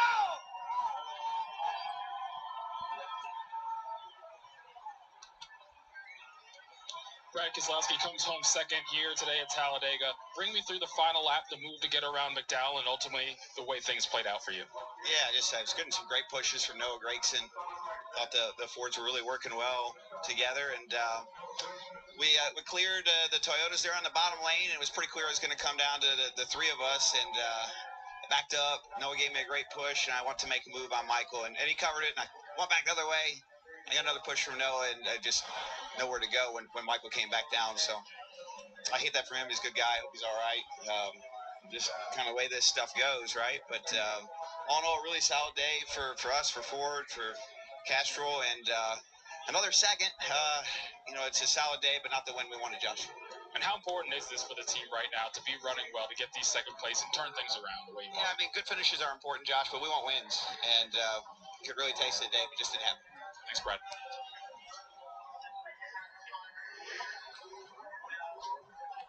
Brad Keselowski came so close as the race ends under caution.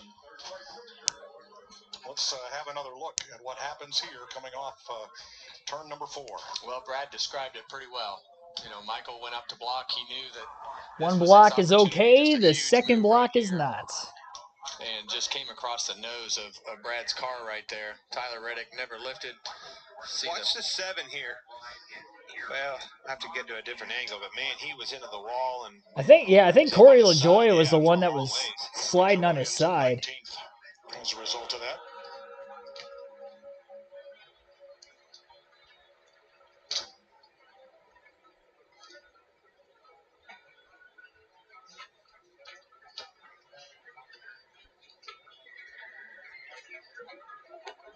Joey Logano kept driving it across the line. That's how he ended up unofficially 14th. Well, I promise you, he had his eye on that start-finish line. If you can keep your car straight, you're not going to let off until it's sideways and uncontrollable.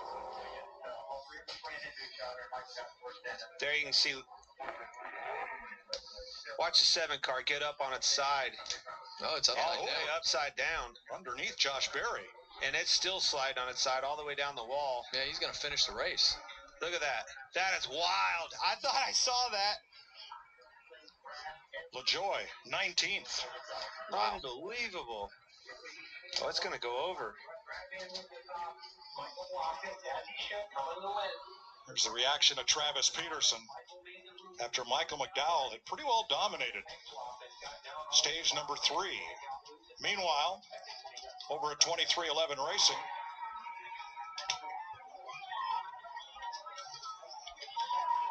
Billy Scott and crew get to celebrate, along with car owner Michael Jordan, who on this date in 1996, Jordan won his record 8th NBA scoring title.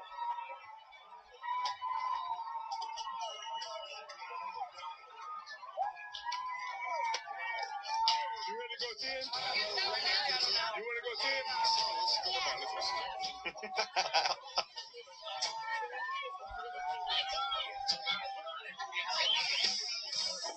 Tyler Reddick triumphs at Talladega.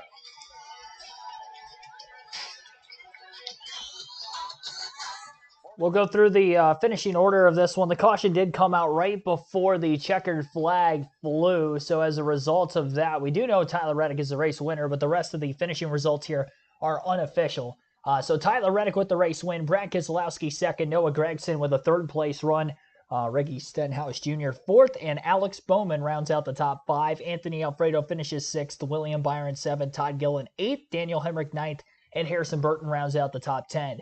Martin Truex Jr. in 11th, Chase Briscoe in 12th, Ryan Preece 13th, 14th for Ross Chastain, and Chase Elliott 15th, 16th for Josh Berry, Carson Hocevar 17th, Ryan Blaney 18th, Ty Gibbs 19th, and Kyle Larson 20th.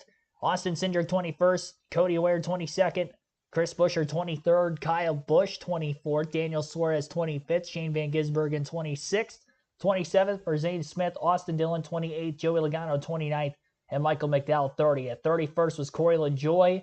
Again, this is unofficial. He slid across the line in 19th, which I did all, again, unofficial, other than the fact that we know Tyler Reddick won, and I believe Keselowski did end up second still.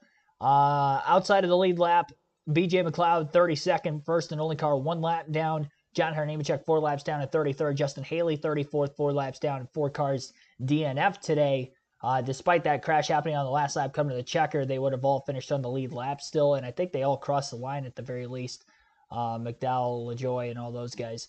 Eric Jones finishes 35th, Bubba Wallace 36th, Denny Hamlin 37th, Christopher Bell 38th. A tough day for Toyota, but they still somehow get the win. The only one that finished in the top 10 was the only one that got the win today, or was the one that got the win today of Tyler Reddick. Average race speed of 154.95 mile per hour. We did finish the race under its regulation length of 188 laps and 500 miles, despite the race ending under yellow as they were just coming to the checkered flag. 5 cautions total on the day. The 2 stage breaks at lap 60, lap 120. A 5-car incident, lap 132 at the beginning of stage 3, which took Bell and, Bell was the only one that DNF'd out of the race from that. And then we saw the Toyotas crash at lap 155, the 4 of them of Hamlin, Wallace, Jones, and Nemechek. Nemechek, the only one that survived that crash to at least continue laps the rest of the race, but again, finished 4 laps down, just another spot ahead of those 3 that did DNF, and that was... and you can see a whole bunch of lead changes, a whole lot of different leaders in this race as well. Too many for me to count. If Fox updates it on a graphic here in the late going, then I'll regurgitate that to you guys. But as far as the driver who led the most laps in the race today, it was Michael McDowell with 37 laps led 7 different times, but unfortunately didn't get the good finish there as he was leading in the tri-oval, made one too many blocks, spun himself, causing that massive crash coming to the checker, really the big one of the race, and the only big crash that we saw here today. As far as the other drivers who led laps, Austin Cindric led 16 laps today after he had won stage 1. Joey Logano, who won stage 2 today, led for 22 laps. So the Fords definitely had the best car, but again, not going to victory lane. 0 for 10 to start the season for Fords, and they will roll into Dover next week trying to still go for that first win in the NASCAR Cup Series side of things. We have yet to go through the fantasy results. You can join the NASCAR Fantasy League on the NASCAR.com mobile app or the NASCAR mobile app or the NASCAR.com website. Go to the quick link section towards the top of the screen on the website, top left-hand corner on the app. Chance to win 2 tickets to any NASCAR race if you're choosing the following season, excluding the Daytona 500. If you win our regular season and or playoff championship, you do automatically qualify for the playoffs if you do win the regular season title. You do automatically qualify for the playoffs if you join the league before the playoffs begin, but you can't have a shot at the regular season title necessarily because we are 10 weeks now into the season after this race here today. My fantasy team, I had Kyle Busch, Chris Buescher, Brad Keselowski, Joey Logano, Austin Cindric. Cindric won a stage, Logano won a stage, so good points there, although they did not finish inside the top 10. Logano... I don't see him right there in the leaderboard. I see Austin Cindric, though. Cindric ended up 21st, Logano 29th unofficially. Almost had McDowell in there, but I took him out in the late going. Beat out Logano and Buescher and Kyle Busch there at the finish. The only driver I had on my team that had a top 10 finish there was Keselowski in second, but at least I had a couple of guys that got some hefty stage points. And as far as the bonus points go, ended up getting just 2 bonus points today, which would have been Suarez beating Eric Jones, Austin Dillon beating Corey LaJoy, and then I had Blaney over Elliott, which didn't happen. I had Gibbs over Gregson, which did not happen for me either. Before I go into the rest of the fantasy results, got some interviews to get out here. Jamie Little caught up with team race winner owner Michael Jordan. Racetrack didn't see you until the end, now standing in victory lane. How cool is this? And to see that paint scheme. Well, Denny keeps saying I was bad luck when I come to the track. And today we proved him wrong. I mean, look, actually he did a good job by wrecking so we can get up front. That's pretty good. But, you know, I think Tyler did a good job. Unfortunately, Bubba couldn't finish. But, you know, the whole team did a good job. And, look, I'm very happy to be here to see it. You know, everybody tells me when we win, we can have a good celebration. But this is the first time I've been here. And to my wife and my kids and everybody, yeah, we did it. I'm sorry I left you home. MJ, I know you grew up watching this sport. You know these places inside and out. But what is it like for you to be a team owner and to stand here with all the people that make it possible? Well, as you know, this is NBA playoffs, right now. So this is, to me, is like an NBA playoff game. I am so ecstatic obviously for the fans who support the sport itself. And, you know, we've been working hard trying to get ourselves up to where we compete against all the top guys in this sport. But we've done a heck of a job just to be where we are, and for us to win a game, and win a big race like this. I mean, it means so much to me and for the effort that the team has done. And look, I'm all in. I'm all in. I love it. It replaces a lot of the competitiveness that I had in basketball, but this is even worse, because I have no control. If I was playing basketball, I have total control, but I have no control, so I live vicariously through the drivers and all the, crew chiefs and everybody. So, I mean, I'm very happy for 2311, 110%. Congratulations, team owner. I appreciate it. He loves it, and we love it. So our standings coming into this weekend had Monster Jam X10 lead the points with 1,883 points. Second was Troy the Great with 1,780.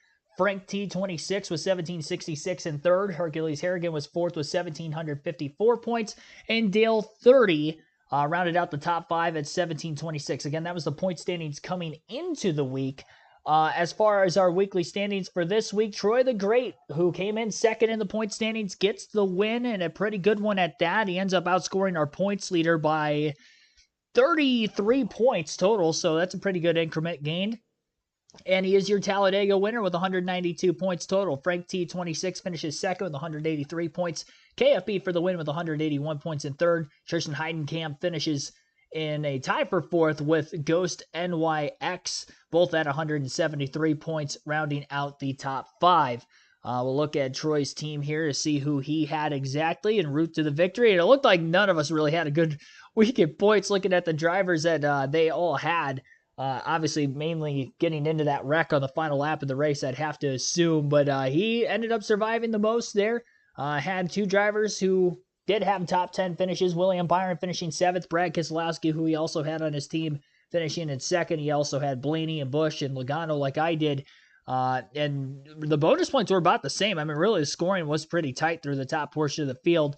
He did have 10 more bonus points than I did. The only one that he had different was Gragson beating Gibbs. And that worked out for him. Looks like he kind of basically kept taking the Fords over any other manufacturer, but it worked out for him because he does get the win this week. So congratulations to Troy for getting the job done. Some other interviews here before we get out. Denny Hamlin in victory lane as well, co-team owner with Michael Jordan, standing with Jamie Little. Put into this team and the effort, having MJ here. What does this moment mean to see you guys win at Talladega? Yeah, I mean, every 2311 win is like watching your kid win. It always means a little bit more when they do it. The airport and the TV is a little bit behind, so I'm sitting there and I can't figure out who had won until they came back around. And man, just so excited for this race team and Tyler, Billy, all the guys that really helped make this happen. So it's great that Michael get to enjoy it. He's been wanting to be in victory lane for quite some time now, and just really about how happy about how this team's progressing over time. Yeah, it's a super speedway win, but these guys are contending week in, week out, and they deserve the win. Thank you. Great celebration for those guys. Great celebration for Tyler Reddick. Man, it looks like they want to. Yeah, Reddick with the huge celebration in victory lane, his first win of the season, his first in his career on a super speedway. And as mentioned already there for the Fox broadcast in the interviews, it's the first win for Toyota in the next-gen era on a drafting or super speedway style racetrack. Tyler Reddick gets it done here today. Keeps Ford out of victory lane now for the first 10 races of the season. That's a big story despite Ford's finishing second and third of Keselowski and Gragson right behind him. We went through the finishing order, went through the fantasy league. The only other thing with the fantasy league is just where I finished. And not that you guys all care, but had 171 points, tying myself for 6th this week with P-Shat Motorsports. So only 21 points out of first. Again, the points were very tight this week. A lot of it had to do with that last lap crash, I'd have to assume, taking out quite a few contenders, although they finished the race sliding across the line, obviously not where maybe they were all running before then. So that definitely shook things up. The league was in anybody's hands there, coming across the checkered flag and just melee at that point. But appreciate everybody that has tuned in throughout the course of this live commentary stream today. That is going to finish off this Talladega Geico 500 live stream on the channel. Be sure to hit the like button if you guys haven't done so yet. Subscribe for more NASCAR content. Hundreds, so greatly appreciate that as always. Again, subscribe if you are new, as we're on the road to 10,000 subs after just hitting 5,000 subscribers on the channel last week. The only other things we have to schedule for next week will look like this as I pull that up on my phone next. I got to get the schedule for next week. I know the race time schedule. I got to find when practice and qualifying for Dover for the Cup Series is. All right, so yeah, as I figured, next Saturday morning will be our next stream, just as we have done. I think this is going to be like the 5th week in a row that Cup Series practice and qualifying has been in the morning hours on the East Coast. So 10:30 a.m. Eastern Time, Dover next week for the NASCAR Xfinity and Cup Series. Truck Series will be off, so we'll have 3 streams next week for you. Our first one, again, 10:30 a.m. for Cup Series practice and qualifying next Saturday. A doubleheader with that as the Xfinity Series race will be starting live on our channel at 1:30 Eastern Time. So again, 10:30 a.m. Eastern Saturday for Cup practice qualifying stream. Xfinity race stream will start at 1:30 Eastern in the afternoon on Saturday. Our Cup Series race, one of the earlier start times of the season, will begin at 1:30 Eastern Time. Again, 1:30 Eastern for our pre-race coverage of the Worth 400 for the Cup Series at Dover next week. Our first and only date at the Monster Mile. Can't wait for that one. Fun racetrack, fun facility, and it was a fun race here today at Talladega for the Geico 500. Glad that you guys experienced it all with me along the way for all 500 miles, 188 laps of this one. Congratulations again to Tyler Reddick for getting the win. Hope to see you guys next week. Greatly appreciate it again, as always. Have a good rest of your Sunday night and the rest of your weekend. I'll see you back and better than ever Saturday morning next.